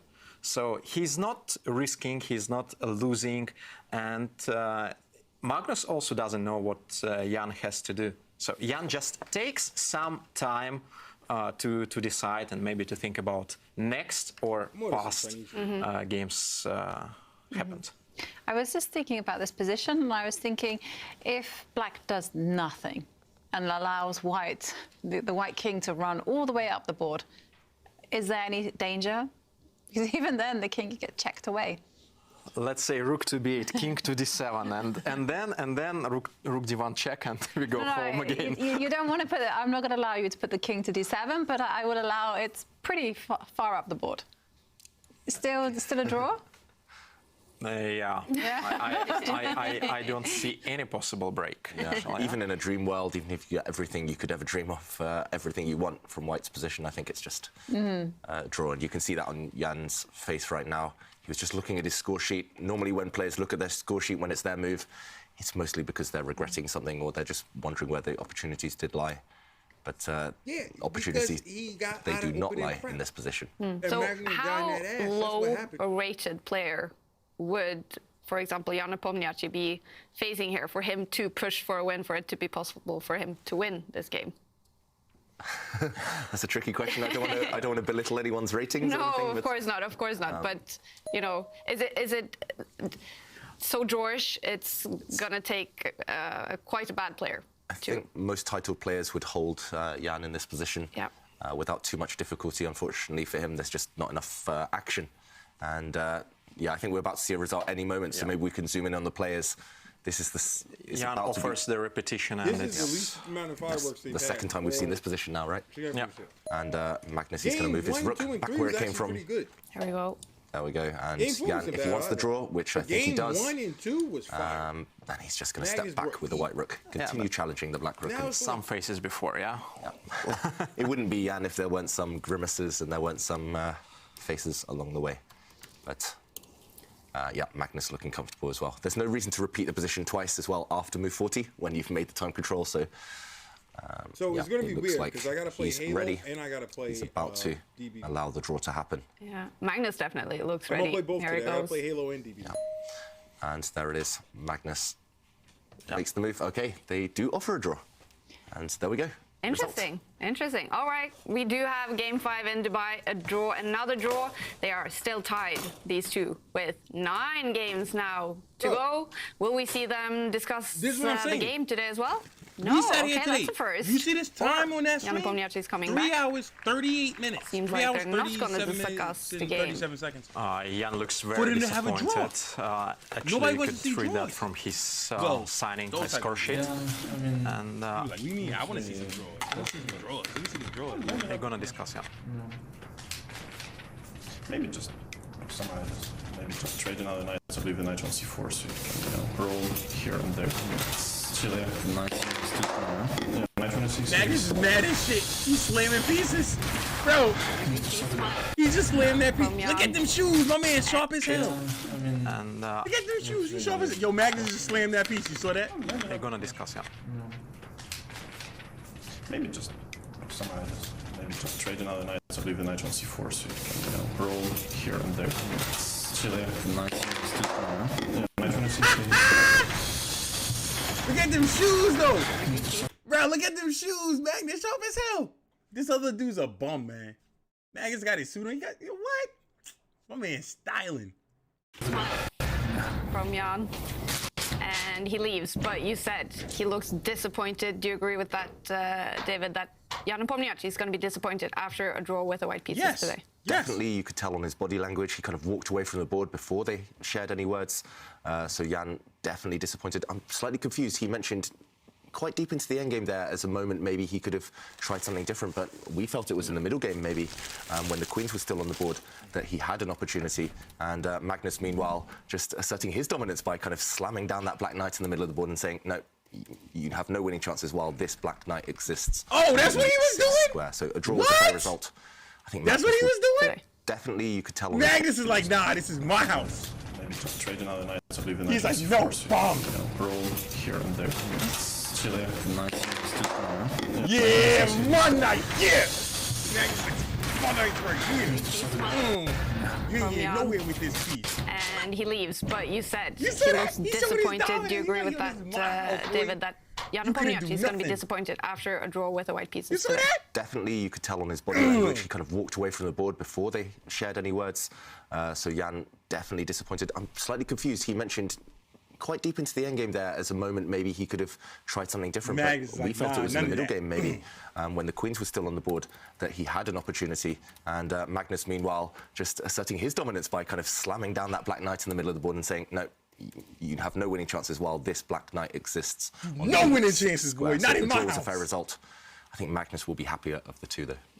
Are you disappointed with Game 5 also being a relatively quick draw, Evgeny, or do you think they are giving us some entertainment? I don't think that it was the quick game. I'm absolutely satisfied to see a lot of fight behind, and actually there are a lot of work for the team of Magnus after this game, because this is the first game when Magnus faced behind, a real opening problems. Yeah. And in this game, I have to say that perhaps the NEPA team worked a bit better and got some kind of idea behind. So interesting what Magnus chooses for the next game, and if they find some way against this A4 anti-martial line, what Jan played twice already. All right. Yeah. Do you think, Ivanka, that Team Magnus is going to be hard at work now before they have a rest day tomorrow and then white pieces on Friday? Yeah, most definitely, Is it rest because day we tomorrow? saw there in the opening that Magnus was very uncomfortable and the position looked very...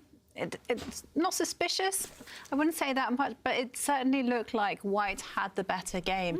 And this is really not what you want out of the opening with the black pieces. You want an easy game, which proves to be, easy chances for the draw and more. So definitely tomorrow's rest day will be all about creating those, reinforcing those preparations. I think it's not even the position he got, which was slightly worse for Magnus. I think it's just the fact that Pomniachtchi and his team, they predicted exactly what opening it would be. He played a rare move that's really out of fashion, but they predicted it and they went quite deep. So now they've clearly sussed out the Carlsen team's strategy of playing rare moves, and they're looking for these rare moves now. And Magnus knows he won't be able to get away with playing rare moves forever. It's going to be interesting, the mind games ahead. All right, let's head down to Dubai to get reactions from the players.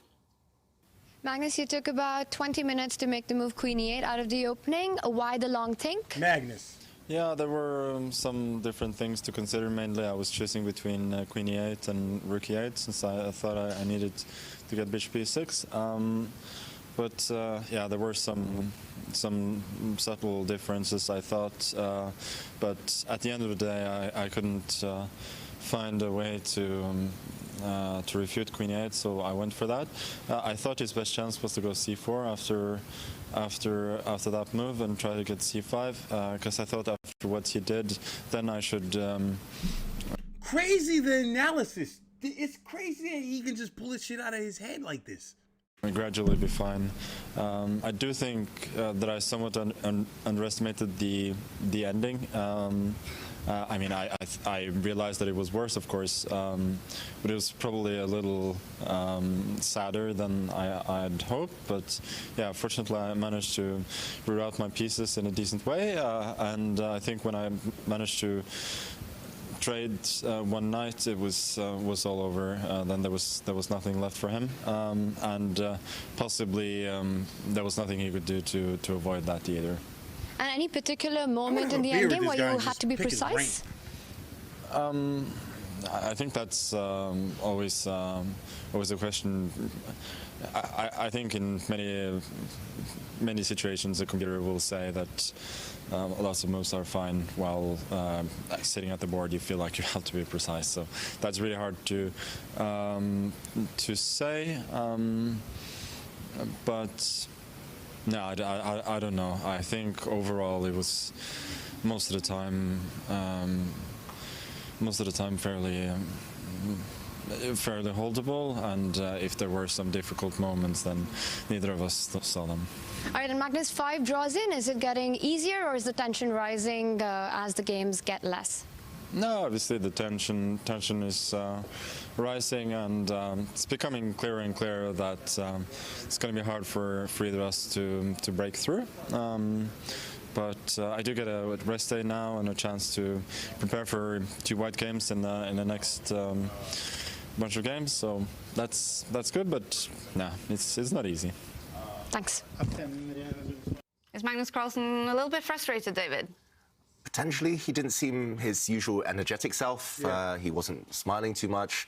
I think he's just being realistic that now this is a real dogfight. I mean, it's not clear who the favourite is anymore necessarily, and yeah, today was a bit of a struggle for him. Yeah, Evgeny, you've been working with Magnus. You know him very well. What do you take away from this interview? I can say I've been working with Magnus. We've just been in the same team. That's more polite to say.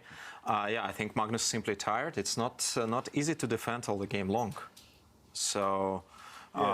Yeah, he's very realistic, and he knew that he was worse. He was not satisfied, and he simply continued the game move by move, and he escaped. Yeah. Now it's a very good moment for him because he has 2 white games, and perhaps his team already prepared something, and they had a very long distance from game number 1 with white to next game with white, so they could get some ideas there. So as Magnus pointing out, there are really important 2 games here in the middle of the match. And of course, after 5 games on such a level, you already feel a little bit tired. Well, David, it was looking good for Jan Nepomniachtchi at some point in this game. Let's take a look at what happened in game 5.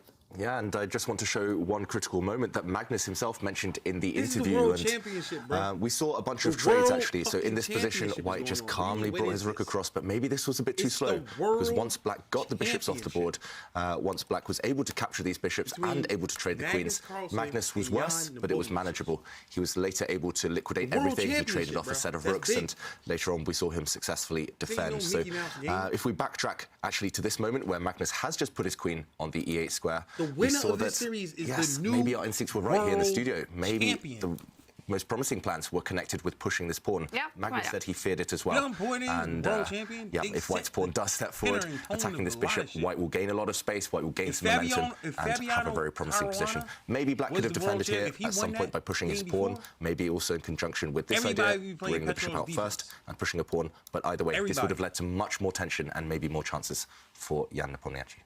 Well, I'm not in there. Another draw 'Cause I can't in fuck with Dubai. We're going to Magnus. head back down there. And Magnus is crazy, I think bro. it's Tanya standing with Hans Niemann. And, I have a question for Hans, actually, Tanya. When will his chessable course on this game come out?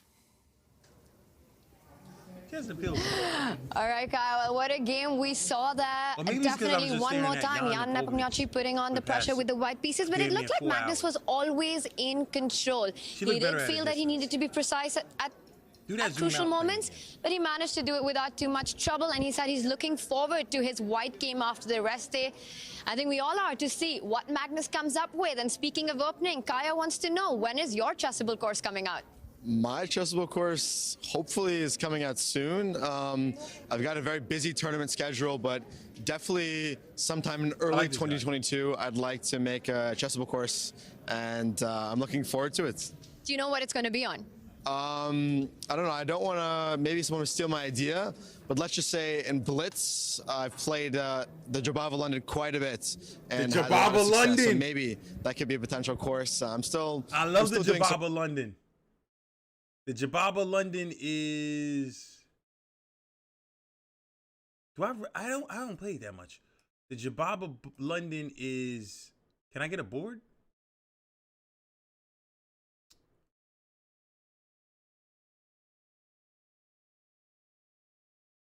Jababa London is. What the fuck? Yo, how do I just do this? Can I move some shit around?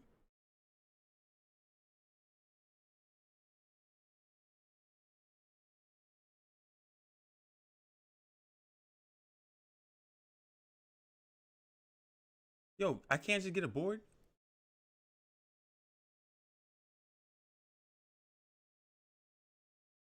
Jababa London is what the fuck? Okay, so you move boom. Wait. Yes.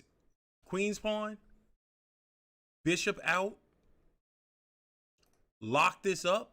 But instead of moving the C3, you put the knight on C3 and you leave these.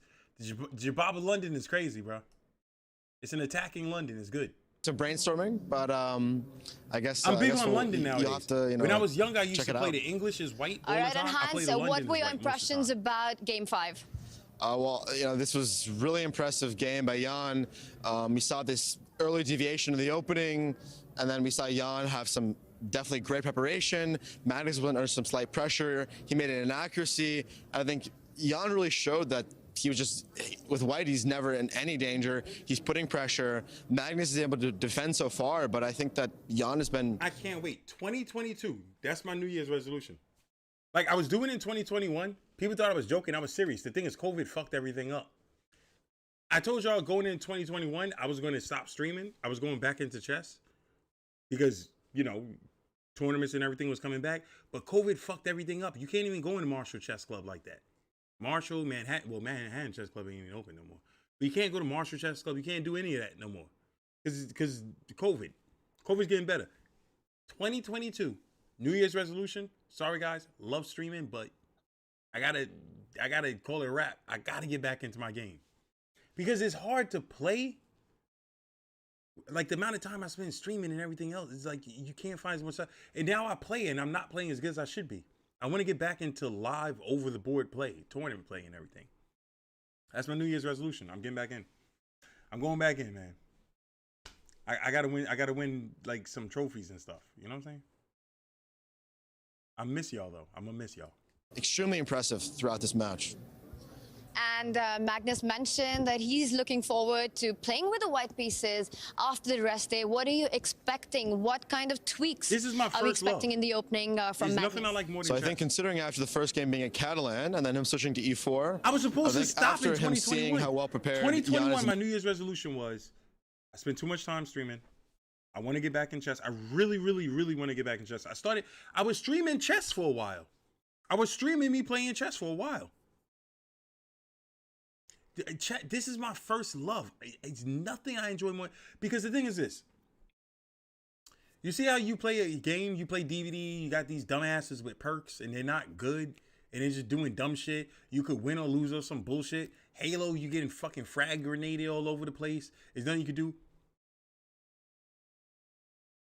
In chess, it's you versus one other person. You got equal. It's equal. There's no bullshit. It's you versus them. That's it. It's a pure test of skill, hard work, knowledge, thinking. There's no bullshit. There's no bullshit. It's the ultimate game. The ultimate game. There's no D-strike. There's no fucking rocket launcher. There's no sword. There's no fucking horizon lift or no Gibby. I'm opening the sky. Is none of that shit. Is you, the other person. You each got your 16 pieces. You got 64 squares. Get going. That's it. It's no bullshit. Is no advantage, no craziness. White might have a slight advantage, but you neutralize that. If you play black well, you neutralize that. That's it. It's no bullshit. It's the ultimate. The it's the Petrov. ultimate game. I think he might switch to D4 and then try to target don't matter Jan in who's the Catalan stronger, it don't again. matter who's taller, He's it pricing don't in the matter who's Catalan. First of faster. all, None of and that I think matters. his team's had a lot of It's time you and to somebody else. prepare against Jan's Catalan. So I've said the Catalan word like maybe like 10 times It's the past 5 pure sentences, but competition. I think it's going to be a Catalan tomorrow. And that's my final time I saying the word. guarantee you he's right. Magnus brought out the Catalan during his first game as white. He's going to play Catalan again. Catalan is a really good opening. Word. All right, Hans, now in the 2018 World Championship match against Fabi, Magnus went E4, D4, and also C4. So do you think there's some chance of him trying to mix it up with C4? I do think C4 is definitely a very likely possibility. Magnus has played C4 quite a bit. There's a C4 lot is of the interesting English ways opening. to You're not innovate in running C4 since it's more uncharted territory in some respects. So I definitely think that C4 is a possibility, and I think Magnus is really just going to try to mix things up. I don't think that Magnus is going to stick to one opening with white as Jan is with the Roy Lopez. Yeah, Yes, absolutely, and he's got an entire day game. of prep. Now, even though E4 didn't work out and the Petrov was very difficult to break through with, but at least it means now Team Nepo has a lot to see. They've got to see against D4 and E4. So in that way, Petrov harder is for Jan solid. to I was prepare and know playing exactly the Petrov earlier, direction but Magnus I will blundered take. It's absolutely, you said it perfectly. With the unpredictability of Magnus with the white pieces, it just puts so much more work on Jan's team. Magnus with black, it's quite clear that in the first 3 games, Jan has blitzed the Roy Lopez, blitzed through the Marshall. So it's Magnus's team can, within reasonable doubt, focus on the Roy Lopez, which makes it a lot easier. But with the versatility of Magnus's opening repertoire, it's definitely a big task for Jan's team to prepare against. Thank you so much, Hans. And there we have it. Lots of speculation. We can see so many fans here. Guys, who are you rooting for in this match? Hey. Hello. Hi. So what do you think is going to happen? Who's going to be the next world champion, Magnus or Nepo? I would say Magnus. Magnus. Well, lots of Magnus fans, and as we can see the whole that world is rooting for we're all Magnus waiting Carlsen. for Game 6, I think. Do you understand that? Listen to me. The whole world is rooting for Magnus Carlsen. Nobody likes Nepo. Nobody likes his ass. All he does is play the Roy Lopez. All he does is play E4. He can't win off of that. Magnus knows coming in, this dude is playing. I told y'all before the game started, when that dude put the first move out, I was like, he's not taking that move. He's not taking that move. He's going to take it back. He took it back and he played the Roy Lopez. That's all he does. He blitzes out the Roy Lopez. That's it. Every game. Magnus, you have no idea what the fuck he's going to play because he's versatile. He's a player. The whole world is rooting for Magnus Carlsen. I didn't even like his ass earlier this year. If you rewind back to like January, February, I didn't even like Magnus Carlsen because when he did to Fabiano Caruana. Caruana played him last time for the World Championship. Fabiano Caruana, he's the best American player. Well, arguably the best American player. Whatever. DBD's dying because survivors are dickheads. Survivors, it's not that it's dying. Survivors are killing it. Also, to hear the players' thoughts at the press conference, back to you guys in the studio. Thanks so much, Tanya. And Hans Niemann, he makes a course on Chessable every day after every single game in the World Championship match. It comes out quite quickly after every game, so go check that out. We are waiting for the press conference after Game 5. Before that happens, we'll have a quick break.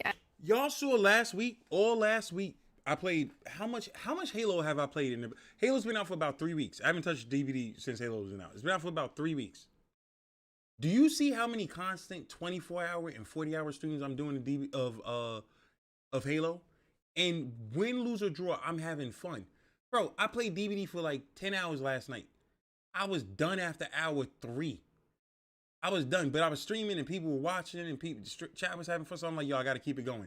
But after like the 3rd hour, yo, it gets tiring with this fucking, sprint burst off. Here we go. Everyone got their med kits. Boom told them up. This, that. It's just a whole bunch of dumbass perks and shit. It's stupid. Then you get this stupid ass map. They're putting up map offerings, this and that. They got to bring mist. Yo, that's why Killer Q is so fast. Killers don't want to play this shit no more. After as much fun as I've had on Halo in the past 2.5 weeks, coming back to DBD, just dealing with headaches. Every game is a fucking headache. No matter, it's not even a matter of whether winning or losing. Like, I'm winning my games.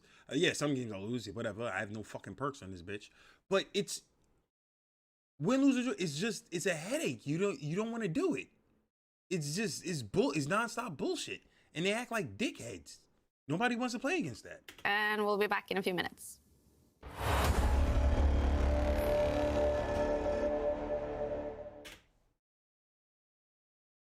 Yeah, why isn't Halo coming on?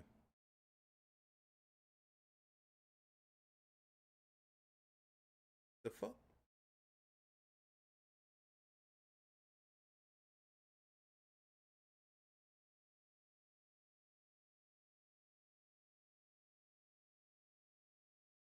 The fuck is going on with Steam?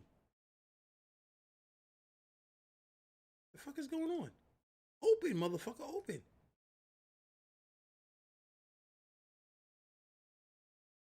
The fuck is going on?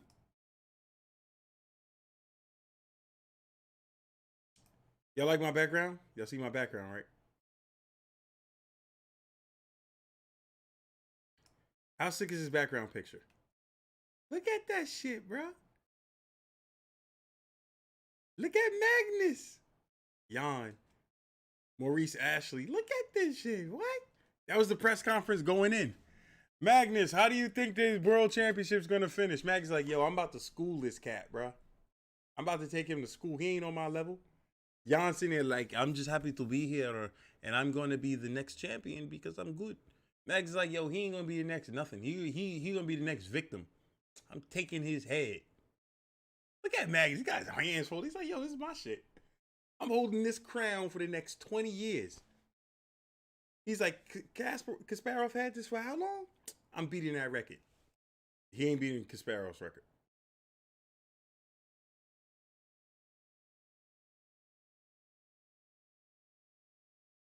Today, more than ever, when the world comes together to create a better tomorrow. It's going to be magic. Oh, La magie. Magic. magic with music. With architecture. With colors. Magic with celebration. With your safety. From here. There. And everywhere. For 6 whole months, day and night. Join the making of a new world, starting October 1st. Yo, I'm going to Dubai.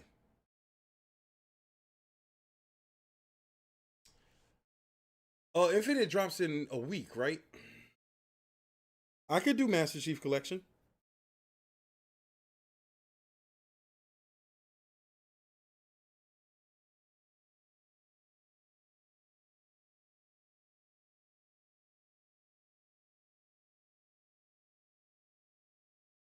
Yo, Mortal Shell's on Game Pass? I feel like I knew that.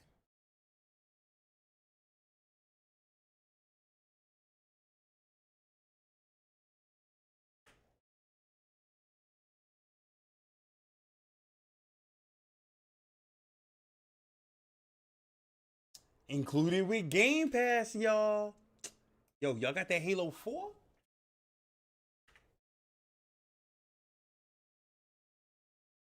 Included with Game Pass, y'all. They got that Halo 5? Oh, it's not Halo 5, it's Halo 4. No, it's Halo 5. What? No, that's Gears 5. Wait, no, it is Halo 5. Oh, I would do ODST. I would definitely do ODST.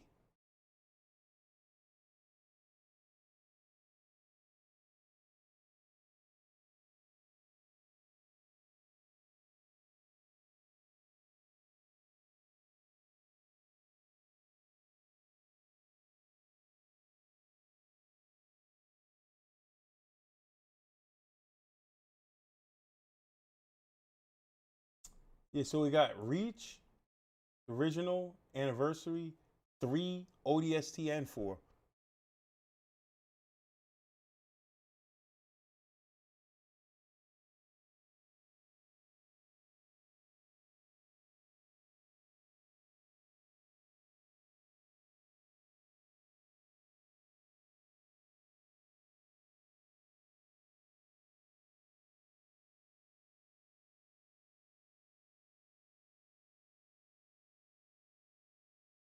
Yo, Game Pass is so good, bro.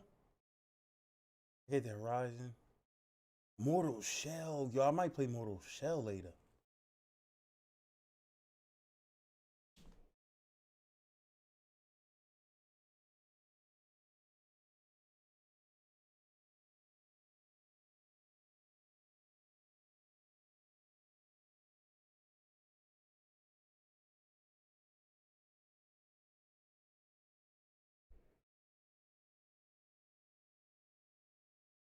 Reach, I could definitely. Yeah.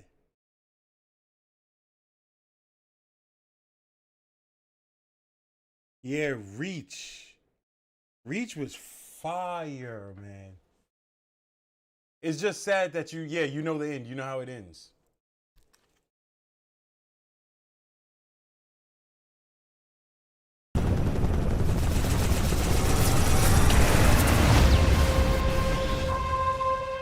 The fall of Reach. Contact with Visegrad Relay was lost last night. Reach has been good to me. Time has come to return the favor.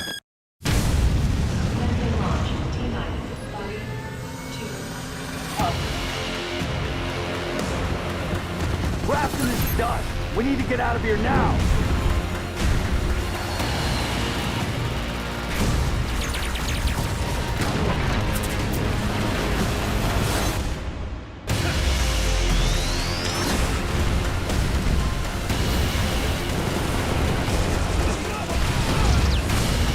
You've been wondering what your Spartans died for? They're dying for this.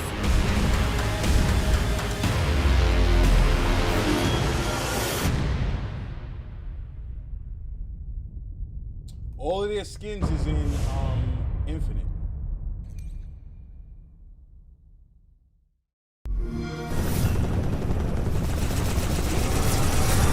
Good, bro. I gotta play Hades.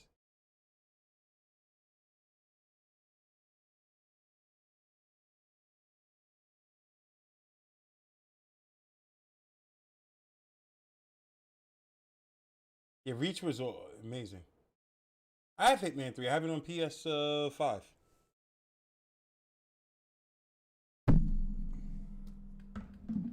Oh, 5 is console only? Bitches. I'm talking about the campaign for it.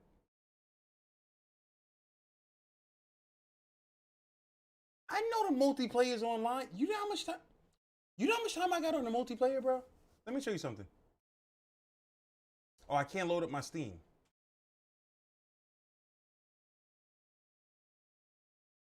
Check this out. Let me show you something. Let me show you something. Do I know Halo came out, bro? This man asked me, do I know Halo came out? Bro, you see how much time I got on this shit? You see how much time I got on that game? Let me show you something. You gotta do some math right now, right?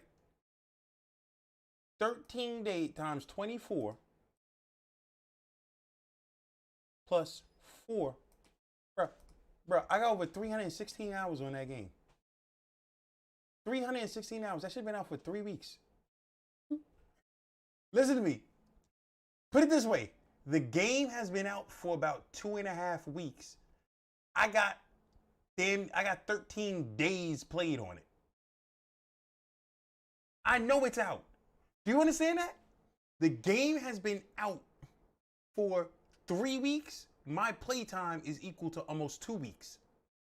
The fuck? Yes, I know it came out. You know what I mean? I've been doing nonstop 24-hour and 40-hour streams on that shit. I probably have more time on that game than anybody else. I know it's out. You see my hours on it. You see my hours right here. Time played. 13 days, 4 hours. You can't make this shit up. I know it's out. That's crazy. It's been out for 2.5 weeks, and I got 2 weeks of playtime on it.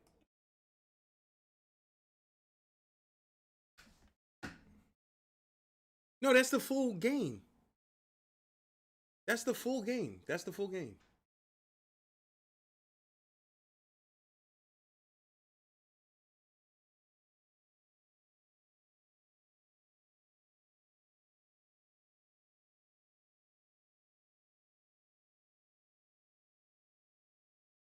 I do it because it's fun.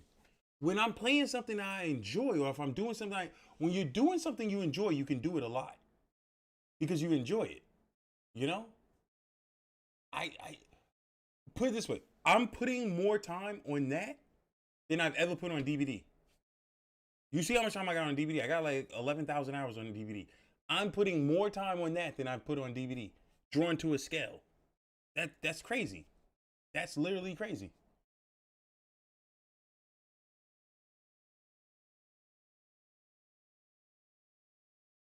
That's literally fucking crazy. Now, the more I think about it, the more I realize how fucking crazy that shit is. All right, so check it. I'm about to... Shit. I got like 2 hours of work to do, and I still ain't been to sleep. All right, I'm going to do like 2 hours of work. I'm going to try to get some sleep. I want to play some Halo tonight, and I'm going to play some DBD tonight. I'm going to play both games tonight. But somehow I'm going to play both games tonight.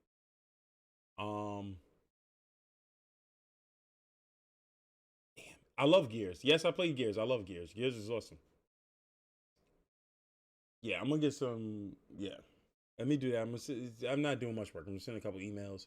I'm gonna get some sleep. Order some Chinese food, and I'm gonna start with Halo probably, and then go to DBD. No, I'm gonna start with DBD because if I start with Halo, I'm not gonna play DBD. DBD I can get off of right now because I want to play Halo. So I'm gonna probably start with DBD and then switch to Halo. I'm gonna do that. So I'll probably be on in a couple more hours. All right. Yo, thank you everyone for coming through. I hope everyone enjoyed the DVD stream last night. And then I hope everyone enjoyed the World Championship today. It was a good game. But Jan's a bitch. Magnus is the man. All right. All right, people. I will catch everybody later when I come live. But before I go, I'd like to thank everybody for the tits, bits, donation subs, gifted subs, new subs, super chat, and all the love. You guys are awesome, amazing. Could not do this thing without y'all. And I greatly appreciate y'all. Greatly appreciate all y'all. I'm gonna miss y'all next year when I leave to go play chess. I'm gonna miss y'all. But I'll be back on later tonight. Hope to see everybody then. Until then, it's me, your boy Show, and I am out of here. You see, this is how I end stream.